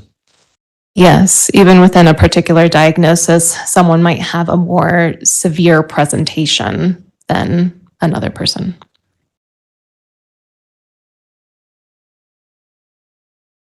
The next portion of the video we're going to watch looks like it's close to 10 minutes long. It's going to be on People's Exhibit 724, starting at 1448 and ending at 2455. Again, if you want to sit back here or sit up there, whatever you're more comfortable. This is fine, thank you.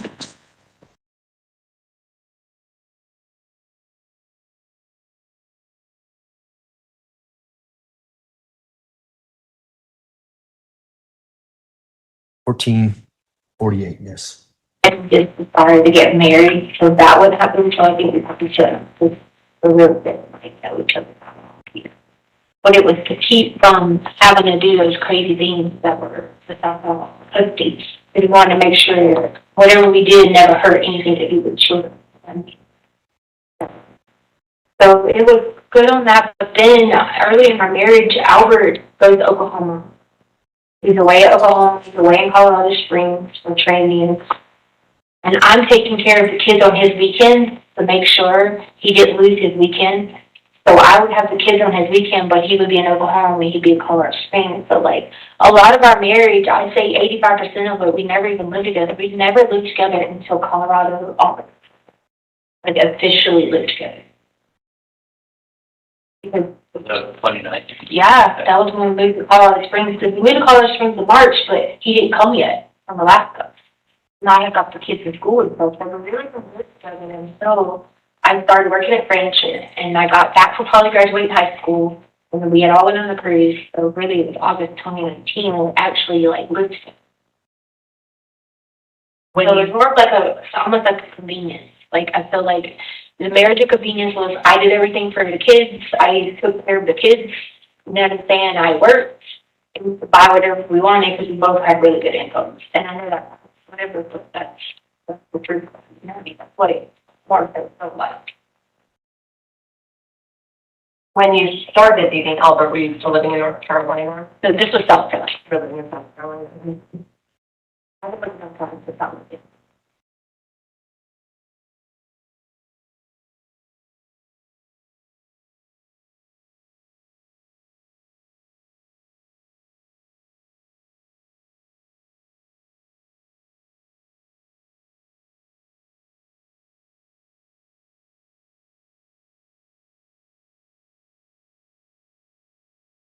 you and Albert ever have any problems with physical?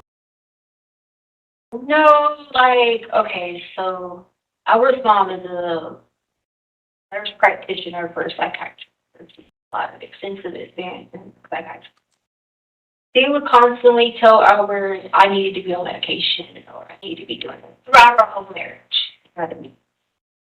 So that would cause a lot of problems. Like even if you look at the report that she wrote to police before I got arrested, she talks about, you know, in there about, you know, 1 minute I'm this way, 1 minute I'm that way. You know what I mean?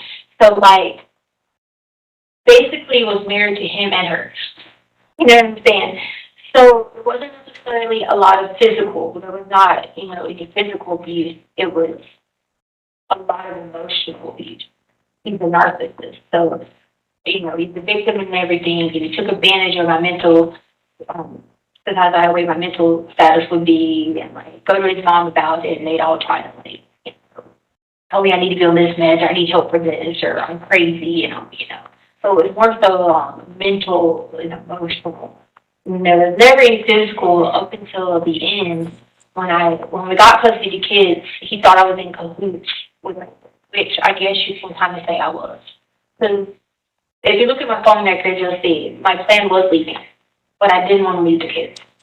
Several messages you can see me say, I don't want to leave the kids because I know they would get taken care of. So we had custody of them. But their mom, she started dabbling in drugs, but she wasn't ready to get the kids back yet. So my plan to her was always like, I'm going to let you know right before I leave. You better have a house, you better have everything together, and then I'll help you get the kids back to Carolina. So when he found out that I, what he called it, was in cahoots with her, that's when he started getting violent and aggressive, like throwing lamps in the house, there's a video on my phone they have where he stopped the car, because I record it all the time, because I wanted to keep all that evidence for Landon to have.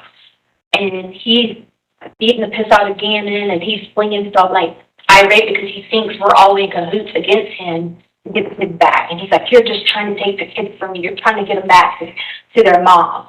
So once I got the Colorado Springs and we lived together, that's when it became like that. There was no hitting me with his hands. It was just flinging stuff in the house, being angry, slamming doors, punching doors. Like, he would get like that because he swore down I was working with her.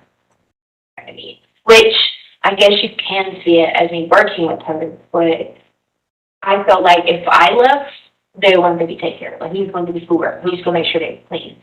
Nobody, he would. So he doesn't have that nurturing piece or that ability to multitask or none of those things. So in a way, I was kind of working with her to get the kids back home, but I guess he took that as me going against him. I was doing what was right for them. So I would leave. And so the kids would have been his two kids. Right. If you look at all the school paperwork, who always talked to, up until he realized what I was doing, that I was collecting evidence to get the kids back home to her, because she had already promised me that I could see the kids whenever I wanted in Carolina, like that she would not take them out of my life. She had already told me that.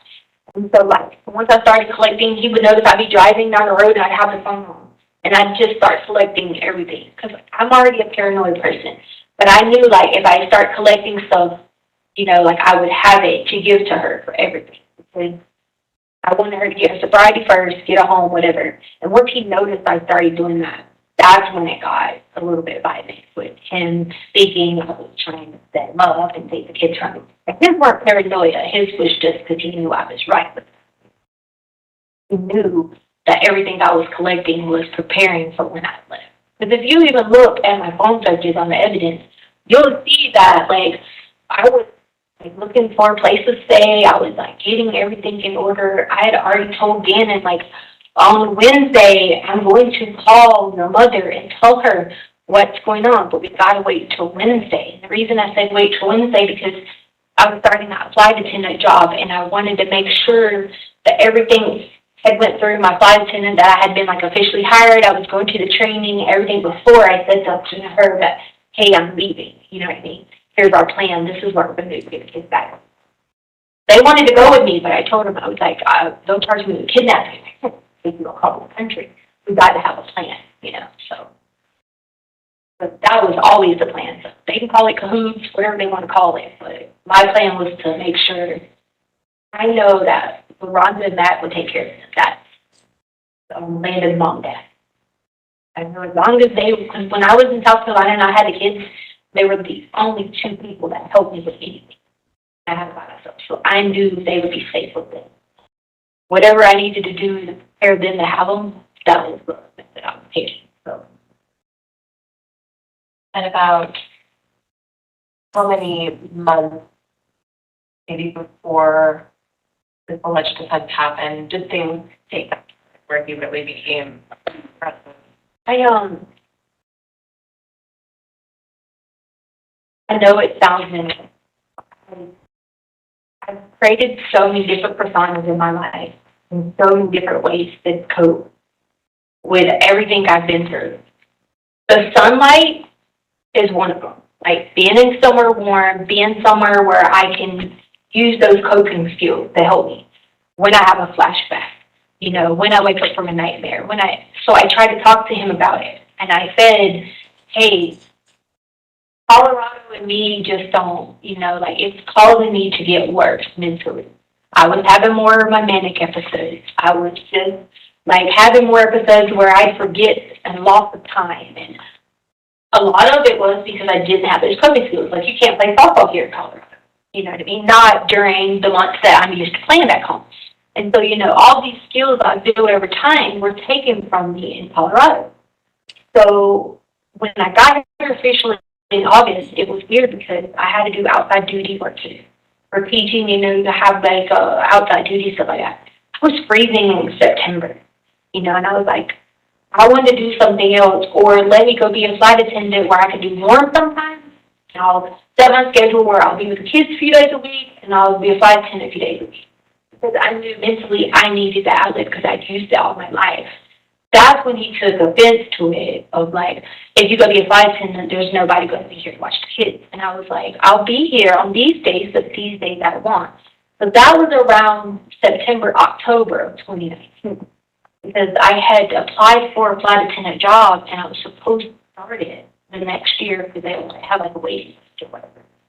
That's when it got like that, when he saw that I was actually going to be leaving or be gone part-time. He can't operate without having someone do everything. So that's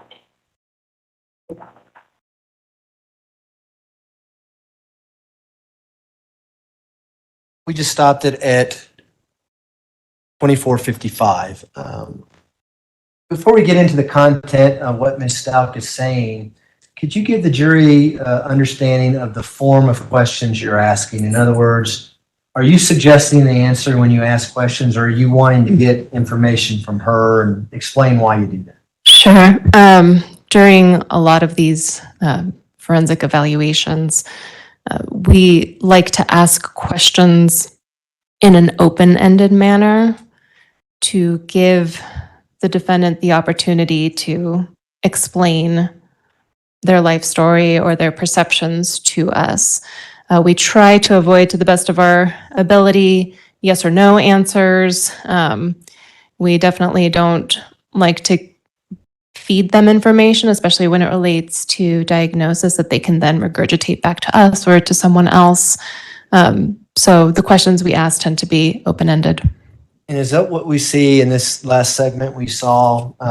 Is that kind of how the entire interview went? You would ask a question and you would get a answer and there would be rambling and there'd be nonstop talking. Is that the sense of how the whole evaluation went?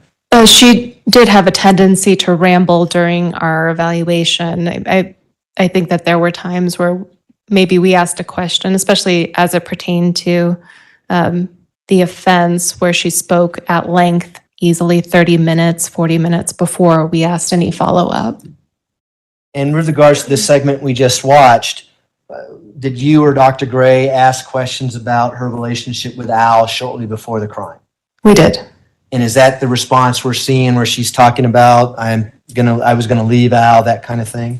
Yes, we were trying to understand the nature of her relationship with Mr. Stauch since it's relevant to this case. And did you have an opportunity to listen to several pretext phone calls that were conducted between Al Stauch and the defendant, Letecia Stauch? Yes. And is what she's saying in this last segment consistent with what she's saying in these pretext calls where she's asking him, are we going to be together? Are we going to get back together, bring our family back together over and over and over again? I do remember that from the pretext calls. Yes, this report would be inconsistent with that specifically. And I might suggest that both things could be true at the same time. Sure. It's complicated, right? It's a relationship. You don't know all the behind the scenes information that's going on. Is that a fair statement? Yes. How about when you talk to Al Stauch on the phone as part of your insanity evaluation? Did he give you information about their relationship just prior to Gannon being killed? He also noted that things were rocky, to say the least, that there had been some thoughts about separating and that no actions had been taken at that time. What about when she talks about living in Colorado and not being able to play softball and she needs to be in the sun, that kind of thing? Was that any relevance to your evaluation when it comes to insanity? When it comes to insanity, the primary focus of that evaluation does tend to be at the time of the offense. And it's helpful for us to have an understanding what the defendant was going through. I'd say even up to a couple of weeks before the actual event, just to understand what was their emotional state, what symptoms might they have been exhibiting at that time. Did they undergo any particular stressors that could have exacerbated symptoms of mental illness at that time? I want to talk about the stressors. When we talk about dissociative identity disorder, is there a triggering event that might commonly be seen in people who suffer from that mental illness that causes them to switch personalities? There can be, and at the same time, it can be random. In this clip, again, she mentions switching personalities. Do you recall her saying something about that? I'm trying to remember specifically what was said during this clip. Would you be able to remind me? Sure. She mentioned something about being able to switch personas based on the weather and how she can adapt to different things. And do you recall that line of her answer? If you don't, it's not that. Not specifically, no. Yeah, this would be a good time to take a break if the court likes. I was going to ask about that, actually. All right, ladies and gentlemen, we will take our afternoon break. If we can have everyone back in the jury room at, say, 3:30, we should be able to start on time at that point. Again, don't discuss the case among yourselves. Don't discuss the case with anyone else. With that, all rise for the jury, please.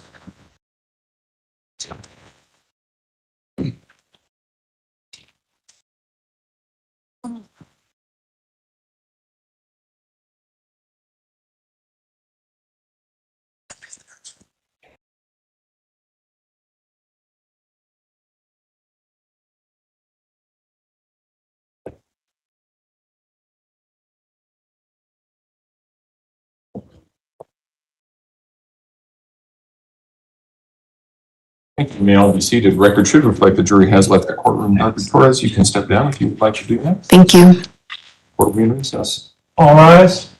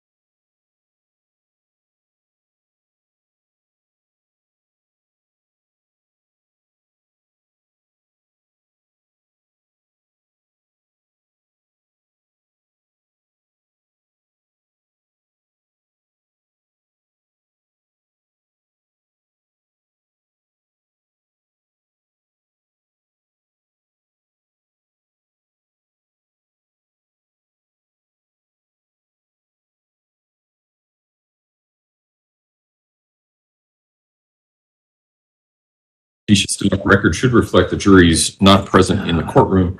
Is there anything we need to take up outside the presence of the jury at this point in time? Prosecution? No, Your Honor, thanks. Defense? Yes, sir. Okay, let's go ahead and bring it in.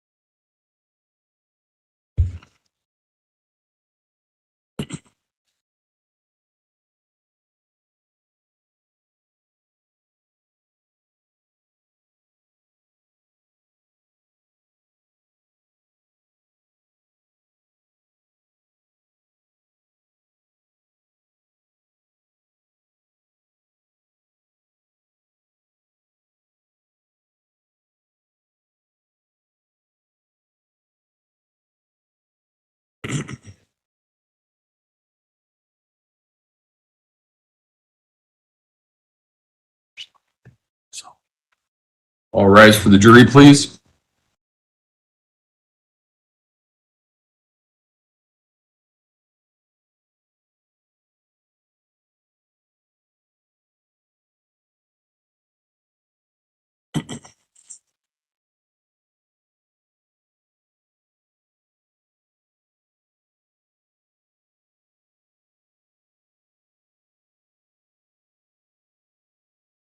Thank you, Dale. Seated. Court will recall 20 CR 1358. Letecia Stauch, record should reflect the jury has returned to the courtroom. Ladies and gentlemen, I wanted to talk to you just very briefly because of something that Mr. Combs said to me. Regulation of room temperature in this room has been challenging. So I want you all to know that if you need to bring something in, such as a jacket, a parka, a scarf, a wool cap, or gloves, mittens, those sorts of things, if you need to bring that in and you've forgotten to do it and you've left it back in the room and we need to take a break for you to go get that, we're happy to do that. So just let us know if that's an issue. So with that, Mr. Young. Thanks, Judge. Same thing for you. I appreciate it. Thank you. You and I didn't have an opportunity to go over these videos prior to your testimony. Is that right? That's correct. And so you don't know what's coming up on the next video. Is that a fair statement? I don't. I'm going to do a better job of kind of giving you a preview of that, and then I'll ask you what to look for. Would that work for you? Yes. Okay. So the next video is we're still on People's Exhibit 724. We're going to fast forward to 1 hour and 19 minutes and 26 seconds. We're going to play a 3-minute clip. In this video, I'd like you to watch for evidence of dissociative identity disorder, and then I'm going to ask you some follow-up questions on what that means to your evaluation of Ms. Stauch in that disorder based on what we see on the clip. Is that fair? Okay. All right. So with that, Your Honor, we'll like to play 1 hour, 19 minutes and 26 seconds, and we'll stop it at 1 hour, 22 and 25 seconds. That's the thing, okay? So Letecia believes that Sam Hunt are always together. Y'all know who Sam Hunt is? Country singer, right? Okay, so he always like kind of laughs at me about this because I be telling him Sam Hunt writes these songs about me all the time, you know what I mean? And so we went through, when I'd be in my bipolar episodes, like we had everybody convinced back home that Sam Hunt was Harley's dad because Hunt's their last name, you know what I mean? And then I don't know, because I be getting like this ego of like, why wouldn't you want me like I still do the same thing now, even at the jail, and I don't even have nothing but an orange suit. You know what I mean? But I still be thinking the most, you know what I'm saying? So, like, I am aware of the discrepancies in my personalities and being, you know, working with special needs kids throughout the time I have, I know when I recognize something's abnormal to be around somebody. I'll be like that, and then next thing you know, I won't come out of my room. Especially around like holidays and stuff like that. Like, I won't come out of my room. I'll just be sitting in my room the whole time. Like, in my marriage, Albert would be like, "Won't you come in here and watch TV?" And I'd be like, "No, I'm staying in here." "Why do you want to stay in here?" But then I go into the mode of like, well, I mean, I spent a lot of time in my closet growing up. Why not? You know? And I would just not eat, flow with me. You know, the world's going to end. I want to die. You know? And then I'd fluctuate back into it again. So, like common sense, I knew something, you know, wasn't right. Like, I'm not a stable person. I'm not a person that you're going to say that being a professional that I am. Been through all this time with schooling. How do you think I did it? It's because I didn't sleep. You know what I mean? I'd be so excited. I'd be doing this degree and that degree and that degree. How did I get them all? Because of those times. But then there'd be times when I wouldn't be turning in my schoolwork, and I'd have to message the teacher and be like, "Look, the rest right now, you know, like next week I'll catch up and do 3 weeks worth of work, but just not this week, you know." And so like you learn that's just not normal. Like if you guys, one of y'all came to work with each other like that, and you consistently came like that, you'd be thinking one of two things: are you on drugs, or is something really wrong? And I don't do drugs, so. Like, the more that happened, you know, like, I became cognizant of it. And then Harley, as she got older, she started noticing. She was like, "Mom, you'll be this personality, then you'll be this one, and then I don't even know sometimes." And she just learned to, like, you know, like, to deal with it. And then sometimes they can't even pry me out of the room because I won't leave for days, you know. So, as it happens more, you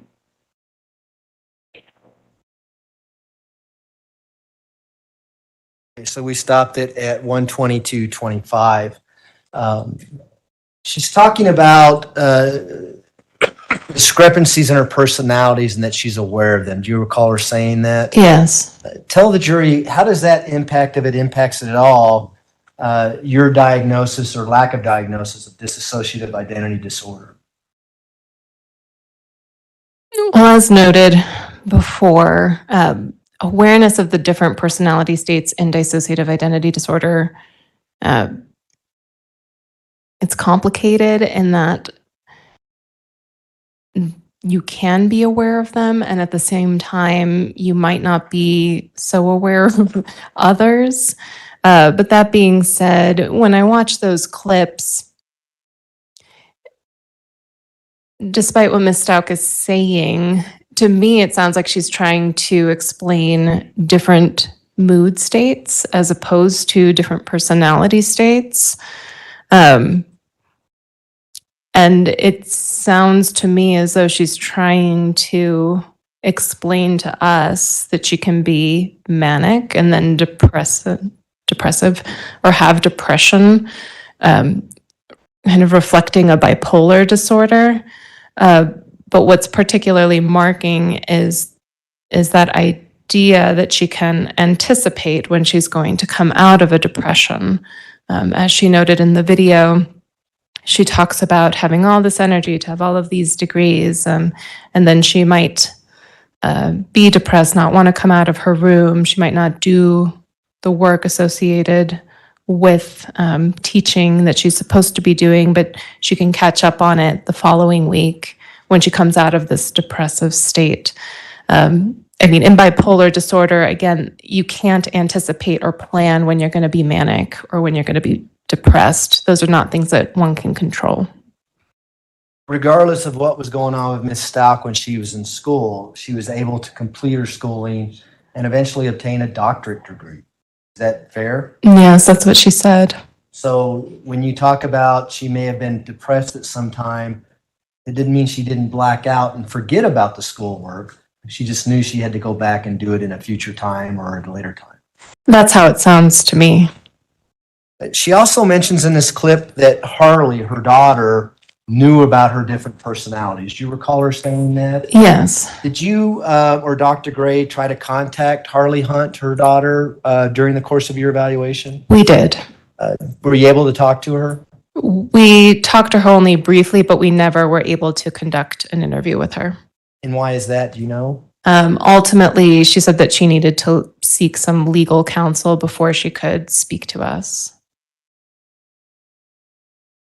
Do you know whether or not Harley Hunt eventually talked to law enforcement at some point during this investigation? My understanding is that she eventually did.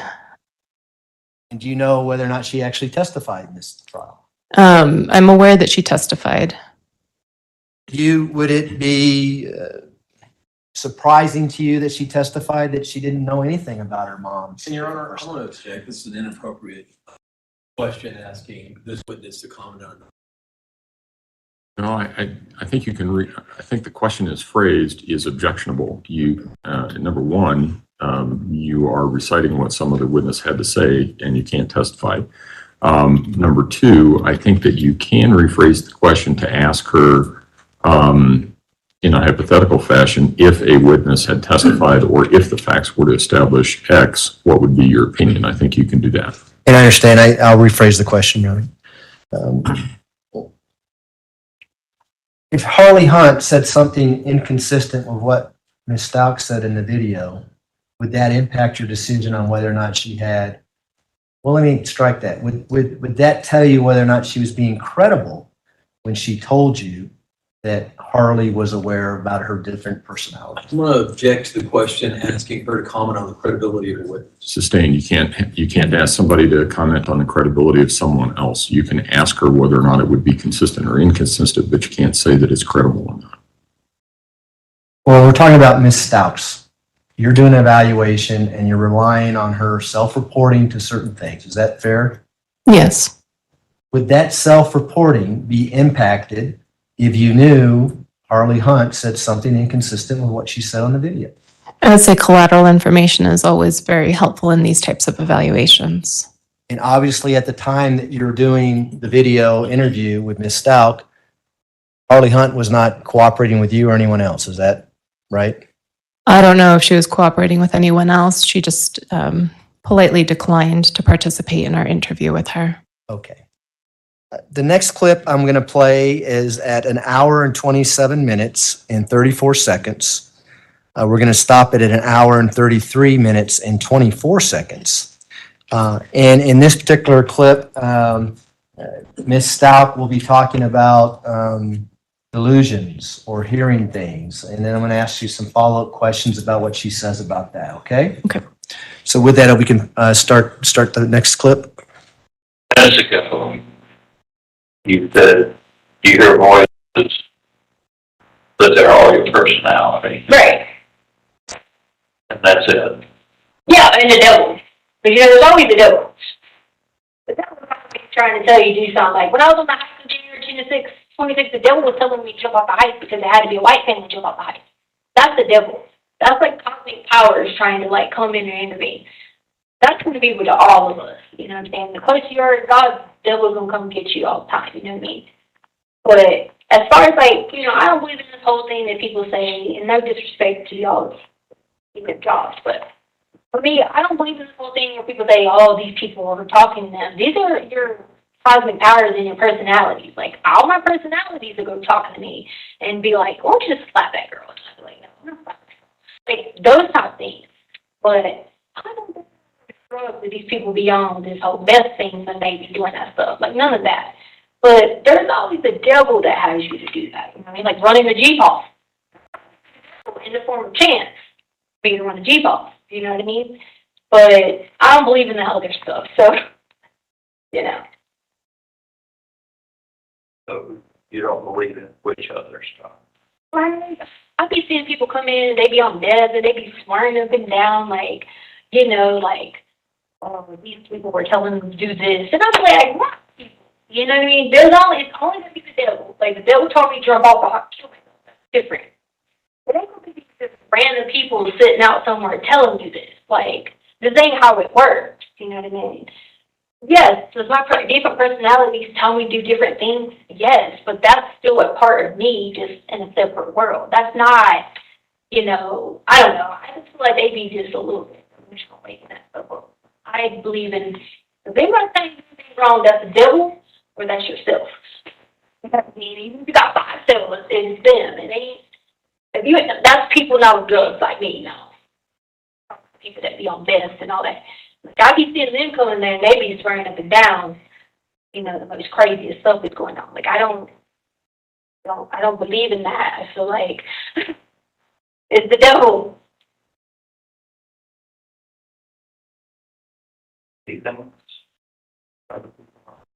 Not, have I? Yes. I've been in forms of psychosis in my life where I saw things.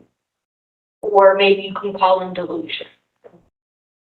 But on a regular basis, no. Like if I'm in a different world, like if I go to a world like a Janelle's world, I see everything Janelle sees. But that's because I've created those worlds. I've been able to be like, I know what Janelle does.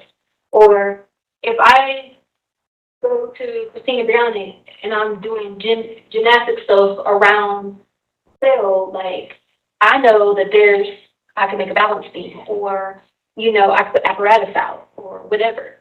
But I know those are things that I leave this place to go to that place, so I put them. You see what I'm saying? It's not something that, there's, oh, that looks like the sun is in here. Like, no, it's not like that. I actually created those worlds. I know what goes in there. I put it there, you know what I mean? Sounds like it's almost a conscious choice on your part. Pretty much. Yeah. Except Maria. Now, I'm choice on that part, because I can't control going to Maria.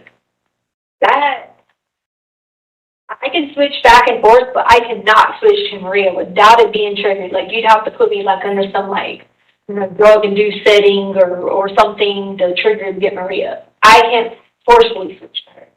But everyone else I can, because it's a conscious way of doing it, Like, every time I go to court, I tell Miss Robinson, the lady out here, she goes with me to court, I'll be like, bye-bye, Miss Robinson, I'm leaving. And she's like, don't leave yet. And I just go to a whole other world. Like, sometimes I'll be calling my name. She'll have to, like, snap me out of it. And I'll just be in a whole different thing, doing all different stuff. But I've created that as a way to deal with things in life. It's not something that, that there's like a chemical imbalance or something, I don't think. I think it's just me. But then Maria, though, she's a trained sniper now, so she can do the most.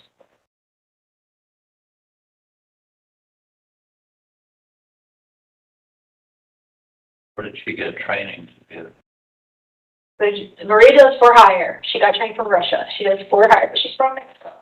She got trained for hire. She does $1,500 per minute. She does different things. That includes everything. Like, so you see her come out, she's talking about eliminate this person, eliminate that person, but it's only certain people. It's pedophiles, people that like sexually molest people, people that rape people, like those that need to be eliminated from the planet. You see what I'm saying? These are people, you can say, well, you're a Christian, you're supposed to not say that, but Maria's not Christian, so she don't say that. Those are people that just need to be completely wiped off the face of the planet.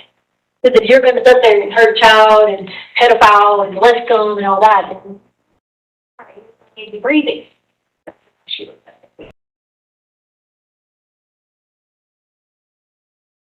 So we stopped it at 133.24.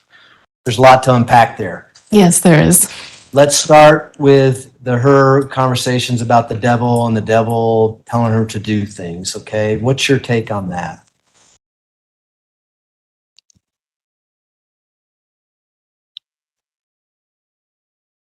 Our take on that is ultimately,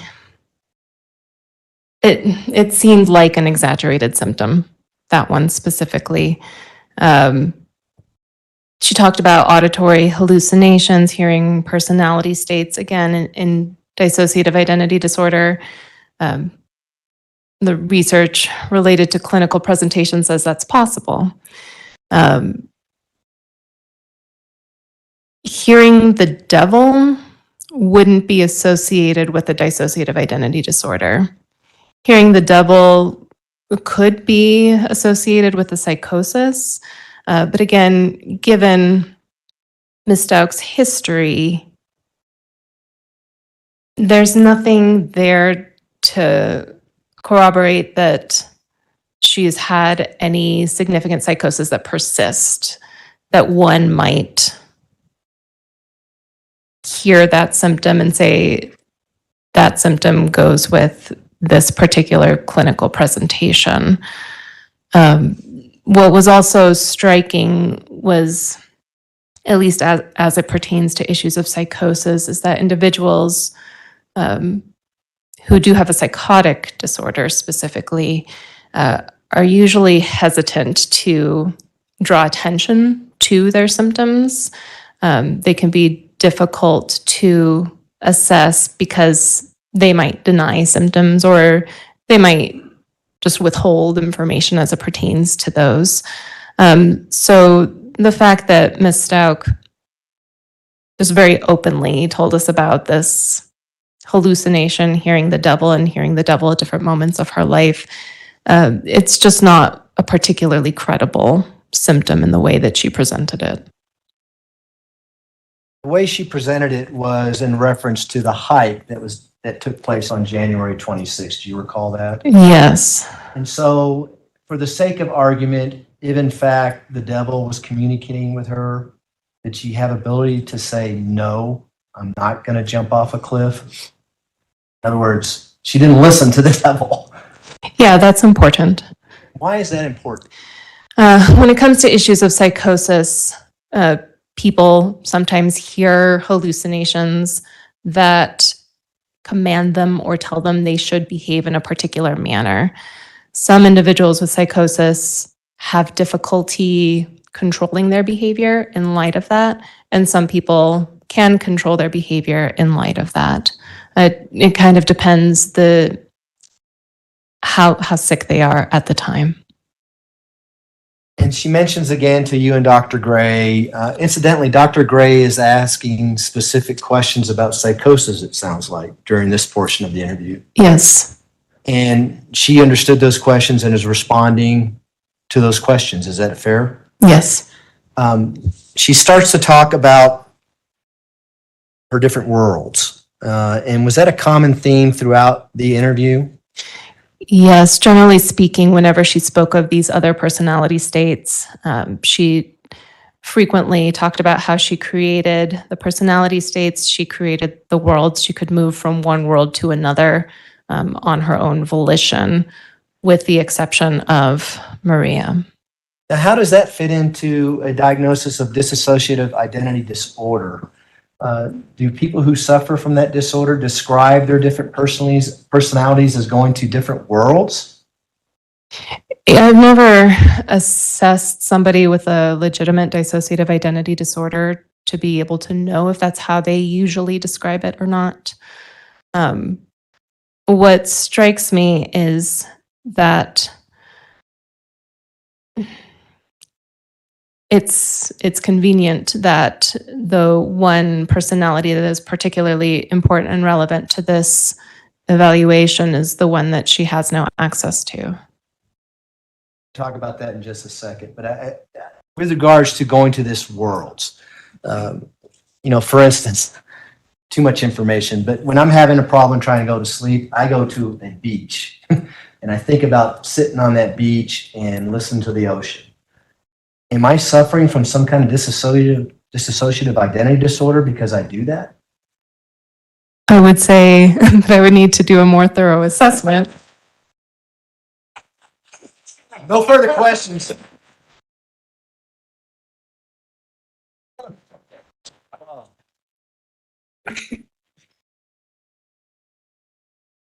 Yeah, I did. All right, well, I guess maybe I'm off. I don't know. I'm never going to think about that again. Let's talk about Maria, okay? You just said that there's an exception to her different personalities with Maria. How significant is that to your evaluation? As I said, Maria ultimately ends up being one of the most relevant personalities associated with the evaluation of her sanity at the time of the offense. She talks about all of these other personalities. She explains to us that she is unaware of a couple of her personalities, that she learns of them through the evidence. She seems more aware of a separate set of personalities.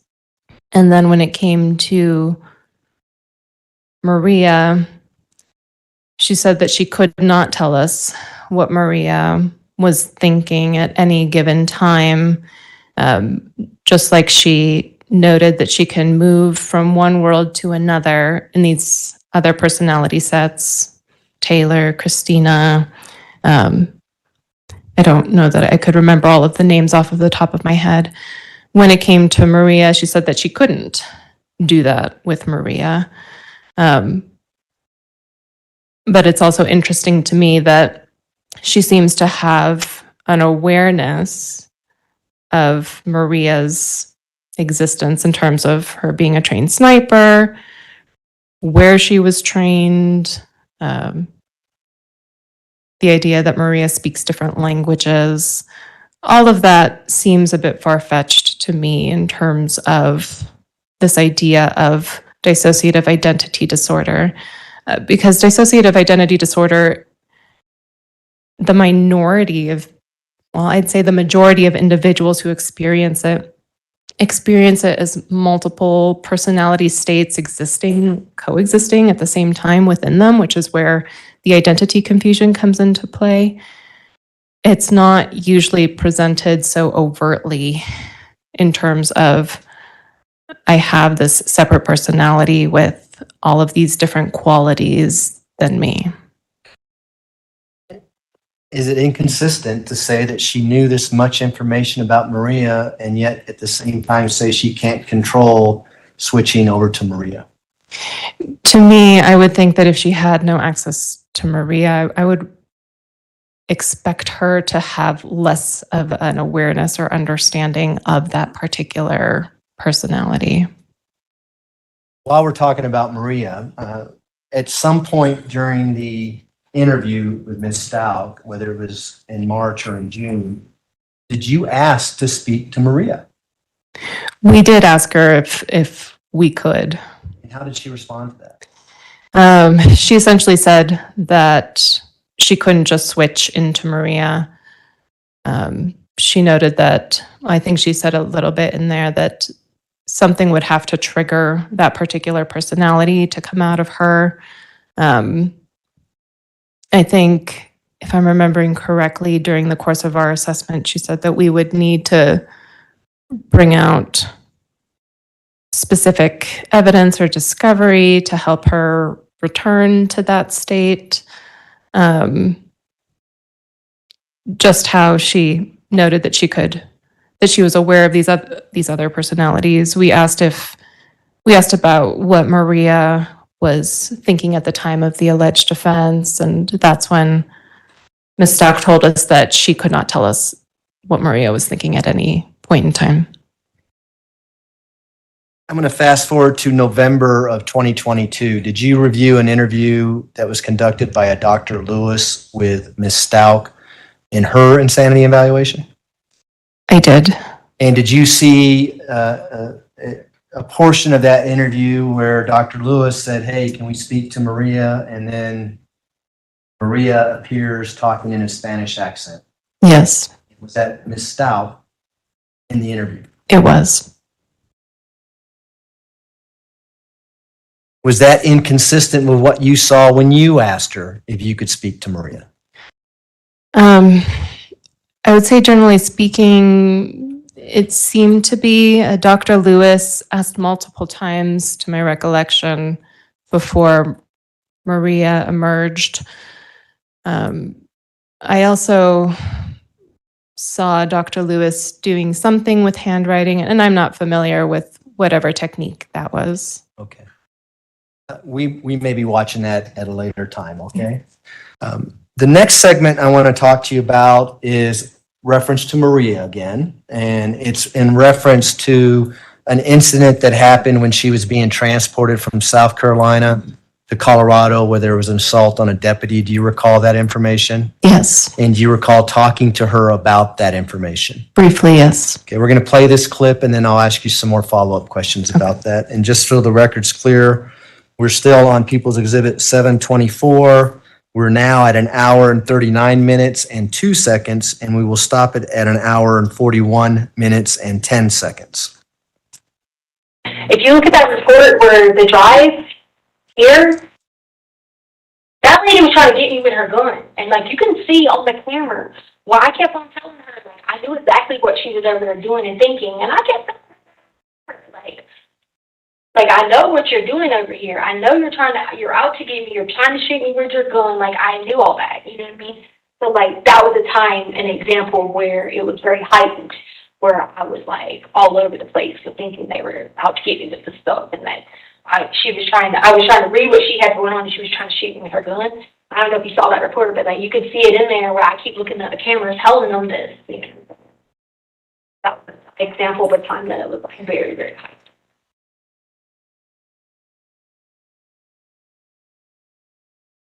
And those perceptions that you get are always accurate, or? From, like, the premonitions? No, on the, when you get really paranoid and it seems like you know what other people are. Yeah, because, like, think about it. In that instance with that lady, that Deputy James, it was accurate. She did have a gun on me. So, or what else she'd been doing with a gun, pointing at me. She was trying to kill me with it. So, like, that was a perfect example why it was accurate, you know what I'm saying? And, of course, Maria came. That whole incident happened when Maria came, and she's just going to regulate on them, you know what I mean? So, it's usually always accurate. Like, the whole incident with the guy trying to tell me I hit somebody. I didn't really hit somebody, but these people were out to get me the whole time, and I kept telling them, like, look, there ain't no way I hit somebody. Y'all were setting me up, like, who hit somebody and there's no marks? So I knew they were doing that because his last name was Sanchez and Maria's last name is Sanchez. So how did that happen? You know what I mean?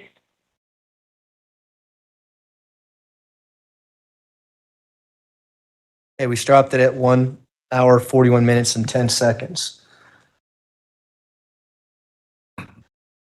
Was it clear to you when you're talking to her that she's saying Maria was the one that kind of took over and assaulted the deputy on the way back from South Carolina? Yes.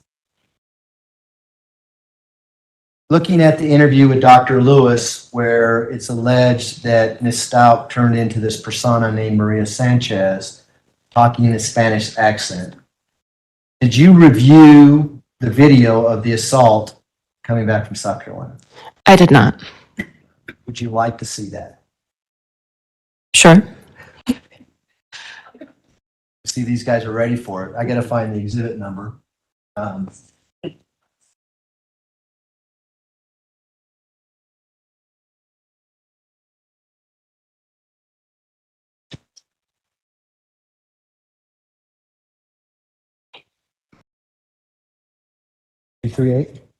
Let's try People's Exhibit 338.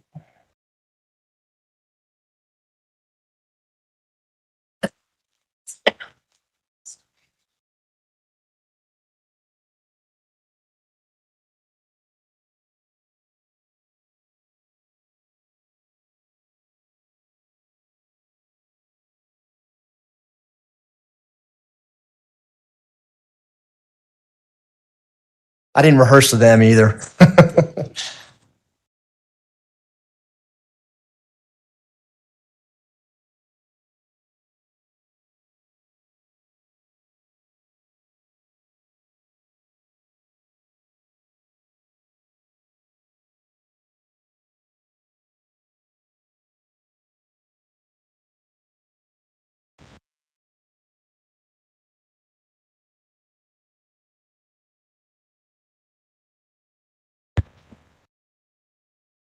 For the record, we're playing 338.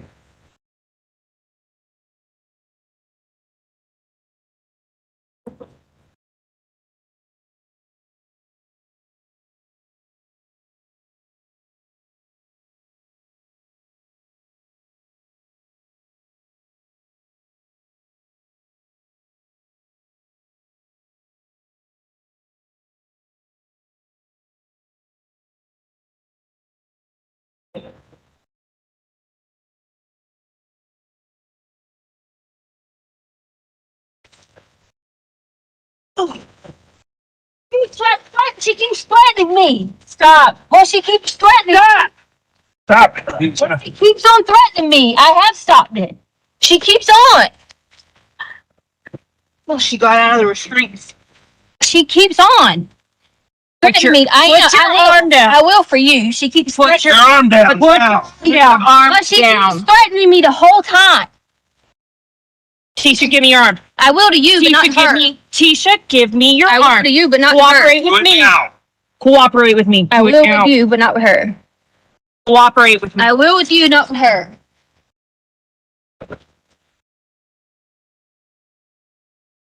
Tisha? I will with you. I said I would. Then give me your arm now. I said I would with you. I said I would with you. I said I would with you. Because Stop resisting. I'm resisting. I said I would with her. Well, the other They're girl. double locking. Go ahead. I got her on. I have to talk to Tisha, her. stop I'm not resisting. Yes, you are. Hey, we stopped it at 1:56. You heard several voices on that. Yes. Did you ever hear a voice that was consistent with the voice that you saw in Dr. Lewis's interview of Ms. Stauch, where she was talking in a Spanish accent? I did not. Did you recognize Ms. Stauch's voice in this video clip? I did. And is it the same Ms. Stauch that you evaluated and the same person seated in this courtroom that you did your insanity evaluation? Yes. Is that consistent with or inconsistent with what she's telling you that she turned into Maria when she assaulted this deputy, the video we just watched? It's not consistent with the Maria that I saw in Dr. Lewis's videos. But is it consistent with what she's telling you, that she switched worlds or switched personalities and Maria went into protection mode and assaulted the deputy? I would expect that if she had gone into this personality of Maria, that it would be presenting as the Maria that I saw in Dr. Lewis's videos, meaning with a Hispanic accent. We're now going to go back to your interview and we're going to stay with People's Exhibit 724 and we're going to go to 2 hours and 21 seconds. And this is about a 10-minute clip. So if you want to sit down, but just to kind of give you a preview of what we're going to be talking about. Again, it has to deal with dissociative identity disorder, her switching personalities, and then actually talking about events close in time to the crime. Okay? It's up to you if you want to sit there or back here. Okay? Did you say this was just 10 minutes? This is about 10 minutes, right? I can stay here. Okay. We'll go ahead and play it. What the timestamp? 2 hours and 21 seconds. We're going to hit play. If I turn the volume on.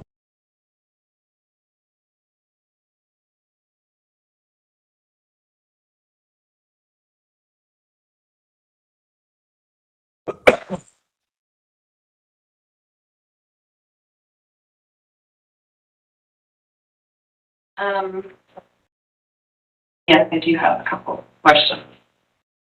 This kind of relates back to a few things. So you've mentioned flashbacks. Can you describe more what that feels like for you? Yeah.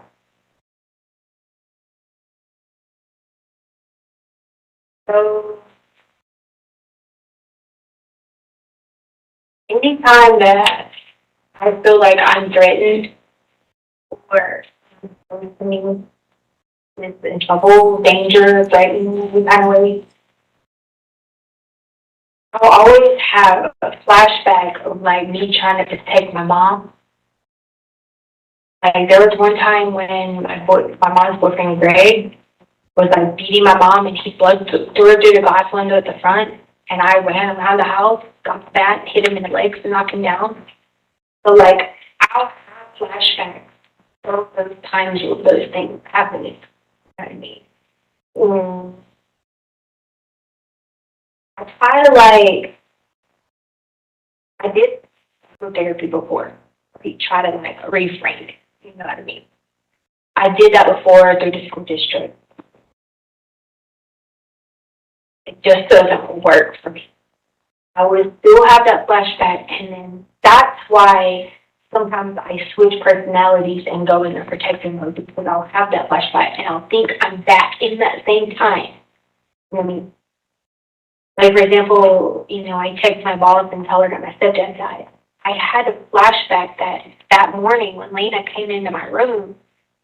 I thought, I guess it was like 3 or 4 o'clock in the morning, I texted my boss and told her that my stepdad had died. But that was because I was having flashbacks the whole time and nightmares of the day when my stepdad died, because I weren't really sure if he was dead or not. You know what I mean? And it happens a lot, because like I can see somebody walking on the street and I'll be like, that looks like him. One of the triggers is red and black. Okay, and I know you have red and black on.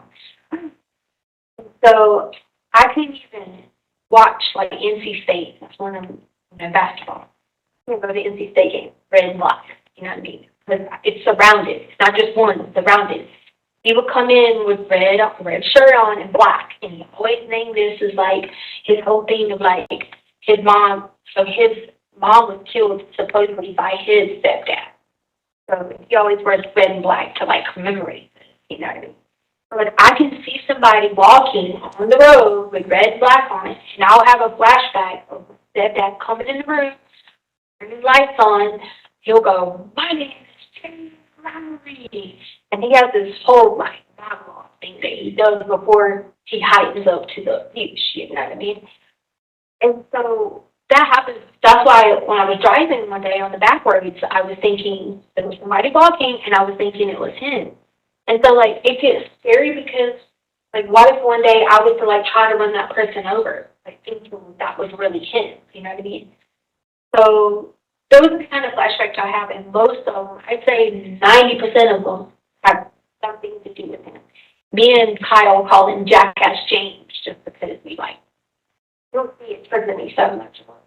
Jackass James, because that's what, that I have flashbacks to from prior, because the house burned down when I was younger. And my mom blamed me, and I called 911, and I got in trouble for calling 911 because my mom was saying that the way they read the report, she wasn't going to be able to, like, get the house fixed on her insurance, and, like, same thing, got in trouble for calling 911 when stepdad hit her. What happened was I was trying to cook for my siblings, and I had a pod, and curtains used to not be in there now, or whatever. And I had to run go get my little brother, and I was trying to find my sister. And when I came back in, they caught flame on the thing, and it burnt my mom's whole kitchen living room. So, like, anytime there's something hot, I can smell it. Like, I can smell the fire that's out there.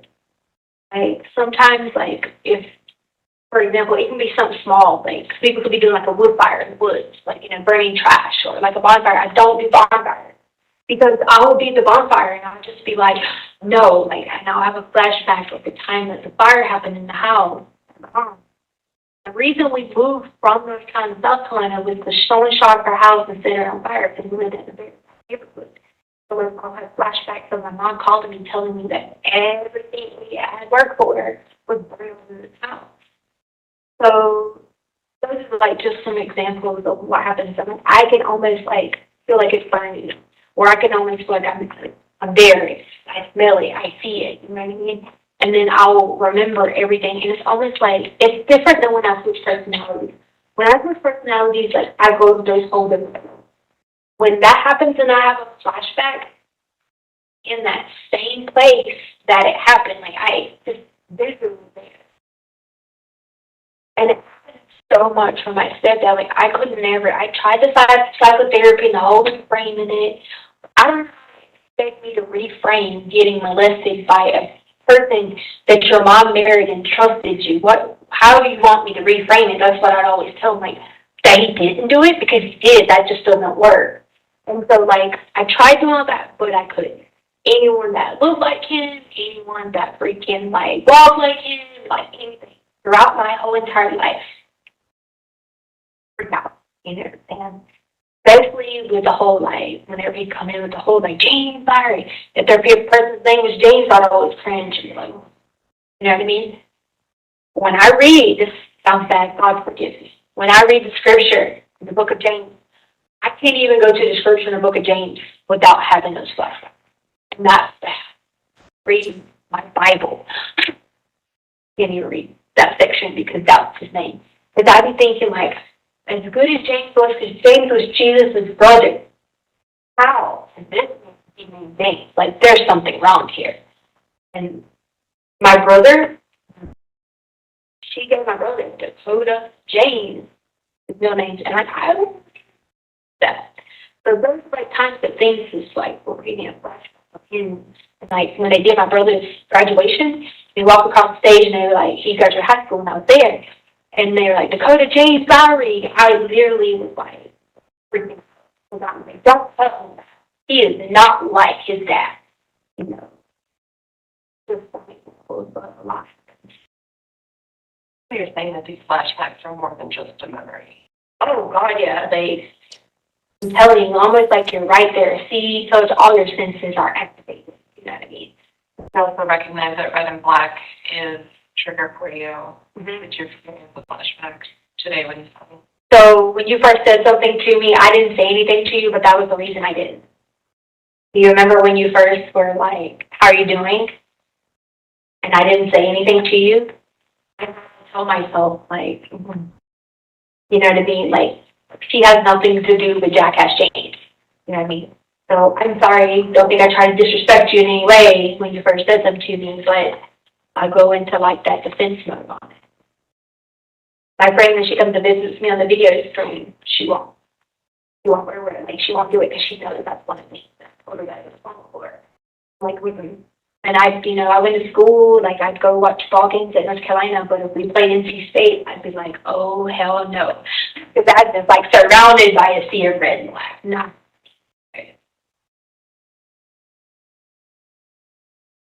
And you've mentioned triggers. We've talked about several different triggers that you have.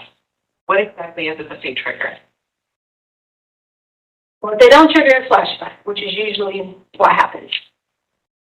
It kind of depends on what my mental state already is. So basically, if it's just, I'm a little heightened, it'll be a flashback. If I am in severe protective mode, like scared for my life or someone else's life, it will go into anyone's enemy, and I'm protecting those people around me. One time we were at Burger King, this was in January of 2020, and this guy, he came in, and he was trying to pick on Lena about the drink machine. It's literally, like, I felt like she was just, like, this guy was trying to do something to her. He looked like James in a way, sort of, kind of, like, body shape, everything. I get on the table at Burger King, and I'm, like, turning out the whole entire Burger King, like, to protect her. Like, I feel like that's my job. But, like, I have to do it first before Maria does. If Maria does it, I'm not going to remember it. And if she does it, it's going to be bad, because then it's going to be somebody who is trying to hurt somebody else who's going to be hurt, you know. I want to start with the last thing she said there. She said, I want to do something to protect people before Maria does, because if she does it, Maria is going to perhaps take it to a different level. Do you recall her saying that? Yes. And then she went on to said, I can't remember what Maria does. Do you remember that? Yes. How significant was that to your evaluation when you're considering dissociative identity disorder? It was important to us during our evaluation, and I suspect we'll talk in more detail about it, but we had her delineate the events leading up to this offense. And she does, I use the word speculate, because she has told us that she doesn't know what Maria is thinking at any point in time. But she, at the same time, tells us that at the time of the offense, Maria might have thought that the individual who was killed, ultimately Gannon, was Letecia's stepfather. she ever tell you at any point during the entirety of these interviews how she was able to tell you what Maria did if she doesn't remember what Maria does? No, she was never able to explain that to us. She talked about flashbacks at several times during this portion of the video. What's the significance of the flashbacks, and why were you asking follow-up questions about that? Flashbacks, again, were relevant to the question of mental state at the time of the offense. As I noted, she said that Maria, well, we were asking follow-up. I'm going to answer the second part first. We were asking follow-up questions because her description of these potential mental health symptoms at the time of the alleged offense were somewhat layered on top of each other and, quite frankly, a bit confusing to follow. So, you know, throughout the course of our evaluation, she would talk about dissociating, and she would talk about these missions as though she were in a manic episode. She would also talk about dissociating, and then the issue of flashbacks, which in itself is a form of dissociation, but not a dissociation as it pertains to a different personality state. So we were looking for symptoms potentially associated with this post-traumatic stress disorder, and flashbacks are a presentation associated with that. But given that her own self-report was confusing, difficult to follow, not really consistent with any of the specific presentations that we would expect for dissociative identity disorder or psychosis or even flashbacks associated with PTSD, we were asking follow-ups.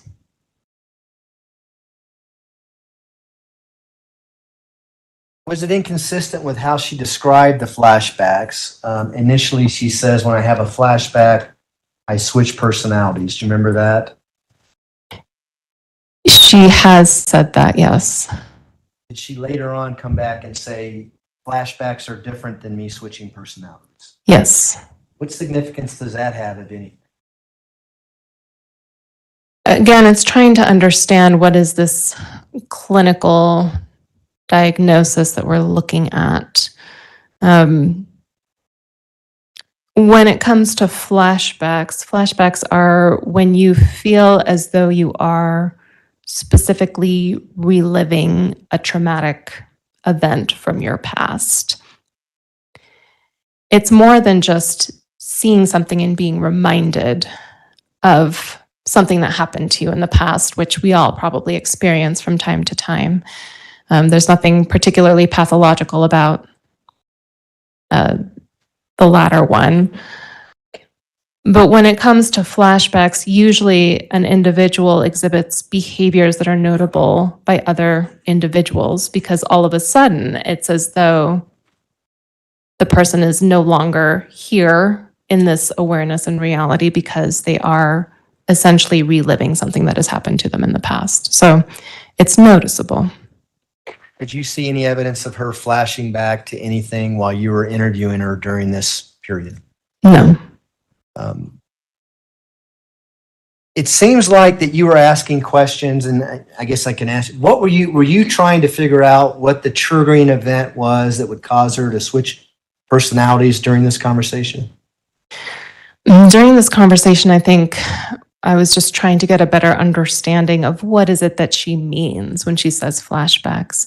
It's not uncommon to see in these types of evaluations people using psychological jargon without really using it correctly or understanding exactly what it means, which is, again, why we ask open-ended questions. So I was asking what she meant by flashbacks, because as I noted before, throughout the evaluation, she seemed to layer or conflate or use terminology, but seemed to mean something else. So I was just trying to get a better picture or understanding of what it was that she was trying to communicate. And is this the first time you're hearing anything about red and black being some kind of triggering event for her?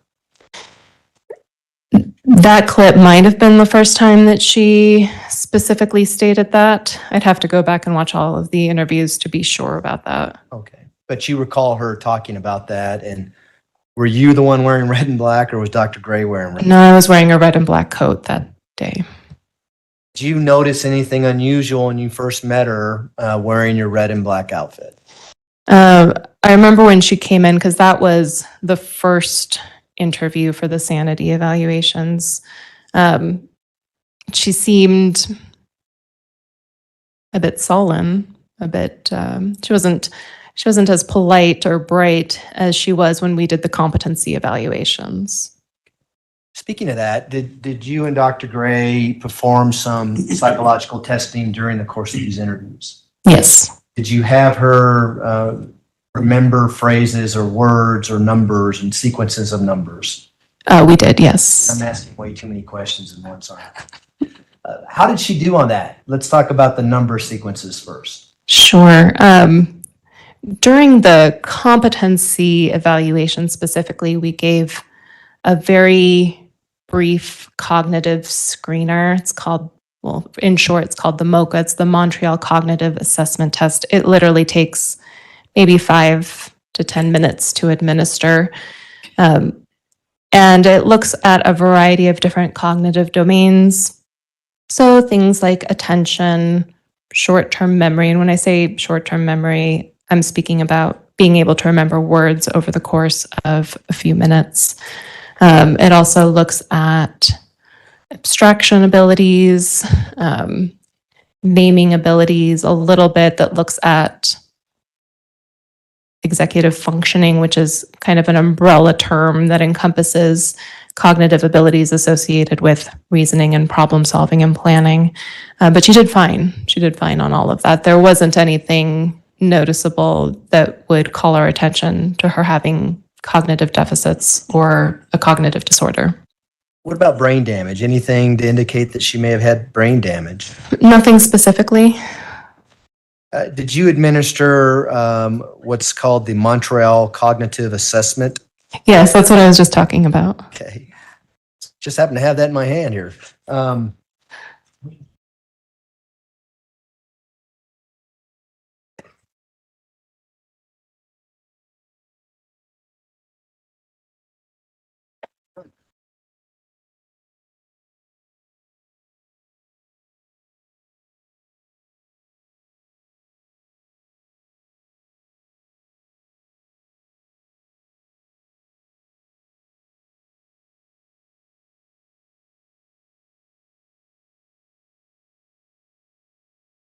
Which witness you are?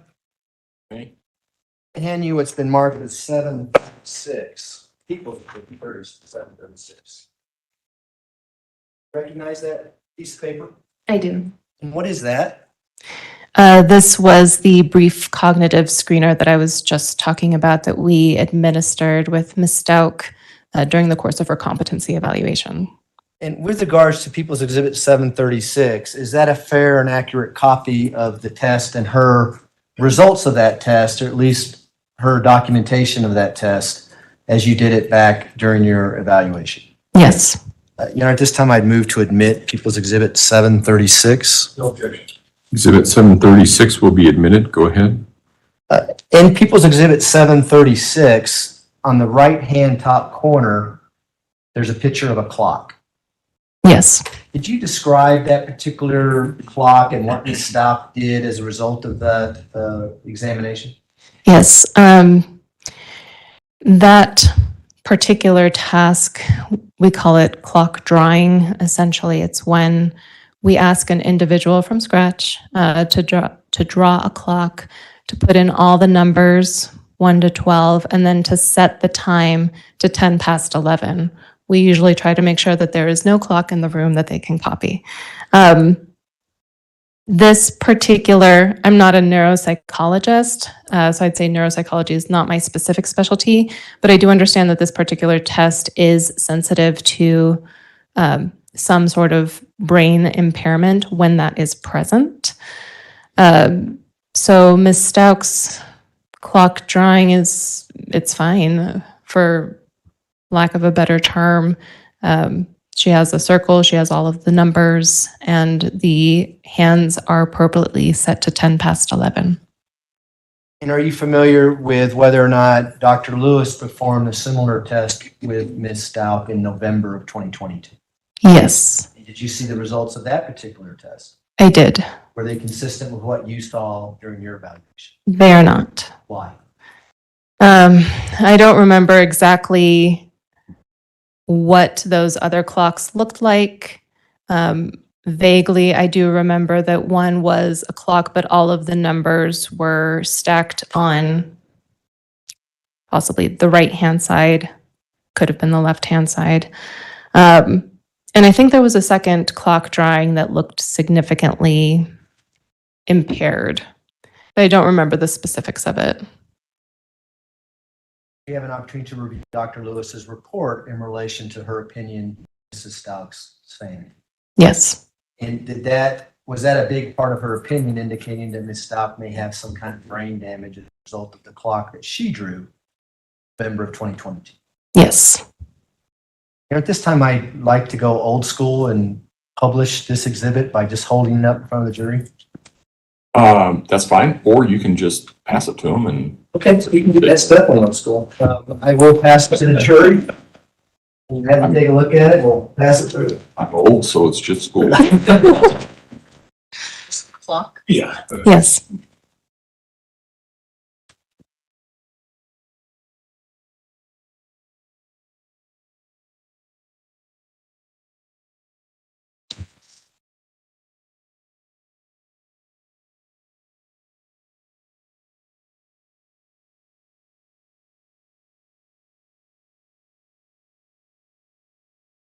And while they're doing that, can we approach just to? Yeah.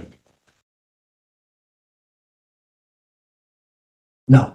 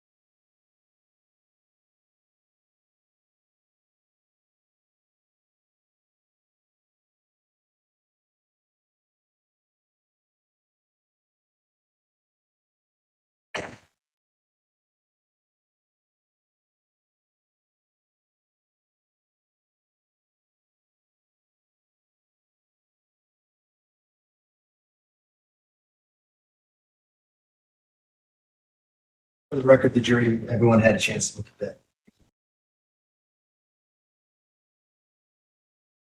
Okay, Dr. Torres, the next segment we're going to play is, again, People's Exhibit 724. It's going to start at 2 hours and 16 minutes and 57 seconds. In this particular clip, we're going to be hearing more about Maria and who she protects. And then I'm going to ask some follow-up questions with regards to dissociative identity disorder and your evaluation in regards to that disorder, okay? So with that, we'll play the next clip. With your dissociations, you said before, apart from Maria, there's a level of conscious awareness about it. Would you say it's like daydreaming in terms of other lives, other personalities? Yeah, it is actually a whole world. But daydreaming to me would be just somebody having like a good imagination. You know what I mean? No, it's like a whole entirely different world. Like, for example, if you were to talk to Harmony, Harmony can tell you exactly what it was like to be abused in depth, like detail by detail. Every sexual part that questions she'd want to answer, she could do for you. You see what I'm saying? So I try not to say that's like daydreaming because that's like real. You know what I mean? Where if, I think the other ways to like explain it. Maria, like I said, she don't she doesn't have awareness that everybody else is just her world and she's protecting me. And there's not people consistent in her world. Like, for example, Maria wouldn't know you. The only people consistent in Maria's world is Chance, Harley, and like people that she's been sought out to protect. So it's not really daydreaming, it's an actual job that she has to do. And the kids were part of that world. Like, anybody want to do something to Gannon, Lane, Harley, Maria feels like she can get them too, because I've been my whole life not having adult protection. I'm going to give them protection in 5 different forms. And that's because it's more of like different worlds that are created, not necessarily just, you know, like when I do it in a courtroom, I go to that whole world, not like the people can go with me, not me just making it up like, oh, I'm at the beach. Not like that. It's actually me going there to the beach doing the most.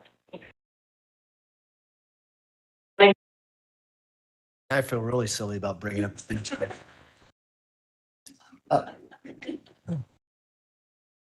Let me ask you some questions about what we just saw. Again, she talks about Maria and she talks about who she protects and who she's in the world. Now she's expanding who Maria protects. Do you recall that? Yes. And she includes Lena, Gannon, Harley, and I believe she said Chance, if I recall correctly. Do you recall Yes. that? Yes. What significance is that, knowing that we're going to see eventually her interview where she seems to indicate that she turned into Maria when Gannon was killed? What's your take on that?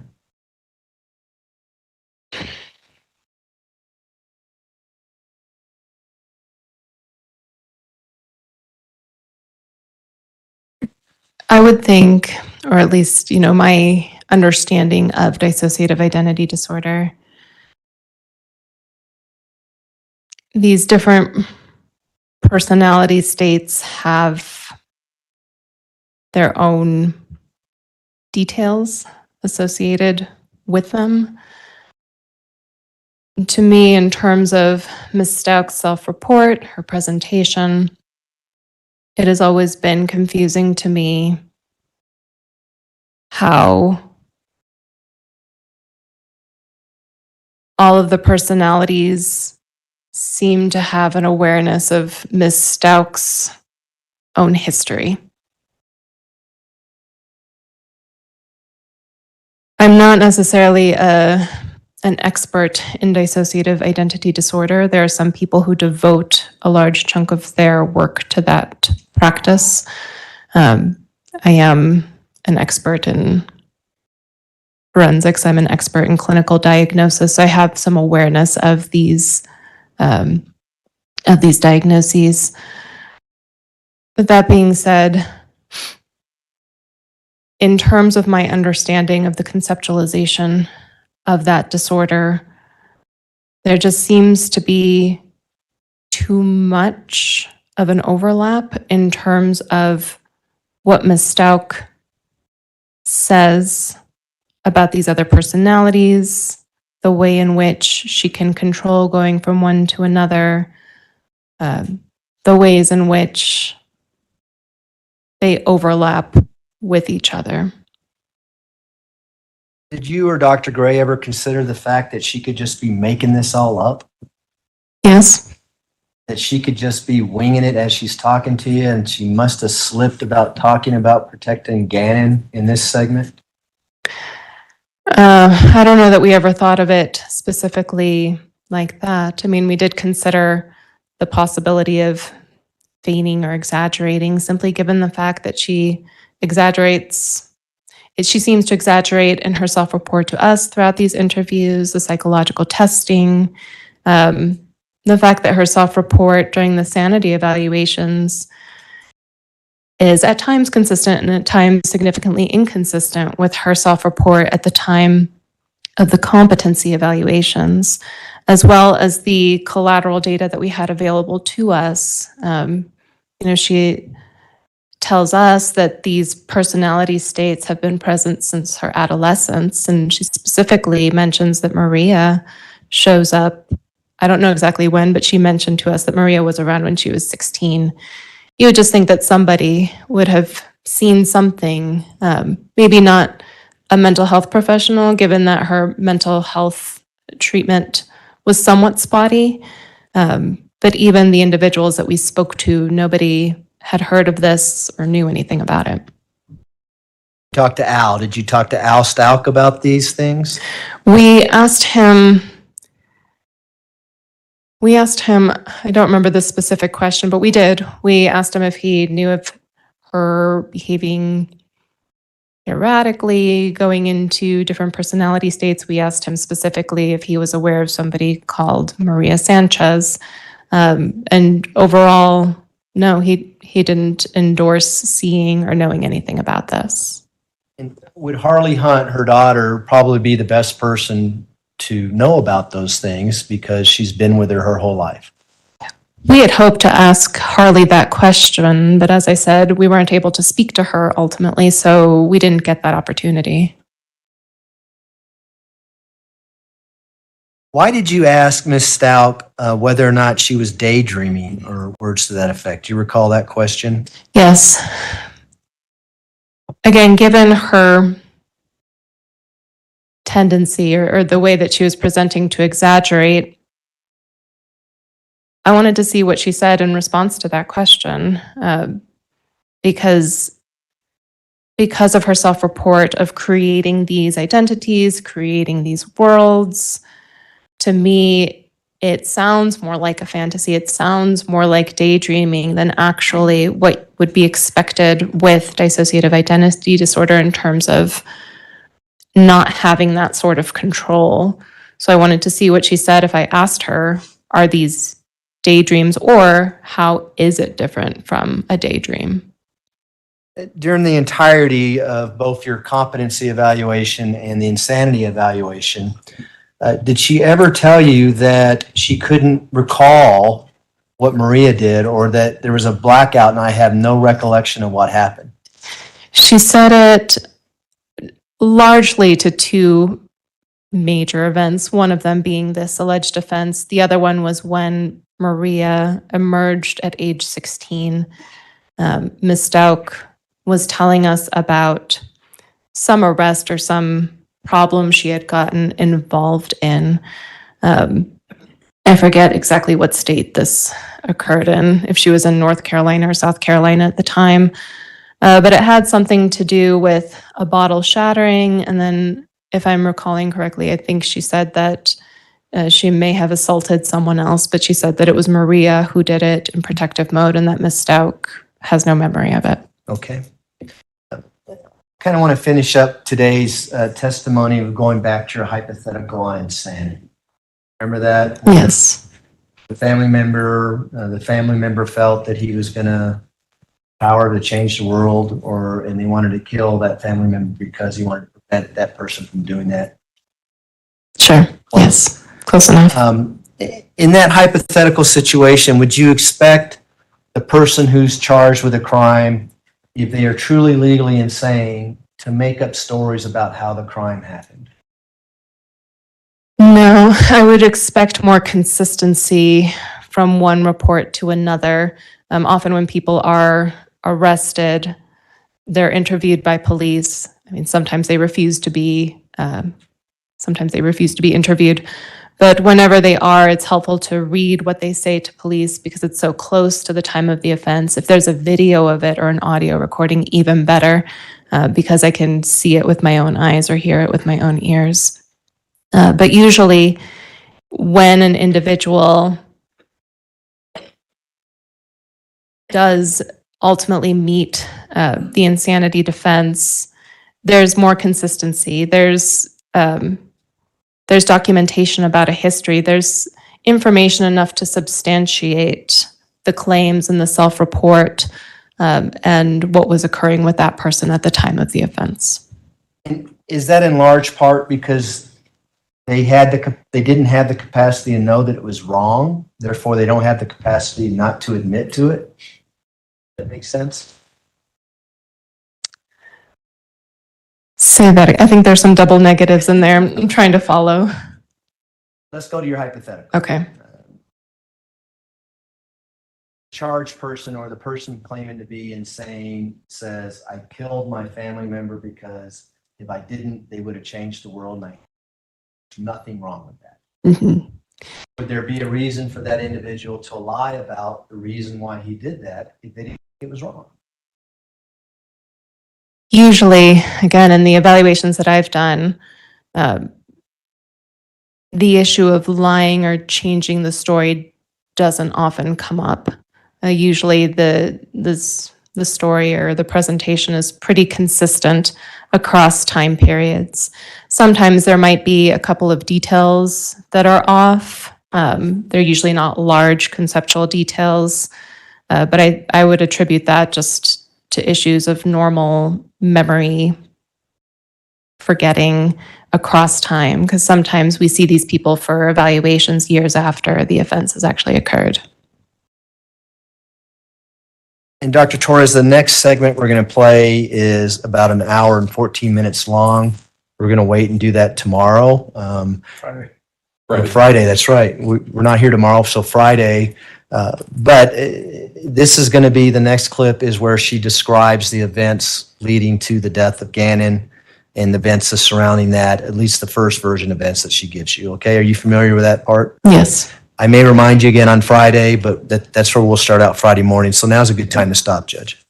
Dr. Torres, you can go ahead and step down for now. Thank you, Your Honor.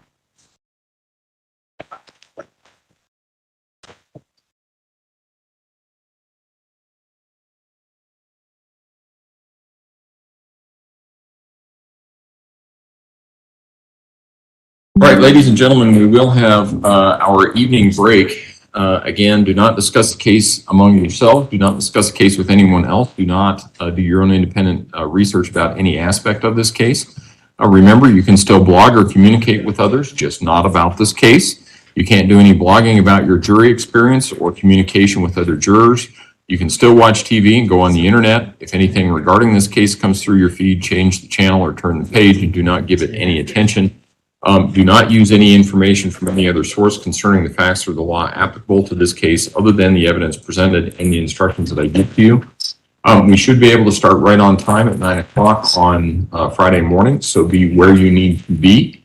As I said earlier, feel free to bring in jackets, blankets, those sorts of things, and we'll see what we can do about Friday.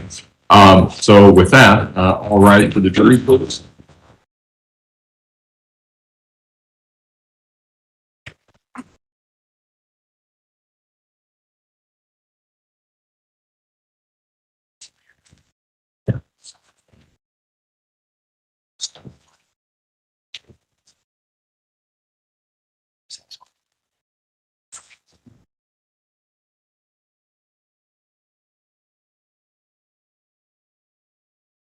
Yes, you too.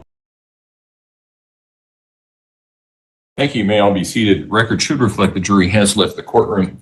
Mr. Tillemy, is the defendant prepared for courteous advisement? Sure. Okay. All right. Prosecution, what felony convictions would you rely upon to impeach the defendant's credibility if she were to testify? I don't believe there are any, Judge. All right. Ms. Stauch, how old are you, ma'am? All right. And how much education have you had? Okay. I've heard through the trial that you have a bachelor's, a master's, and a doctorate degree. Is that accurate? Okay. I'll turn that one on. I will. Just for this one, yeah. That is, it's either 3 or 4.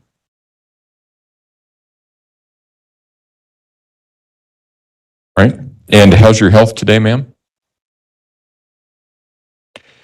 Are you now or have you been under the influence of any alcohol or drugs in the past 24 hours? Do you understand that you have a right not to testify? And that if you choose not to testify, then the jury can be instructed about that right and be told that the jury cannot infer your guilt from the fact that you remain silent, and it would still be the prosecution's burden to prove the elements of the case to the jury beyond a reasonable doubt. Do you understand, however, that you have a right to testify? Do you understand that if you want to testify, no one can prevent you from doing so? Do you also, do you further understand that if you choose to testify, you may be cross-examined by the prosecution concerning any matters which are relevant and material to this case? Do you also understand that juror questions may be submitted, but the same rules of law, evidence, and procedure that apply to juror question or that apply to lawyer questions will also apply to juror questions, and that improper juror questions will not be permitted. However, legally proper juror questions may be asked of you if you decide to testify. Essentially, you've seen that process of questions that have been submitted by jurors to other witnesses. You would be subject to that same process. Do you understand that? Do you understand that the decision to testify or not to testify is yours personally, and only you can make this decision? Do you further understand, even though your attorney may disagree with your decision, that the decision is entirely yours and yours alone? Yes. Do you fully understand this advisement? Yes, sir. Is there anything further you wish for me to explain to you concerning your right to testify or not testify? No, sir. I've given you this advisement because it's required under the law before you make a decision regarding whether you choose to testify or not. I'm not going to ask you about that now. You're entitled to see all of the evidence that's been brought against you by the prosecution. So we need to finish with their case first, but I also understand that we may be getting towards the end of that either by the end of this week or maybe the beginning of next week. So I want to give you some time to think about it. I want to give you some time to talk to your attorneys about it. There's a lot of evidence in this case. There are a lot of things that you may need to consider before you make that decision. At some point, however, I will ask you the ultimate question. What is your decision? You don't need to tell me now, but I want you to think about that because at some point I'm going to ask you that question. Okay? Sir. All right.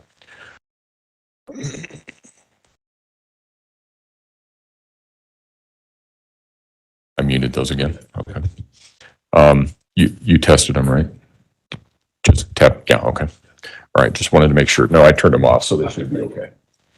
All right, is there anything that we need to address outside the presence of the jury at this point in time, prosecution? Just logistically, Your Honor, can we leave stuff here? Or do you have stuff happening tomorrow? Who is that?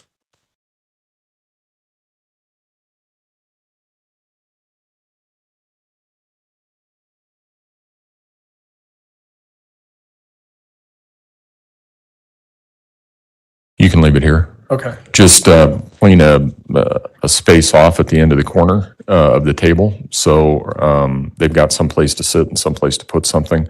But I don't think that really is going to take very long. It's more going to be, I think, in the form of argument than it's going to be a whole lot of presentation of anything else. Okay. And then what, the 10 o'clock is WebEx. So the other one is WebEx. And then the last one will be, where am I doing that? Mediation.